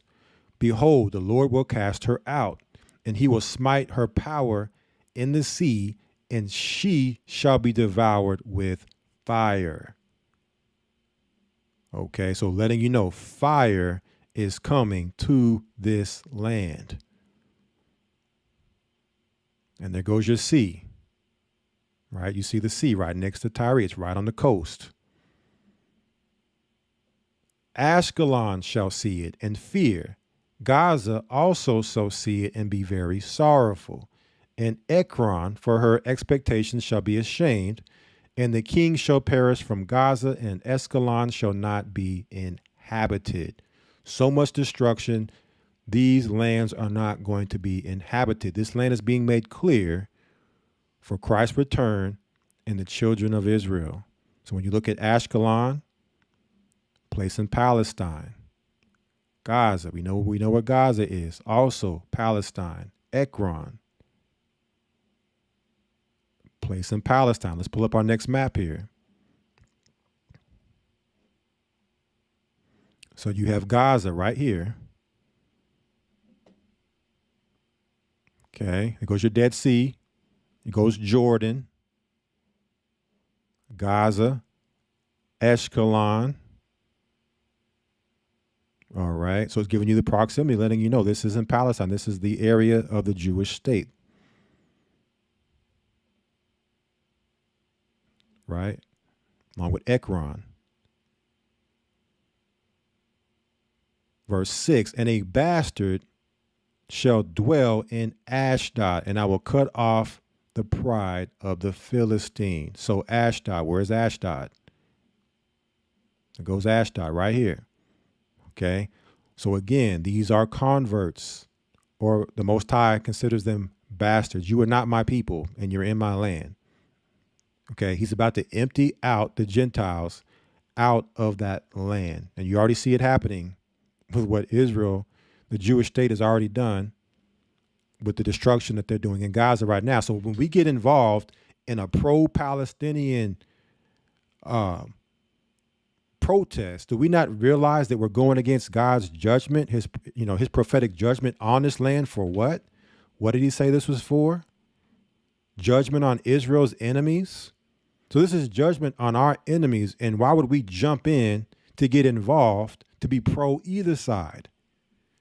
You see how they can easily get us caught up in emotion and jump on a side here, on a Palestinian side or on a Israeli side? No. Right? No, we don't get involved. This is for us. This is judgment on our enemies. Now, from here, because we showed it's all happening in this area, and you see Jordan right here. And what have we told people about Jordan? There goes Ekron, right? Ekron's right there in the same area, Dead Sea, and you have Jordan right here. All right. So we told people to get out of Jordan. Let's go to Joel chapter 3.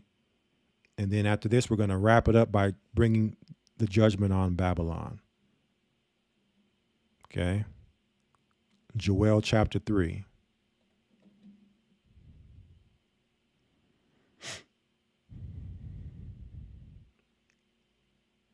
Joel chapter 3, it says here, the Lord judges the nations. Check it out.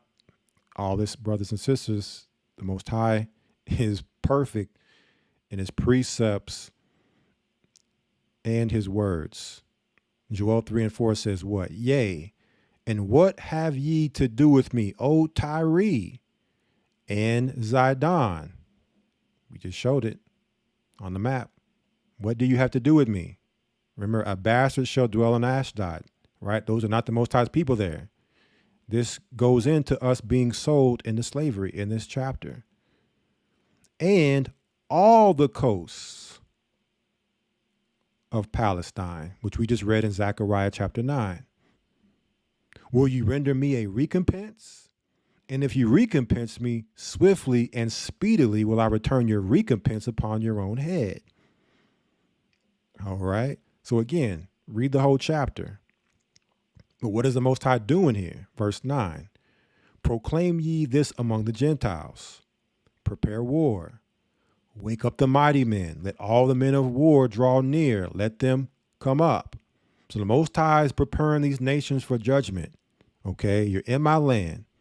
You've moved my people out of my land, out of their land that I promised Abraham to give them. You've taken their heritage. You have them in captivity. Now I must cleanse the land and get you out of there to make way for Christ's return and my people coming back to their land. You drop down here to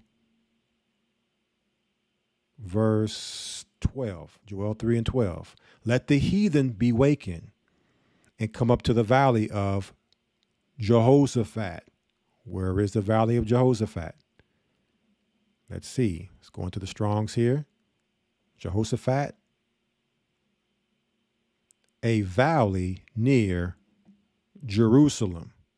So when you come in here to a map and you look at Jehoshaphat, here's Jerusalem. Okay, this is the valley of Jehoshaphat, right up in here. You see the Dead Sea. What do you see next to the Dead Sea? Jordan. Okay, this is the valley of Jehoshaphat.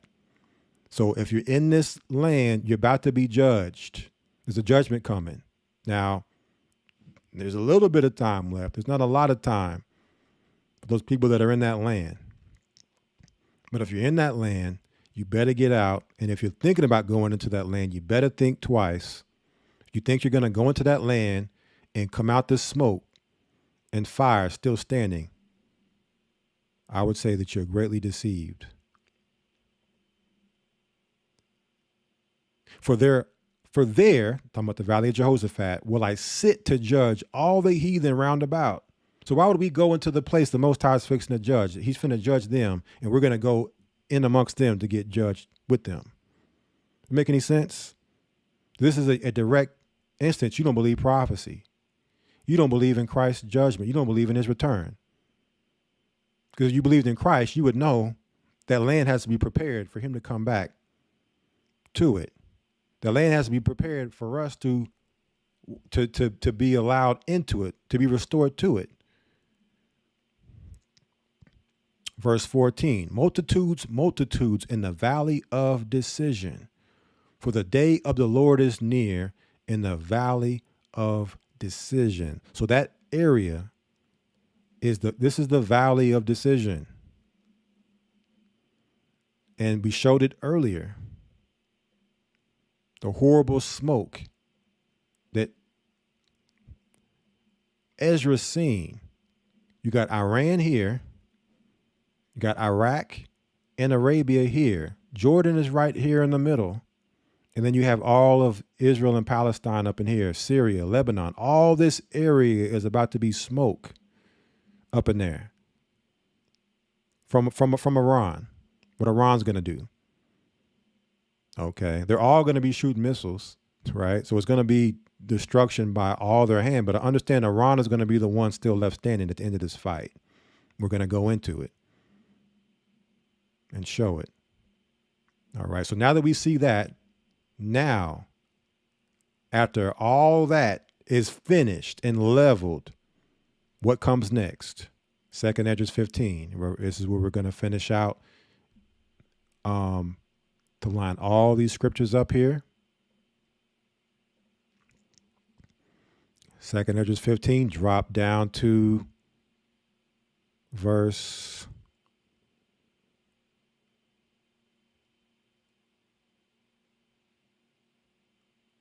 43. So now all of this has happened.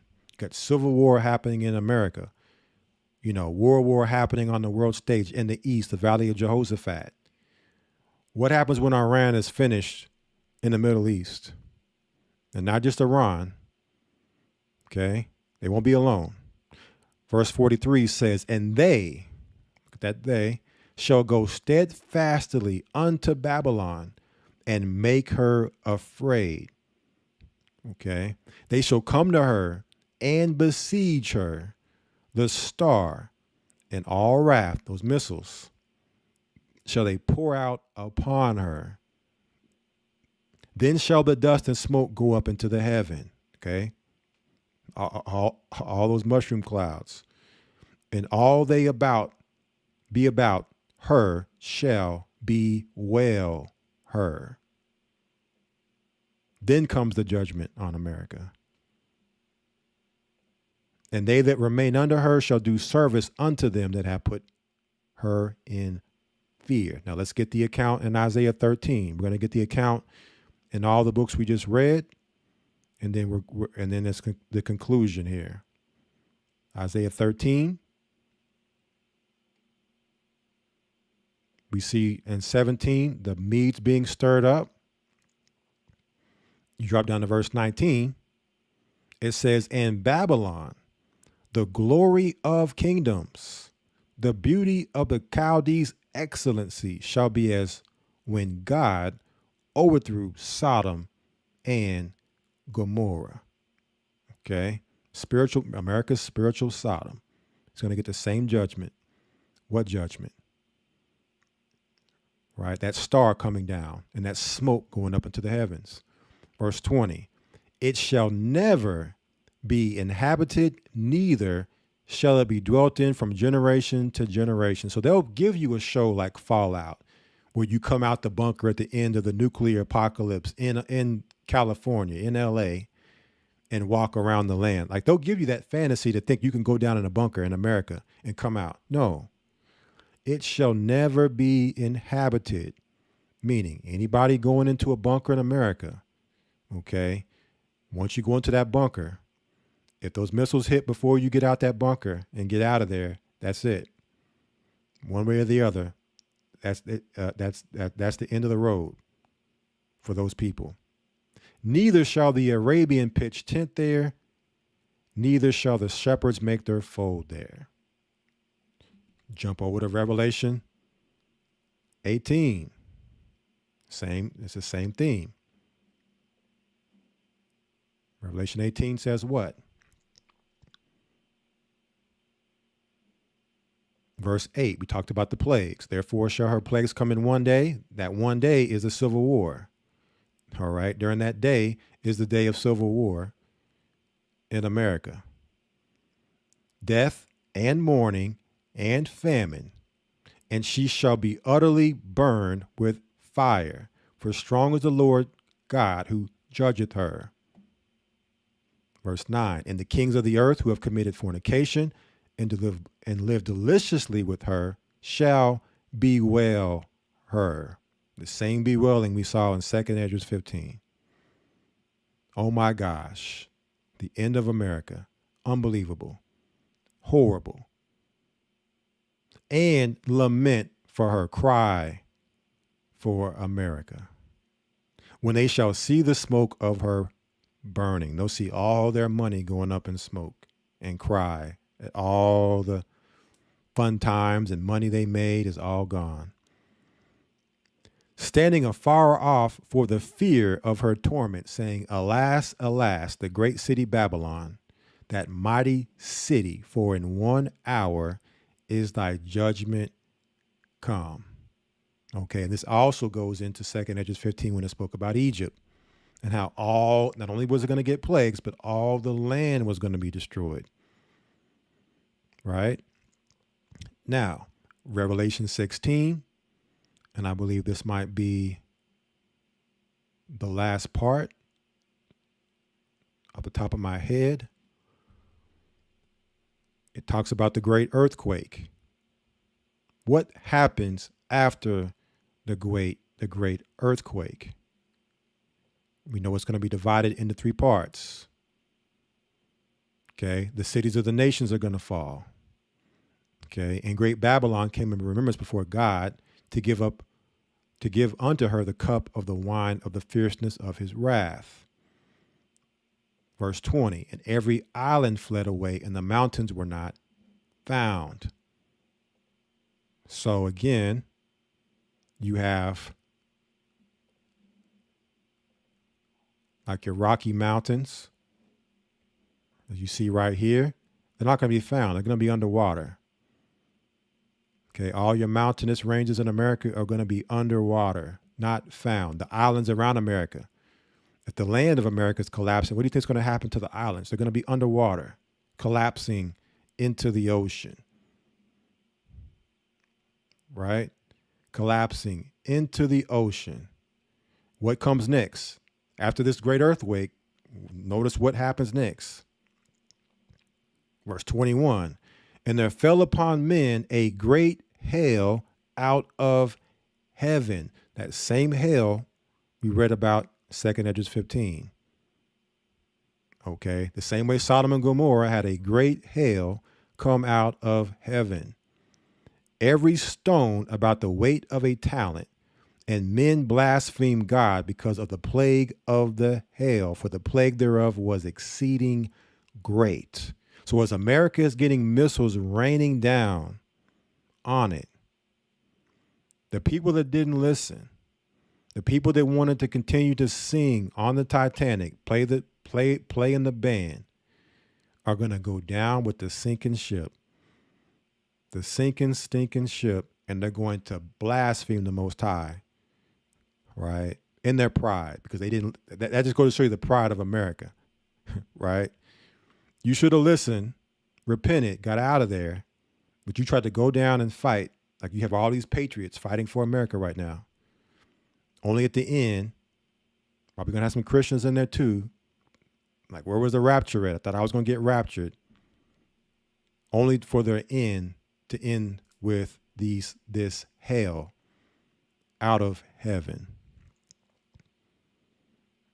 All right. And I believe that that's all the precepts. So now you have a clear understanding of how this thing is going to unfold. And there's more scriptures, right? Gives you a timeline, gives you an overview. So when you see war happening in the Middle East, it's not a time to hit the panic button. Okay? Not until the desolation of abomination is set up, which is the mark of the beast here in America. And even then, it's not a time to panic or become hysterical. It's just, okay, what's the next move? It's begun. If we're not already, moved out of America into other different parts, understand at that time starts a timer to get to the wilderness. So when we say we still have time, we still have time. All right. So that's that there. I forgot. Revelation 17. The 10 horns. Verse 16. Revelation 17:16. And the 10 horns which thou sawest upon the beast, these shall hate the whore, and shall make her desolate and naked, and shall eat her flesh, and burn her with fire. Okay. So once you see the EU and Iran join together to turn their sights towards America, okay, understand at that point is when the judgment comes, and it'll come in 1 hour.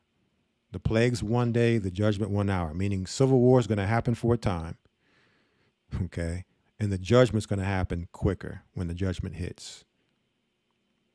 For God had put in their hearts to fulfill his will and to agree and give their kingdom unto the beast, until the words of God shall be fulfilled. Because the 10 horns, the EU, are going to take back their power from America that they gave her, Rome. Take that power back and rule 1 hour. And then when Christ comes back, it tells you in Daniel chapter 2, when he comes back, he's going to come out like a stone out the sky, a rock. And he's going to hit the toes of this statue and shatter it in pieces. He's going to shatter the 10 horns.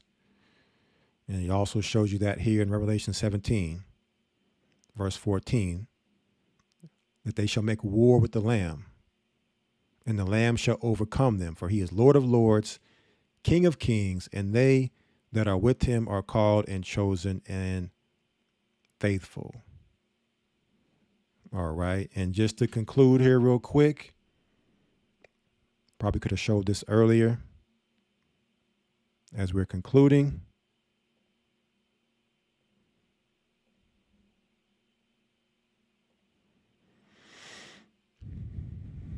Right? Even within the Illuminati card game,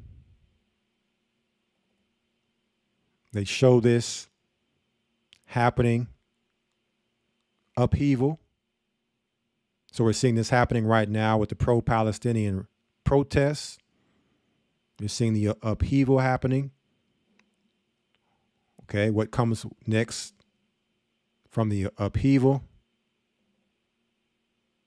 Law and order. Right, you're seeing these people getting beat down. Okay. Law and order. As well as emergency powers. Now here comes your military. Notice how no longer is it the police, it's now the military. And the military is taking on. You see a brother here, Jacob's Trouble. So through the riots and the upheaval and the law and order now, it was all notice how it was white. It was white people. Okay? Started with them. But what does it end with? It ends with the jackboot, military, and a brother on the ground. And he got a bow tie on, so, he looked like he isn't, he's not some thug or something. He's probably a Israelite, Christian, a good upstanding citizen, but this ends with Jacob's Trouble. All right, this ends with Jacob's Trouble. Then comes your martial law. Right? Now they have a reason to enact martial law for the sake of being at war in Ukraine, being at war against Iran. Right? The martial law. And then to top it off, World War III. All right, all laid out in their Illuminati card game, which was put out in the 90s, and some have said they had been working on that since the 70s, but it was officially released in the 90s. To show you, they've been planning this and working on this for a long time. But that concludes our broadcast for this live stream. I pray that it was edifying. I know it was a lot of information to go through, but I wanted to make sure we went through this stuff so we could see clearly what they've been presenting to us in our reality. Hollywood, okay, entertainment, as well as the news. The fallout from civil and world war. And what we'll probably do for our next live stream, we'll pick up and discuss more of this fallout from these events, the civil and world war, and the fallout of what, going more deeper into the plagues and what's going to happen and what we can expect to deal with in the fallout of all this. All right. So bless you, brothers and sisters. I appreciate your support, your being here, supporting the broadcast as well as this church. I pray that you brothers and sisters continue to be diligent in your walk, looking to finish this race that Christ has set before us. All right. Stay firm and strong in your faith. Keeping your eyes on the prize, family. All right. Till next time, here on Friday Night Sabbath, coming out of Babylon for the Gathering of Christ Church. I bid you all a higher speed and a higher bless. Shabbat Shalom.